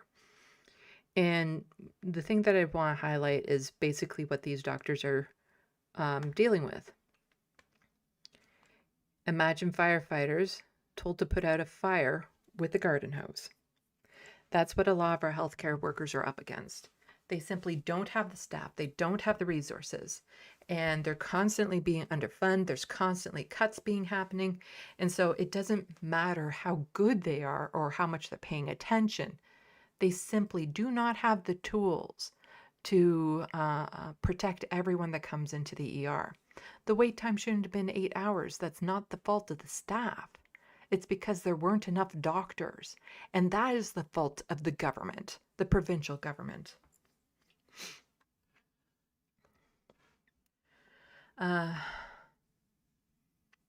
Because here's Michelle Ferrari, who is a political commentator, former MP, who's tweeting this out. This was published a year ago. We need Prime Minister who will deal with this. Deaths in the Canadian hospital, emergency waiting rooms.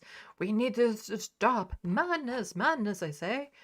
And so she's a former MP, so of course she has to put the blame on, well, she was conservative, so she has to put the blame on the level, no matter what level of government they're in. And somebody pointing out that Trudeau sent Smith and Ford an extra $3 billion in health transfers each, and neither of them spent a penny. So here we have, from February 9th of 2024, Ford Trudeau signed $3.1 billion healthcare funding deal that will see Ontario hire more health workers. Agreements come year after feds promise to boost health transfer to provinces. I don't need to go into details here, but I don't exactly get the federal government off the hook here, because the federal government should have put checks and balances in place, should have demanded how this money was spent, as opposed to just handing it over to the provinces and then acting all like, was it Pikachu face or something like that, when the conservative governments didn't spend the money on healthcare. It didn't go towards the places it was supposed to go. Instead, healthcare was defunded even more. And instead of cracking down on the provinces and maybe giving them more money for healthcare, here we have budget signals lower increase to health transfer end of funding deals. And this is from November of this year. The federal budget signals there's no room for the premiers to negotiate for more healthcare funding in the coming years, one economist says, and the Ontario government is calling for that to change. So, federal government is saying, well, we're not going to be giving you any more than the status quo. And of course, Doug Ford is upset by that because he definitely wants more. There probably should be more, but you need to make sure it's allocated properly. The federal government needs to be cracking down on these provinces to do what they're supposed to do. The federal government has that ability, and we'll get into something in just a second about that. But here, the Canada Health Transfer projected to be $54 billion on 25-26, and it's set to grow by 5% per year until 2028.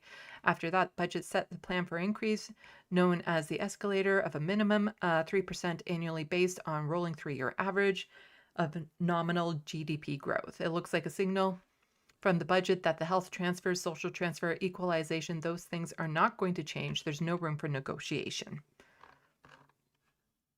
So we'll move on here because somebody is saying, in quote tweeting another article that says, so breaking Canada to provide $2.5 billion in economic aid for Ukraine. And somebody is outraged by this. And this ties in a little bit because he says, holy shit, I'm sorry, but this is insane. People are dying in our hospitals before getting to see a doctor. Crime is through the roof. Classroom sizes setting a new record. And this, as this person is pointing out, healthcare is provincial. Crime enforcement, provincial. Education, provincial. Foreign aid, federal. You're getting mad at the wrong thing, goes back to civics classes. So, there is a bit of a caveat here. So, yes, the $2.5 billion going to Ukraine, that is in the federal purview. Foreign affairs is the federal level issues. And the money that they send to Ukraine has zero effect on what happens to our healthcare and whatnot here. They're completely separate departments. But let's look at this here. So this is federal, provincial, municipal responsibilities. And I'll toss this into the SandBox so that people can also read up on this. Because somebody highlighted the provincial responsibilities here. right where it says health delivery and long-term care, health promotion and sports. So it's saying, you know, health, like health. This is the province, you know, the healthcare is just a provincial issue. No, it's not. Because if you look under federal here, it also says health. Healthcare is kind of dealt with both by federal and provincial. The federal government doles out money, and it's up to the province to see how that money is spent. And if the province misspends it, then the federal government is supposed to enforce the Health Care Act and make sure it goes to the proper places. The federal government has not been doing it, but when it comes to specifically the underfunding, the cutting of doctors, the slashing of departments, the closing of hospitals, that is provincial. How the money is being spent is provincial, but the federal government could be doing something about it. But this is just, it's a good breakdown for people who might want to know who to be mad at when it comes to specific issues. So it's a good thing to look at. Sorry, I have a cat on my lap right now. Abernappy decided to join me. So it's good to have this handy so that when somebody starts yelling at you like, oh, look at what the federal government is doing to our education, you can be like, yeah, so that's our conservative government dealing, our provincial government dealing that. And then when somebody says, oh, look at what our provincial government is doing about immigration, you can be like, actually, that's a federal issue. And then again, there is some crossover because immigration ties in with education when it comes to international students. So there's a bit of crossover there. So just because it's a responsibility under one category doesn't mean it's solely responsible there.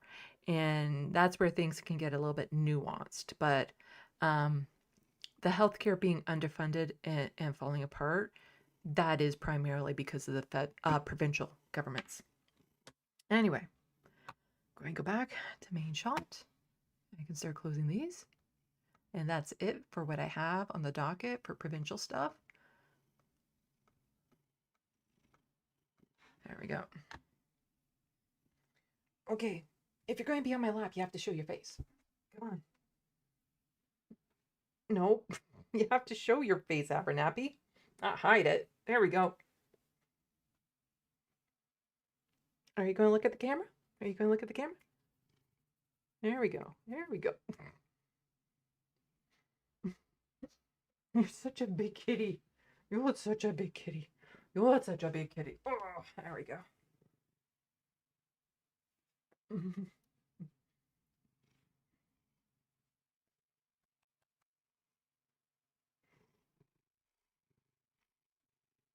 I don't know if you can hear him purring. Okay, you gotta go down. Okay, so let's check the SandBox.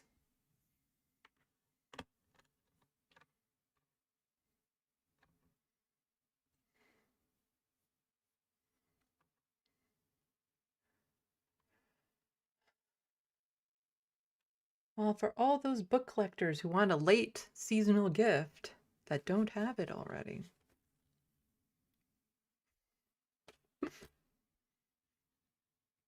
It's not your traditional vampire book. Okay, that was back from federal. And I think, oh, good night to Emma.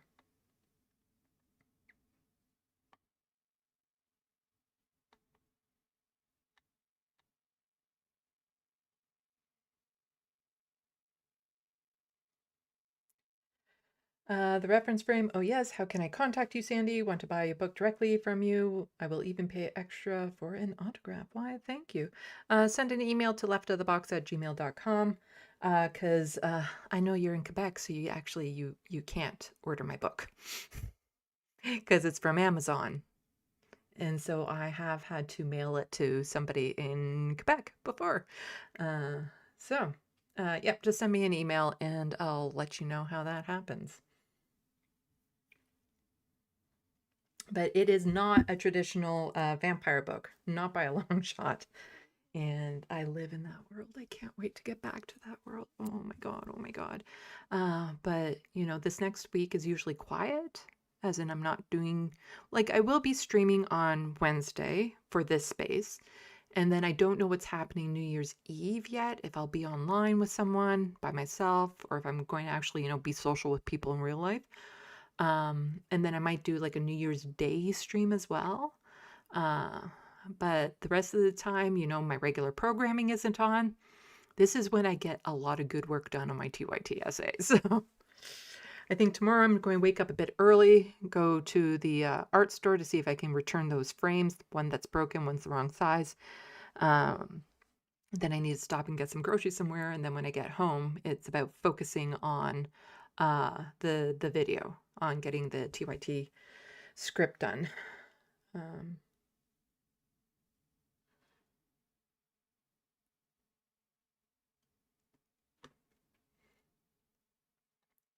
Let's see. Bonne nuit, reference frame. Oh, reference frame go well. Hopefully they heard my message about how to contact me.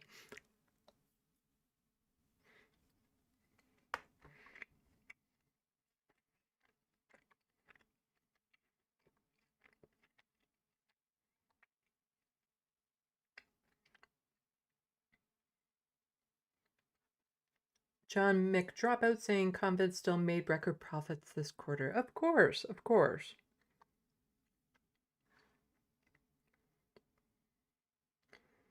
Oh, the number of people without power right now is over 40,000. Okay. That's probably further north than what I am.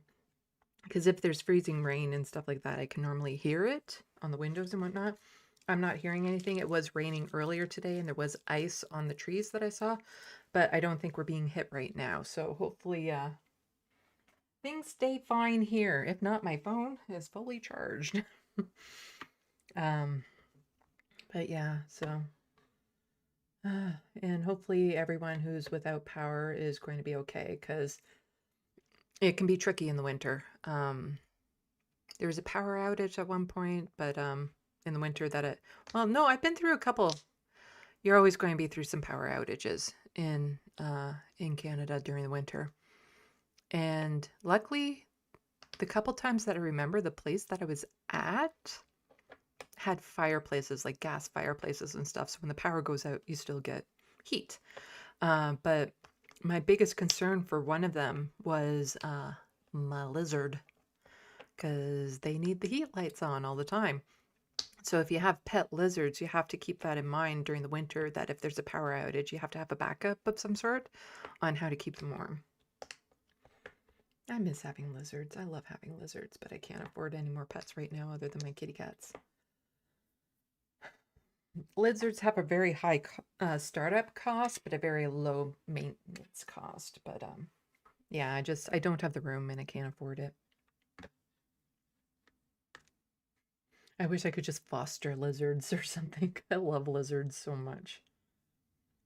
But I do run into the problem where I can't feed one pet another potential pet. So it limits the type of lizards that I have, because I don't want to feed them little mini mice. Little mice and stuff of that sort. Because I would love to have a pet snake. Absolutely love that. But again, I can't feed one pet and their potential pet. So I'd have to find a snake that doesn't eat live food and stuff like that, and then it becomes such a hassle as to getting their food and stuff, because you have to go to specialized places. Getting a Euromastic, it's a type of lizard that was good because they're vegetarian, and all the food that they eat you can just buy at a grocery store, so that was super helpful.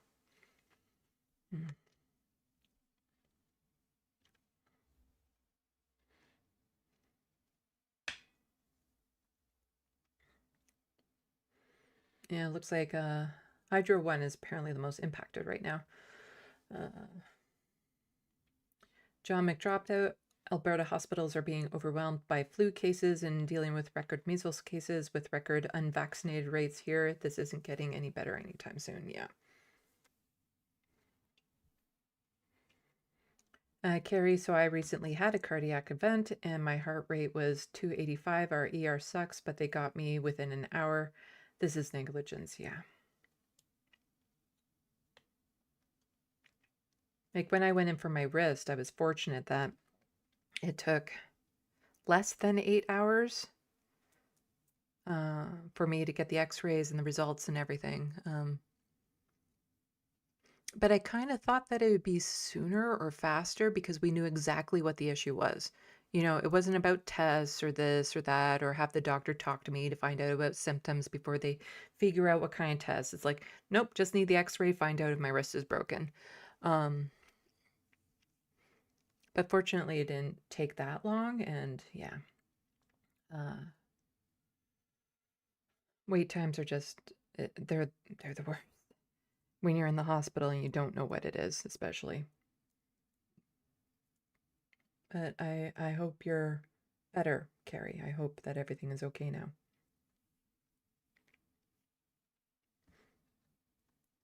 Hello, Pup Tetris. Welcome to the SandBox. And yes, kitties are the best. I love my kitty cats.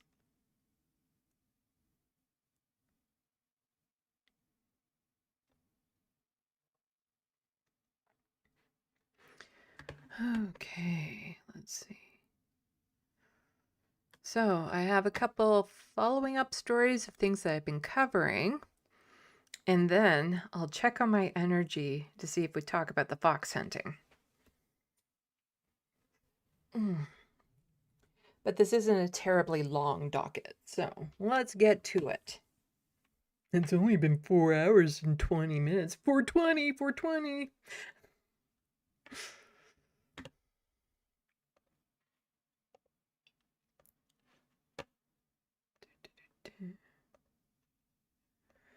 Okay, and then I can close the other one.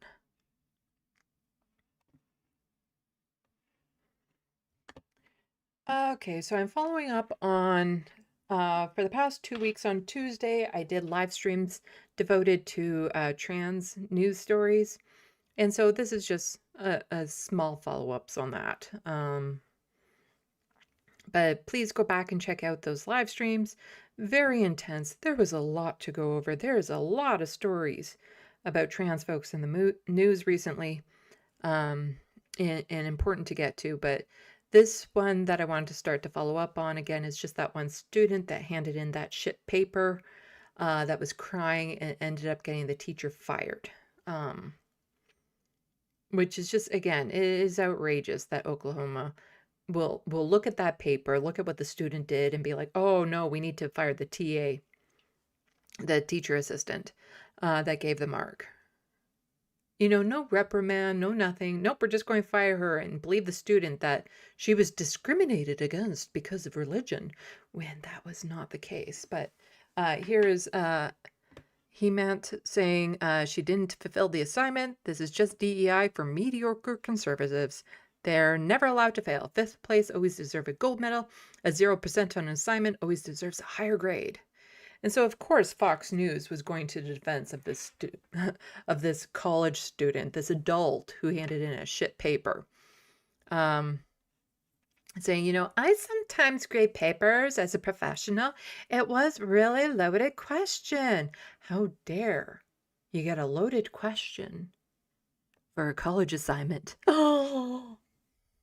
I read her response at the time, and I thought pretty good grammar.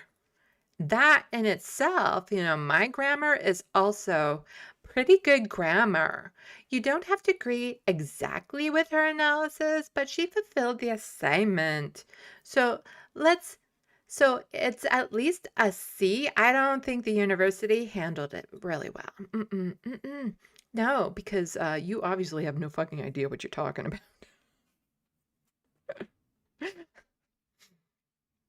And the thing is that the student didn't give any analysis. She just spewed religious talking points without even citing Bible passages. She didn't do the assignment. There was proof afterwards. There's a video of her saying that she wrote it in a half hour without actually reading the required material ahead of time of what she was commenting on. No, as Rebecca Watson says, I would have gone to all of her other classes and removed marks from that. It was so bad. But Fox News absolutely going to her defense. Rebecca, what do you think? Yeah, so I sometimes grade papers as a professor, and one of the things that I did as soon as I saw this story break was to say, what is the assignment? Did she fulfill the assignment? And then if I were the university, I would want to look to see if the professor graded equally across the board. I think she really did. To your point, it really was a loaded question. Yeah. I mean, she understood kind of what was being asked of her, but she answered it honestly. I even read her response at the time, and I thought, man, I mean, pretty good grammar. It was like, you know, Pretty good grammar. Mm-hmm. you don't have to agree exactly with her analysis, but she fulfilled the assignment. So it's at least a C, and then you go from there. She didn't even do the proper word count. Like, she didn't do high enough. Like, she did not fulfill the assignment, not even in the slightest. She didn't answer the question. She didn't read the material. She didn't cite any passages. She didn't back up her thesis. She didn't even write the proper amount of words. Like, I would have given her more of a chance to do a redo if she simply went to the teacher and said, you know what, I got behind and I'm sorry, but could I get an extension of a day? So I think that the university handled it really well. The last thing I would say is the university is supposed to be a place where you get to try out your ideas. So none of these students, there shouldn't be this chilling effect that if I express this idea, I'm going to be sort of disqualified just for simply having it. It's what makes the United States great that we can do that. I remember going to Oh yeah, United States, great for exploring ideas without any consequences. Just as all the pro-Palestinian students who have been arrested and detained and deported. Yep. Safe place to explore ideas. Especially if you're like trans or queer, super safe to explore ideas. a Muslim country once for work and asking about their university there. Can students here talk about their religion and how it stands up to the way their government works? Of course, the answer is no. And so, anyway, it's something that I think that we should pride ourselves in and push back. Good for her for pushing Yeah, back. and because of that, the University of Oklahoma said that her getting a failing grade on this paper won't count against her over her overall grade, which Yeah, enough of that, because somebody did actually look at this paper and kind of do a grade and saying, what a fucking joke. What article by who? Because she starts off by saying, this article was very thought-provoking and caused me to thoroughly evaluate the idea of gender and the role it plays in our society. It's a contradiction. But yeah, which article are you even referring to? What part of that? Like, it just, what? Because here's the contradiction. I do not necessarily see this as a problem. Talking about this, the article discusses peers using teasing as a way to enforce gender norms, but there's no quotes to what part of the article of that. Poor sentence structure, off topic, womanly things.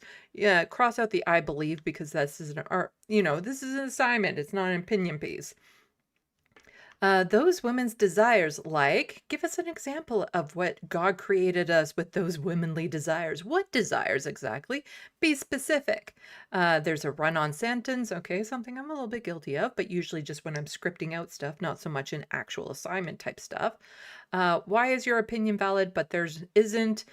Another run-on sentence, doesn't exist, eliminating gender. What?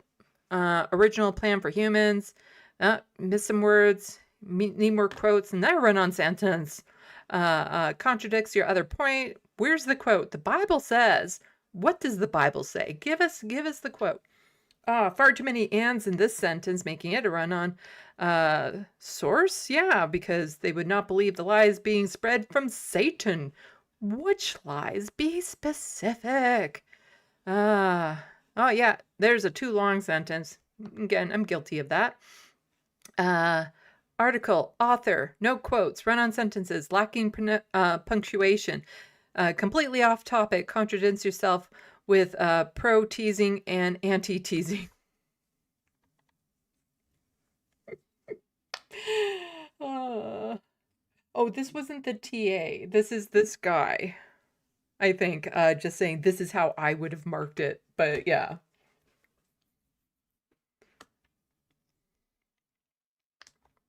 I think, yeah, this is just some person that went through and be like, no, she deserves 0, and this is why.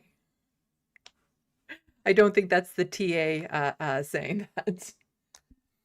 Yeah, she just sprouted off propaganda. But yeah, you see, I could write an essay in an hour before school started if I got up early and was behind. Because I'm a fucking good writer.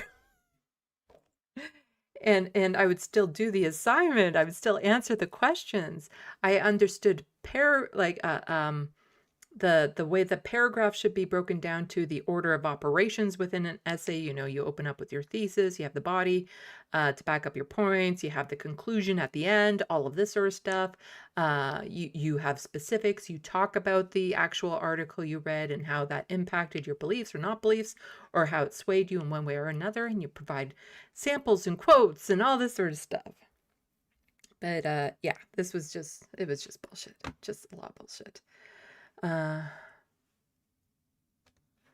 But this I found interesting. I just came across her on Twitter, and I didn't know who she is. So pragmatic, progressive, know-it-all, chronic disease specialist, clinician, researcher, Mama 3, writes on the gender divide and medicine, and a Canuck. She is a Canuck. Canadian. And so she was on a podcast, and you know, I thought this was a good argument that she was making about the single-sex spaces and how it's being forced on people, even in groups where it's like, no, the vast majority are okay with having trans women because trans women are women, but do you concede to the single woman that is upset with that idea?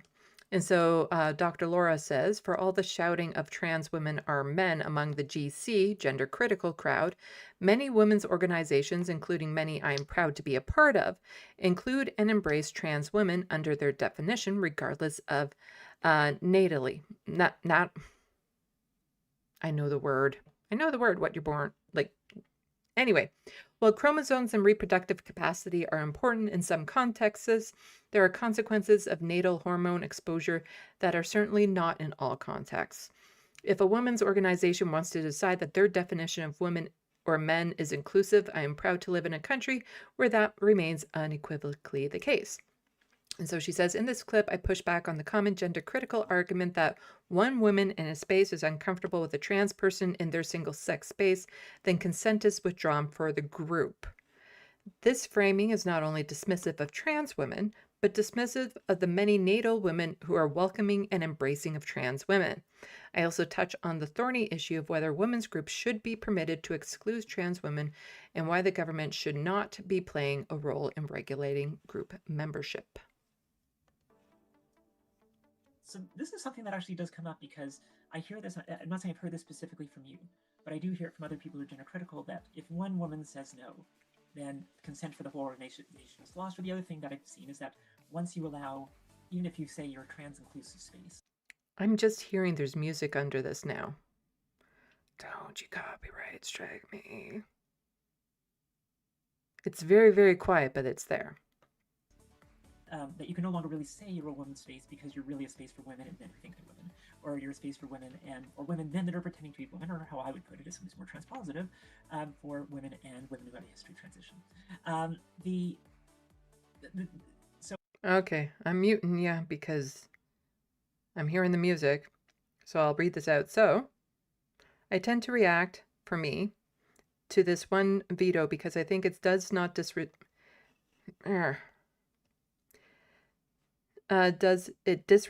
It's not because I imagine if I could put that chemical in the truth-telling chemical into the veins of, let's say, everybody, would not surprise me if there were one or two women who would be like, okay, I'm sorry. Basically, she does have it here that basically, it's dismissive of also the women who embrace the trans women in the group. If there's just that one person that demands that everyone else conforms to them, because maybe then that one person doesn't belong in that group if they can't accept trans women as women. But here was another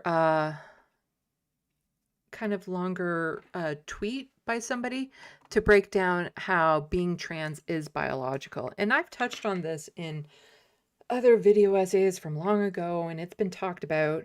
But after hormones and stuff like that, a trans woman's biology is more closely aligned with her cis peers than it would be with cis men because of the treatments. It's basically the sex organs that are different, or, you know, certain bone structure if they didn't get the hormones during puberty and stuff. But being a trans woman, you are biologically in some aspects a woman. And this is why using the term biological woman, biological man isn't a very good use of the term, because there is no actual definition of biological man or woman. And really what it's referring to when, you know, the TERFs and GCs referred to it is, what body parts were you born with? And that's what they mean by it. But once you've undergone treatment and stuff, your chemistry is different. Also, what's in your brain is different, and that's before treatment, is that brain scans show that trans women's brains patterns are more in line with cis women and whatnot. And so here is Daniel just kind of breaking this down a bit. Being trans is biological. Most people think biology ends at genitals.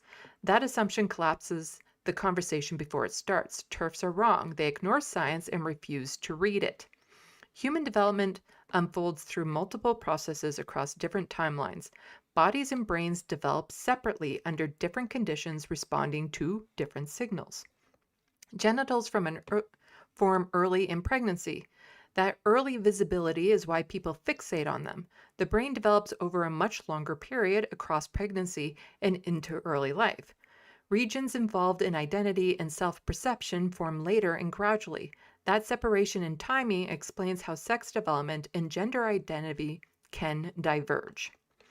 Hormones arrive in waves. They act through receptors, enzymes, and tissue sensitivity. Timing shapes outcomes. Receptors respond, shape outcomes. Receptor response shapes outcomes. Small variants can produce a brain that develops along one typical pathway and a body that develops along another. Neuroscience has documented this for decades. A postmortem study found that a region of the hypothalamus called the bed nucleus of the terminalis shows patterns in transgender women that aligned with women on the gender spectrum. Follow-up research showed differences in neuron numbers in the same region. Brain imaging studies in living people show related findings. One MRI study found that white matter microtissue in female to male transgender people before any hormones treatments aligned more closely with male typical patterns and specific measures. Developmental endocrinology already shows that prenatal hormone exposure affects later development. This is established biology.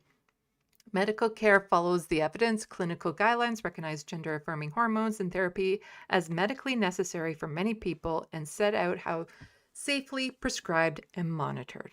Hormones help because they reduce distress by bringing the body closer to what the brain expects. Yeah. People commonly report relief, reduced dysphoria, and less anxiety. Many describe finally being able to live in their body without constant friction. Trans people exist because biology varies. The research exists, the data exists. The only thing missing is the willingness to read it. And there are these references here for people who are interested in reading more. Being trans is biological. Okay, and oh, I don't know if these images are okay to show on YouTube. They're on Twitter.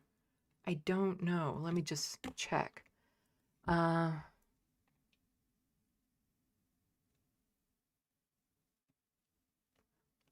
It's showing a trans man after surgery and the scars. I don't think I can show that.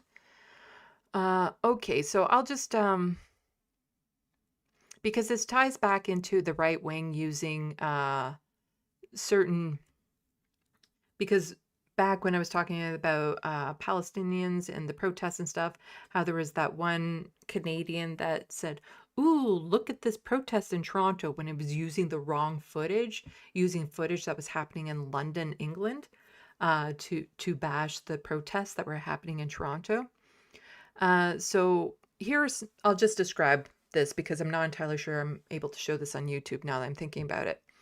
So it shows a trans man after surgery, recently after surgery. So you see the scar across his chest. And then there's some follow-up pictures after he's healed, and he's topless, and he has, some funky tattoos and a collar with some chains and stuff of that sort.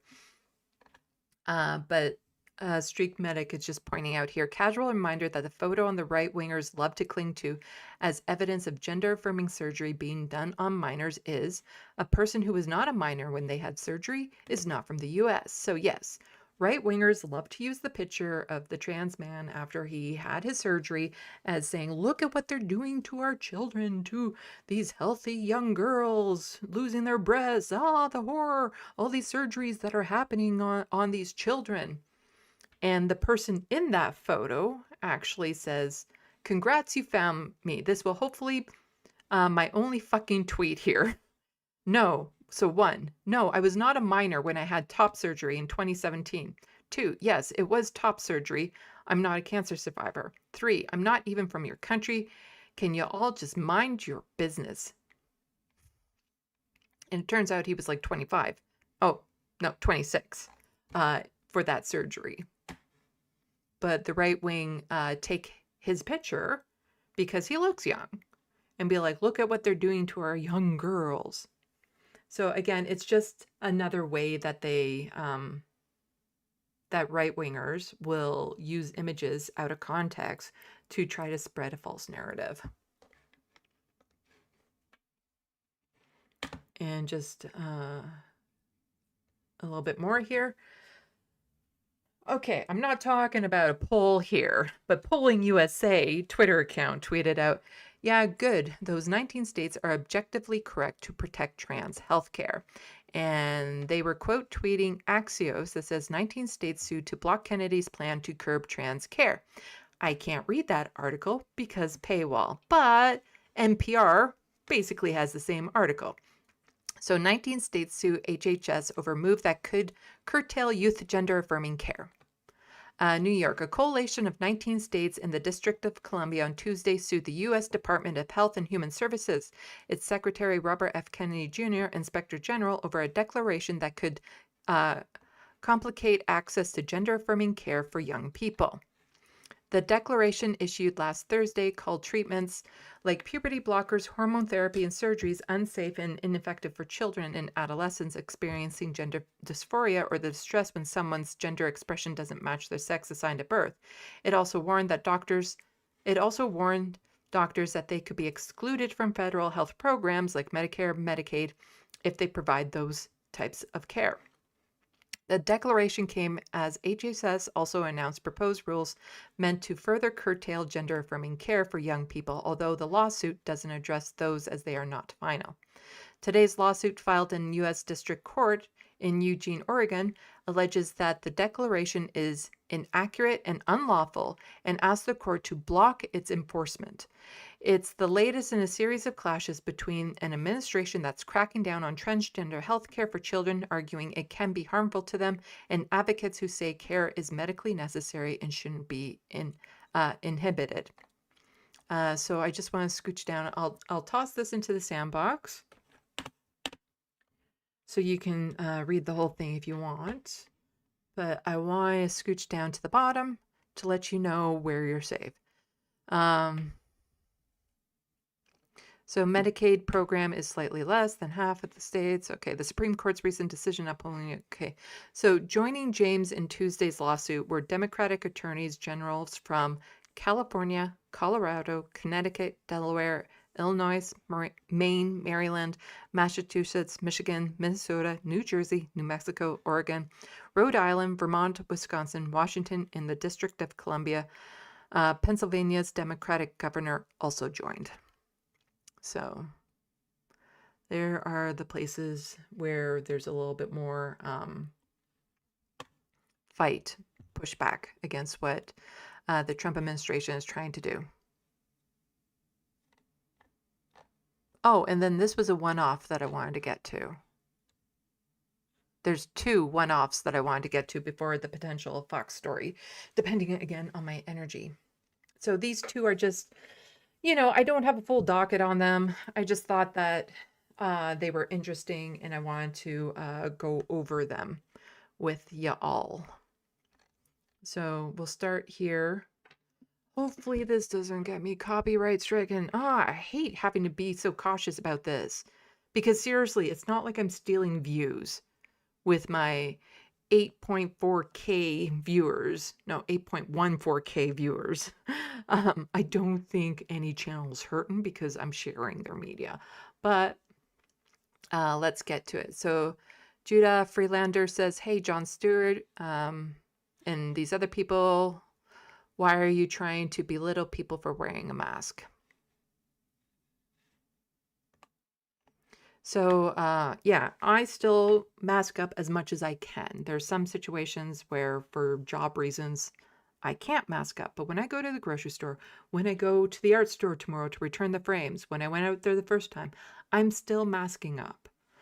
Because, call me crazy, I don't like getting sick.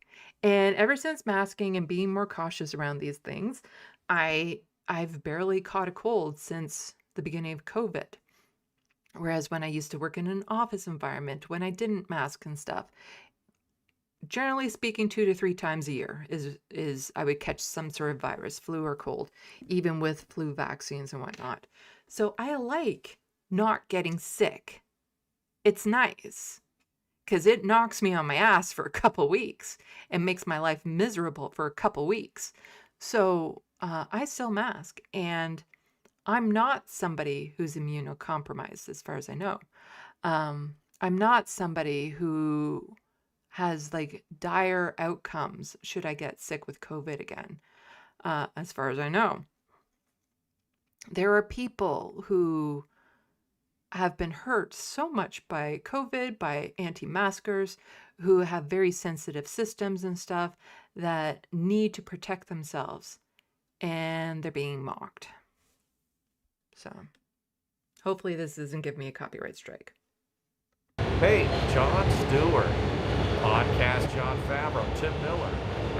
Why are you trying to belittle people for wearing a mask? Favreau, by the way, he has to get in a car and drive to some place of business where he breathes shared air with others. Well, it's a progressive outlet, so there are a couple masked. A couple of those people are wearing masks. There's always two.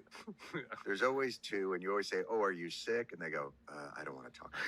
And then you have to. If I wear a mask and somebody says, "Oh, are you sick?" and I say no, and that's the point. Congratulations, guys. Your conformity certificates and punching down trophies are in the mail. Thanks for doing your part to prop up the ruling class and for shitting on people who aren't harming you. But I guess they're different than you, so you gotta shit on them. Thanks, guys. Hey. And that's another one of like the frustrating things about this is, how does my wearing a mask, or how does anyone's choice to wear a mask matter to anyone else? Like, for all the anti-maskers out there, why does my wearing a mask bother you? Why is it any business of yours? How is it harming you as an anti-masker that somebody is wearing a mask? Why are you attacking them? Why do you care? And this kind of reminds me too of back when Jon Stewart was like, we need to give Donald Trump the benefit of the doubt, blah, blah, blah, blah, blah. And then he did get a lot of backlash from the left, being like, are you fucking kidding us? He's a fascist. And John later had to eat crow, I think is the term, where he had to admit, nope, you guys were right. It feels like this is one of the things where he's just very offhandedly like, oh, masks this, mask that. But this person puts it in a very good context for someone like John. So if John is listening to people, and I hope he is, he might realize the impact that his joking around, his statements have on very, very vulnerable people. Because part of the reason why, as this person explains, it hits so hard is John actually seems like the type of person who would care about the health of others. So Dr. Sean Mullen says, turns out Never Forget has a surprisingly short shelf life. I've long respected Jon Stewart deeply, especially the way he fought for firefighters and first responders after 9/11 when everyone else wanted to move on, look away, and pretend the damage was over. He understood something then that he seems to be missing now. The worst harms often show up later. And we are seeing some of that now. Just the anti-vax crowd in general and the cause, like the spread of measles and stuff, that is a harm that's showing up later. But I was reading something about how a lot of teenagers are getting like the flu and getting sick, but they're not getting fevers. And a lot of people aren't connecting the fact that that means that their immune system has gone to shit.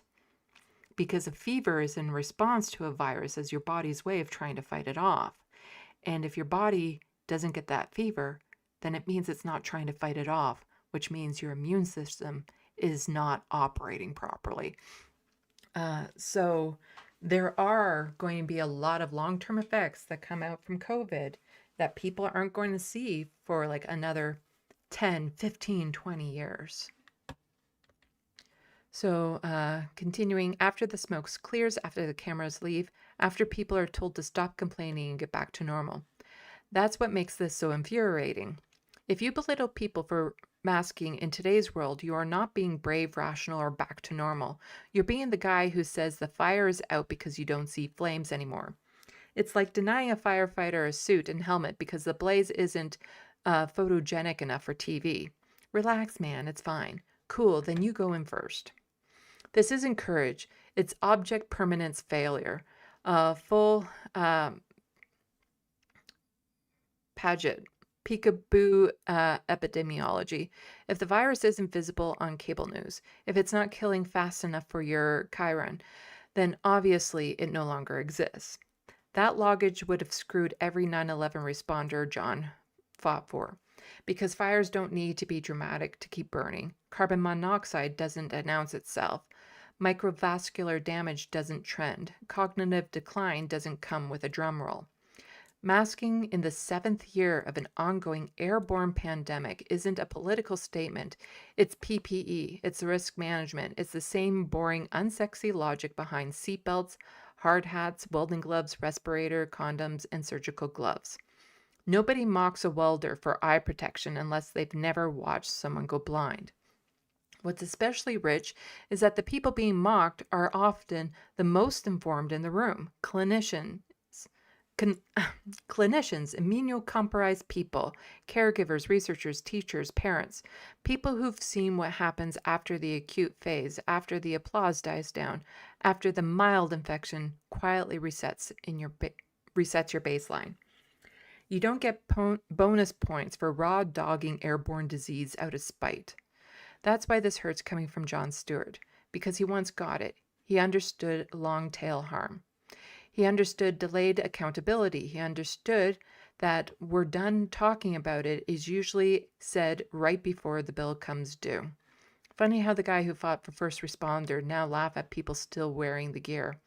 And my dude, the fire didn't go out. We just stopped filming it. Just felt that was a really, really good statement. Oh, haven't liked that one yet. It really sums it up nicely.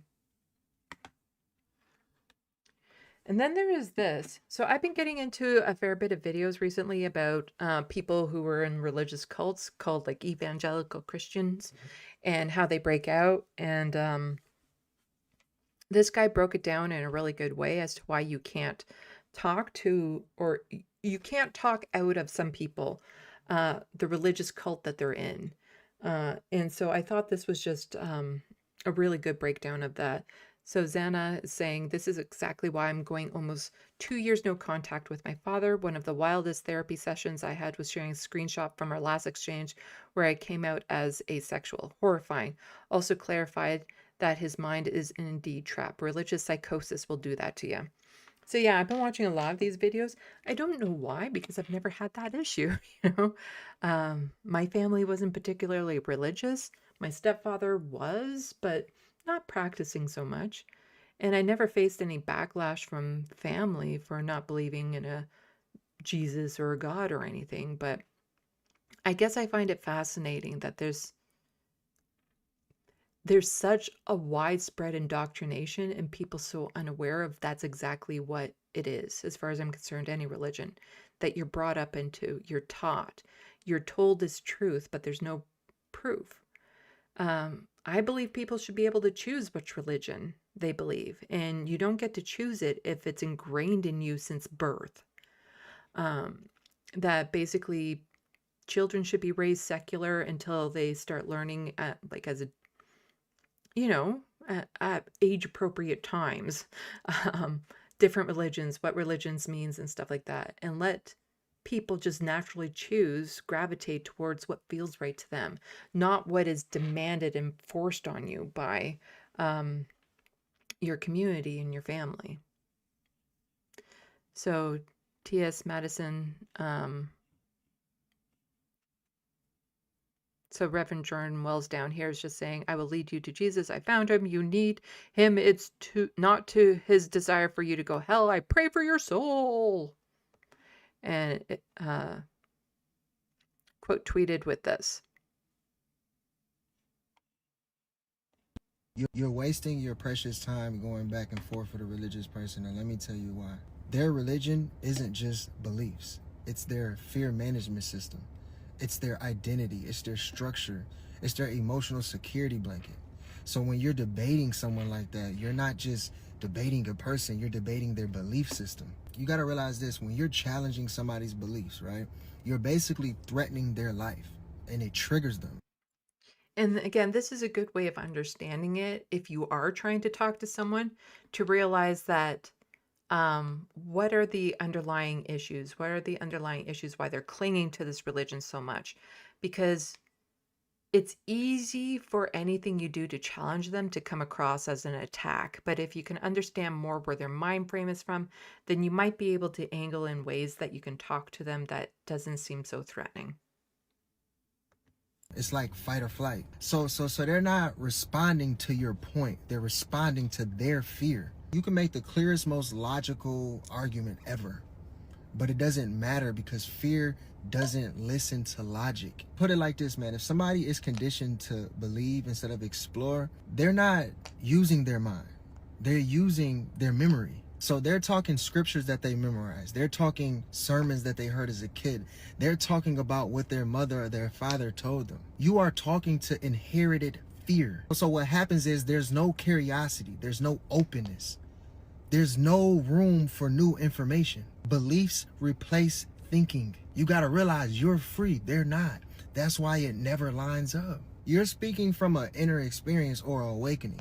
They're speaking from rules, commandments, expectations. Your awareness is fluid. Their belief is fixed. You've already passed the level that they're fighting to protect. So arguing with somebody in an old programming is like trying to convince your old self. Like you're speaking from a chapter that they just haven't reached yet. Understand this, truth is loud to people who are ready, but truth is threatening to people who aren't. So when somebody is religious, they don't hear your ideals. You want to know what they hear? They hear you're losing your connection to God. You're going to hell, right? So that's terrifying to them. They're going to end up shutting down, attacking, or deflecting. And please understand, it's not because of you. It's because of the fear that they're trapped in. So don't argue. When you argue, your energy drops. But when you stay true and grounded in your truth, your energy rises. You don't have to convince, convert, none of that shit. It's not necessary. You got people like me who gonna put themselves on the line. I'll take that. I'll take what they dishing out. I ain't tripping. I already prepared myself for this. I already knew this was coming. They need your energy more than you need theirs. And guess what? They don't like that. Hey, fool boy. They don't like that. Fool boy. Oh, shit. Okay. There we go. Whew. So that's all the main dockets. And then just the past couple days, I saved a whole bunch of links to fox hunting. And so I have a docket about that because since I've been getting more into like some UK politics and channels, my algorithms change. And so fox hunting was all over it the past couple days because I guess Boxing Day is when it happens. And I knew it was like a yearly thing, an annual thing. I didn't really realize that it was still ongoing because it's a pretty horrific thing. So let me know in the SandBox if you're up for it because I've already been at this for 5 hours. And this would easily change it into like a 6-hour-long live stream. So let me know how you're feeling, if you're up for it. It's not a ton of stuff. It's mostly like a bunch of quick clips that we'd be going through after talking about the Wikipedia page and stuff. And I guess Labour in the UK is being attacked for actually doing something good by saying maybe we shouldn't be doing this.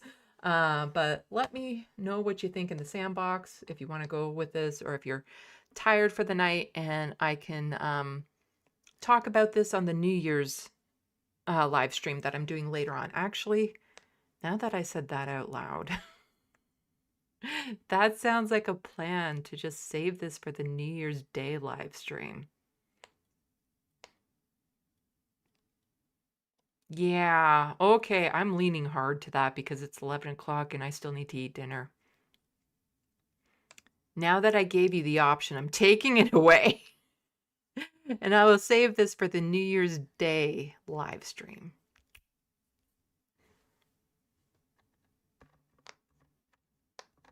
Which would be earlier in the day too. But let's check the SandBox, see how people are doing. Because I'm tired.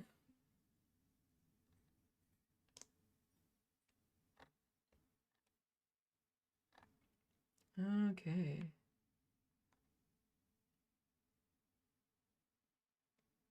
Carrie, I have to have a surgery in the spring to fix my heart. Scary stuff. I guess I'm too faded. I missed that, LOL. Oh, well, I hope the surgery goes well. Etchbox. Oh my god, the voice inflection is wonderful. Which one? Gotta be specific in these things. It's like I'm grading essays in the SandBox, and it's like, be specific, quote, cite the source. So I know where I'm landing. Because I don't know where it's necessarily what the context is when I go back. Because are you talking about my voice inflection or a voice inflection that we saw? And were you just talking about my valley voice that I tend to do, or another voice that I attempted to do?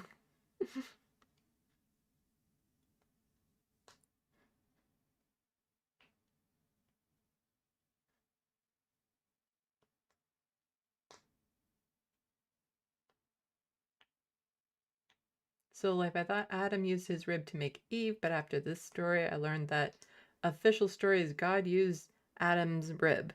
I think the Lilith story might have mixed me up, huh? No, God used a rib from Adam to make Eve, which proves God intended for people to be transgender. Because he took that rib from that biological male and made it into a woman. So that proves it's possible for a man to become a woman.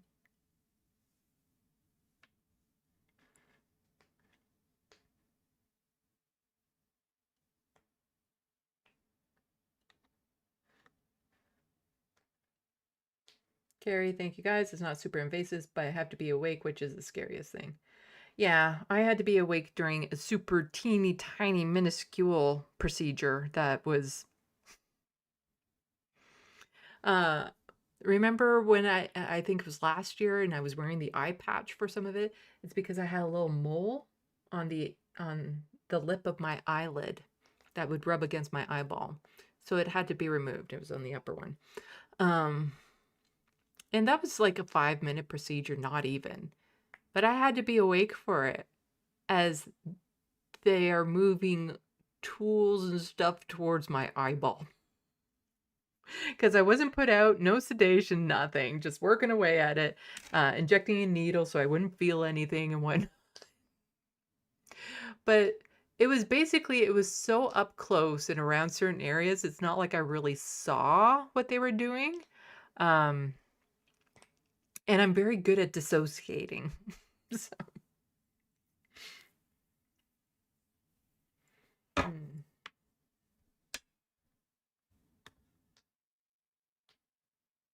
So, Life, I think this is an effort of the right to force their ignorant through a higher education, similar to how gay wedding cake was an invented issue. Yeah, the right wing doesn't want an educated population because an educated population, generally speaking, isn't right wing unless they're the ones running the institutions.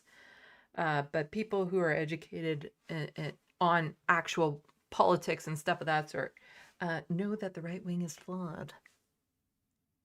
Fine, come on. Oh.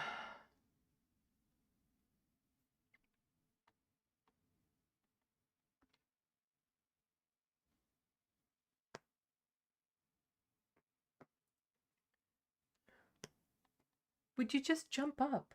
Come on. There we go.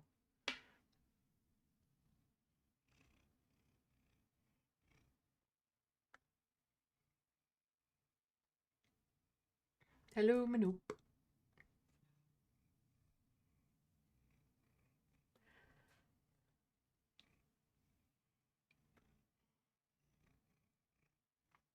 Manope, Jet, I agree. I just came into this, so I'm not sure that's who Sandy was talking about, but I know he's complained of his photo being used in anti-trans ad. Oh, I have to back up to know what we're talking about. Jammies, a fun creator. Is that who we're talking about?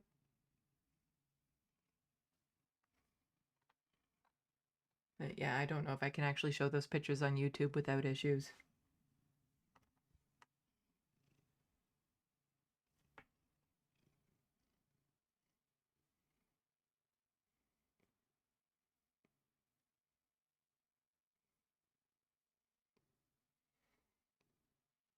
Nope, saying Jet, yes, it is specifically post-op chest pics, yeah.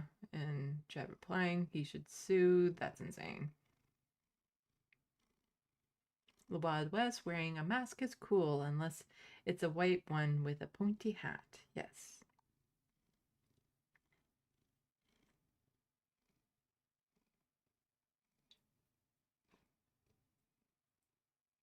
I wish I could afford the better masks, but it's just surgical masks that I'm wearing, but I make sure to like pinch the nose and that it's fitted properly and stuff when I go in. N95 masks are a little pricey. And also they can come in handy in the summer when there's a lot of wildfire smoke in the air.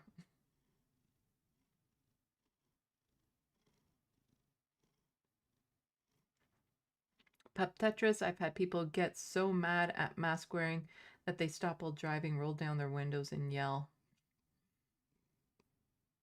Some people just, why? Why? Is it any business? The Wild West, I got weird looks when I was wearing one for wildfire smoke. Yeah, I've been wearing them, it used to be that there were still a handful of people wearing them and whatnot, and now it's just like a couple people here and there that are still wearing them. I haven't gotten any pushback for wearing a mask in my area. Maybe it's because I look scary. I don't know. But nobody has been like, oh, would you mind taking that off or anything while I'm talking to them? The only time that I had that happen was with my family doctor a while ago, where she's like, oh, you don't need that here. And then she got sick with COVID. Not for me, but from someone else. I don't have her as a doctor anymore. And the doctor I go to now wears a mask. That was one of the things that I liked when I went in to check out this new family doctor was I noticed that he was wearing a mask. I'm like, okay, I like that. I like that.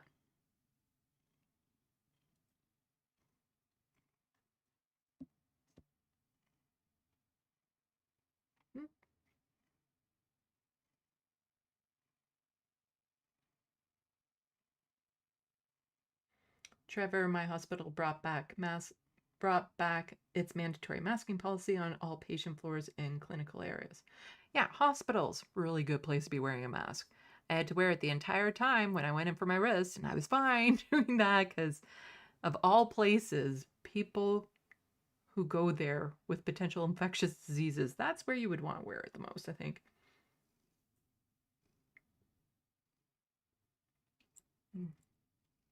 Pep I mean, I was walking, they stopped their car to tell me wearing a mask. They do it, be queer too, though.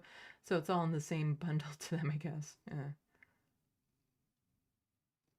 But no, my brother went to the Grand Canyon with his family during COVID and remember seeing someone wear a mask by themselves and told me about how dumb they looked.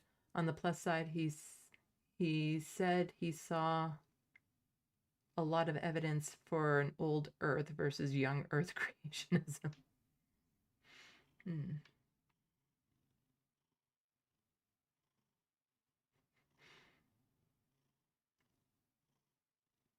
Yeah, poor boxes. It was the Valley Girl. People like the Valley Girl voice that I do. Okay, okay.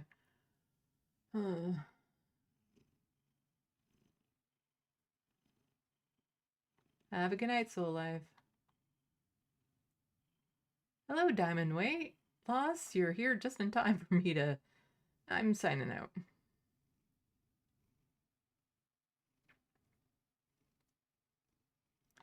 Okay, so I will talk about the fox hunting during my New Year's Day live stream because I will be doing a New Year's Day live stream. And I will be on this space Wednesday. Well, I won't be. Minuet will be. And I don't know if me or Minuet will be doing a live stream for the countdown New Year's Eve or not. Or if I might be somewhere social with actual humans. So we'll see. But yeah, I'm hoping this week that I can get a lot of work done on the TYT essay now that a lot of my regular program isn't around to distract me. And then hopefully what happens is that I get so into the essay and then I can feel like, oh, it's actually getting going and it's getting close to getting done, that I get a little bit obsessive with it, a little bit, ADHD with it, and that I can't focus on anything else until it's done. I hope to get into that category with it. Because my God, it's been over a year and some of the things that I've had to change and update and add. Oh, right. That reminds me that I saw Anna on some Novera videos I just watched because I learned that she was on them. I have to clip some segments for that are potentially going to be used. So I have like hundreds of clips. Not all of them are going to be used. So we'll see how that goes. But yeah, I'm just looking forward to getting it done. Looney Tunes, are you showing up just for me to sign off? Kitty cat, Superman pose. Like big outstretched.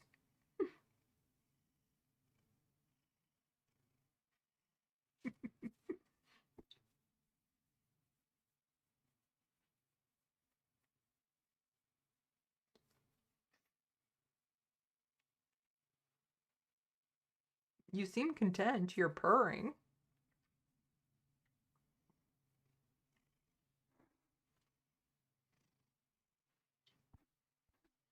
This cat has been such a pain in the ass lately. Oh. Looney Tunes, sometime next year is when the TYT video will be released. It all depends on how long it takes me to finish the first initial script. And then once that initial script is done, I can give you a timeline. It's just the initial script that's the hardest part. But then when it comes to editing it, reviewing it, making the content, because it's not just the video script part that I have to film. I'm also making ads for my channel to be inserted in it. Plus, I want to make like a couple little trailers for the video to try to get some hype up for it before it gets premiered type stuff. So a lot of work still has to go into it. But once the initial script is done, I would say it would only take a month after that. So we're probably looking sometime in February, if I can get it done quickly. But I would say once the initial script is done, between editing, filming, and things of that sort, as long as, again, that I focus and I dedicate to it, it'd be a month after that.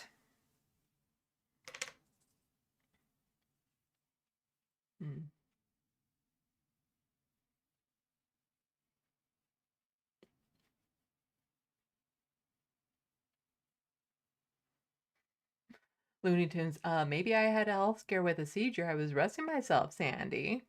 Fine. If you're going to be like that, I won't wish you better. I hope you're better.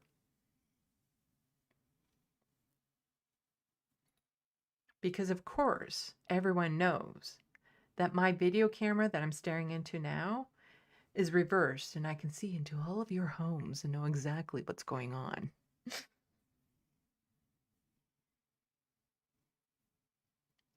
That would be creepy as fuck.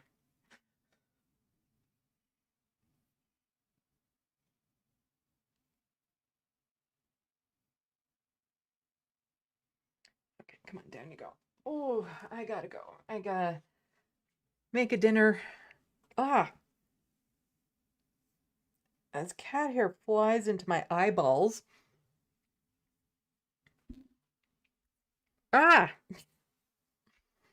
Oh, it's been a day. It's been a week. It's been a year. It's been a year. So I have an idea as to what I'll be covering on the on my appearance of this space, if it's me, or, well, I'll be minuet for this space.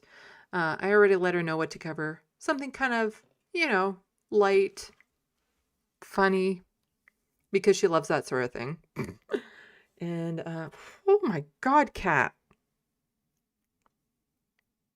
It is like all over my face.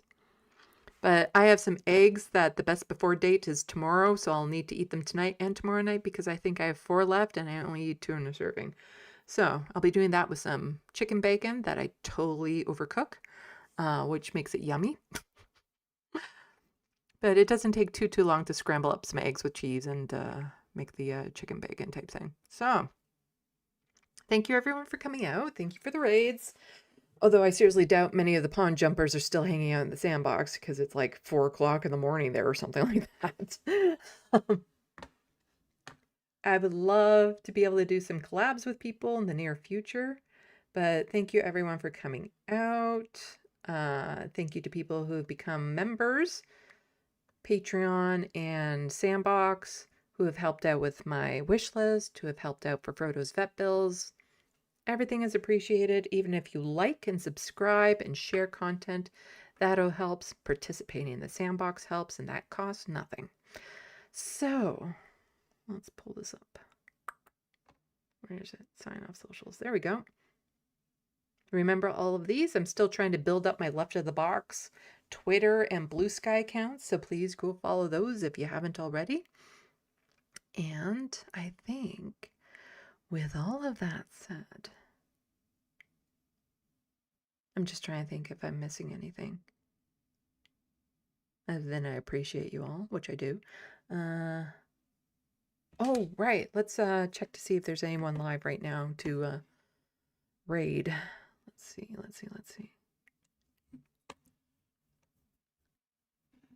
Somebody that I'm familiar with.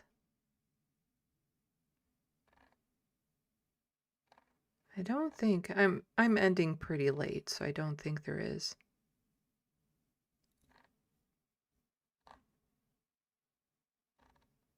No, I don't think there's anyone to raid. Okay.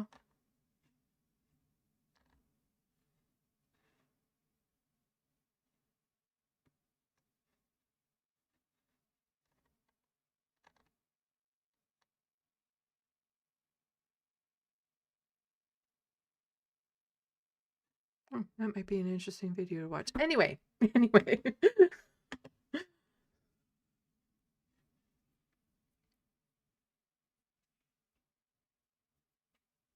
Yes, I did thank the mods, right? Right.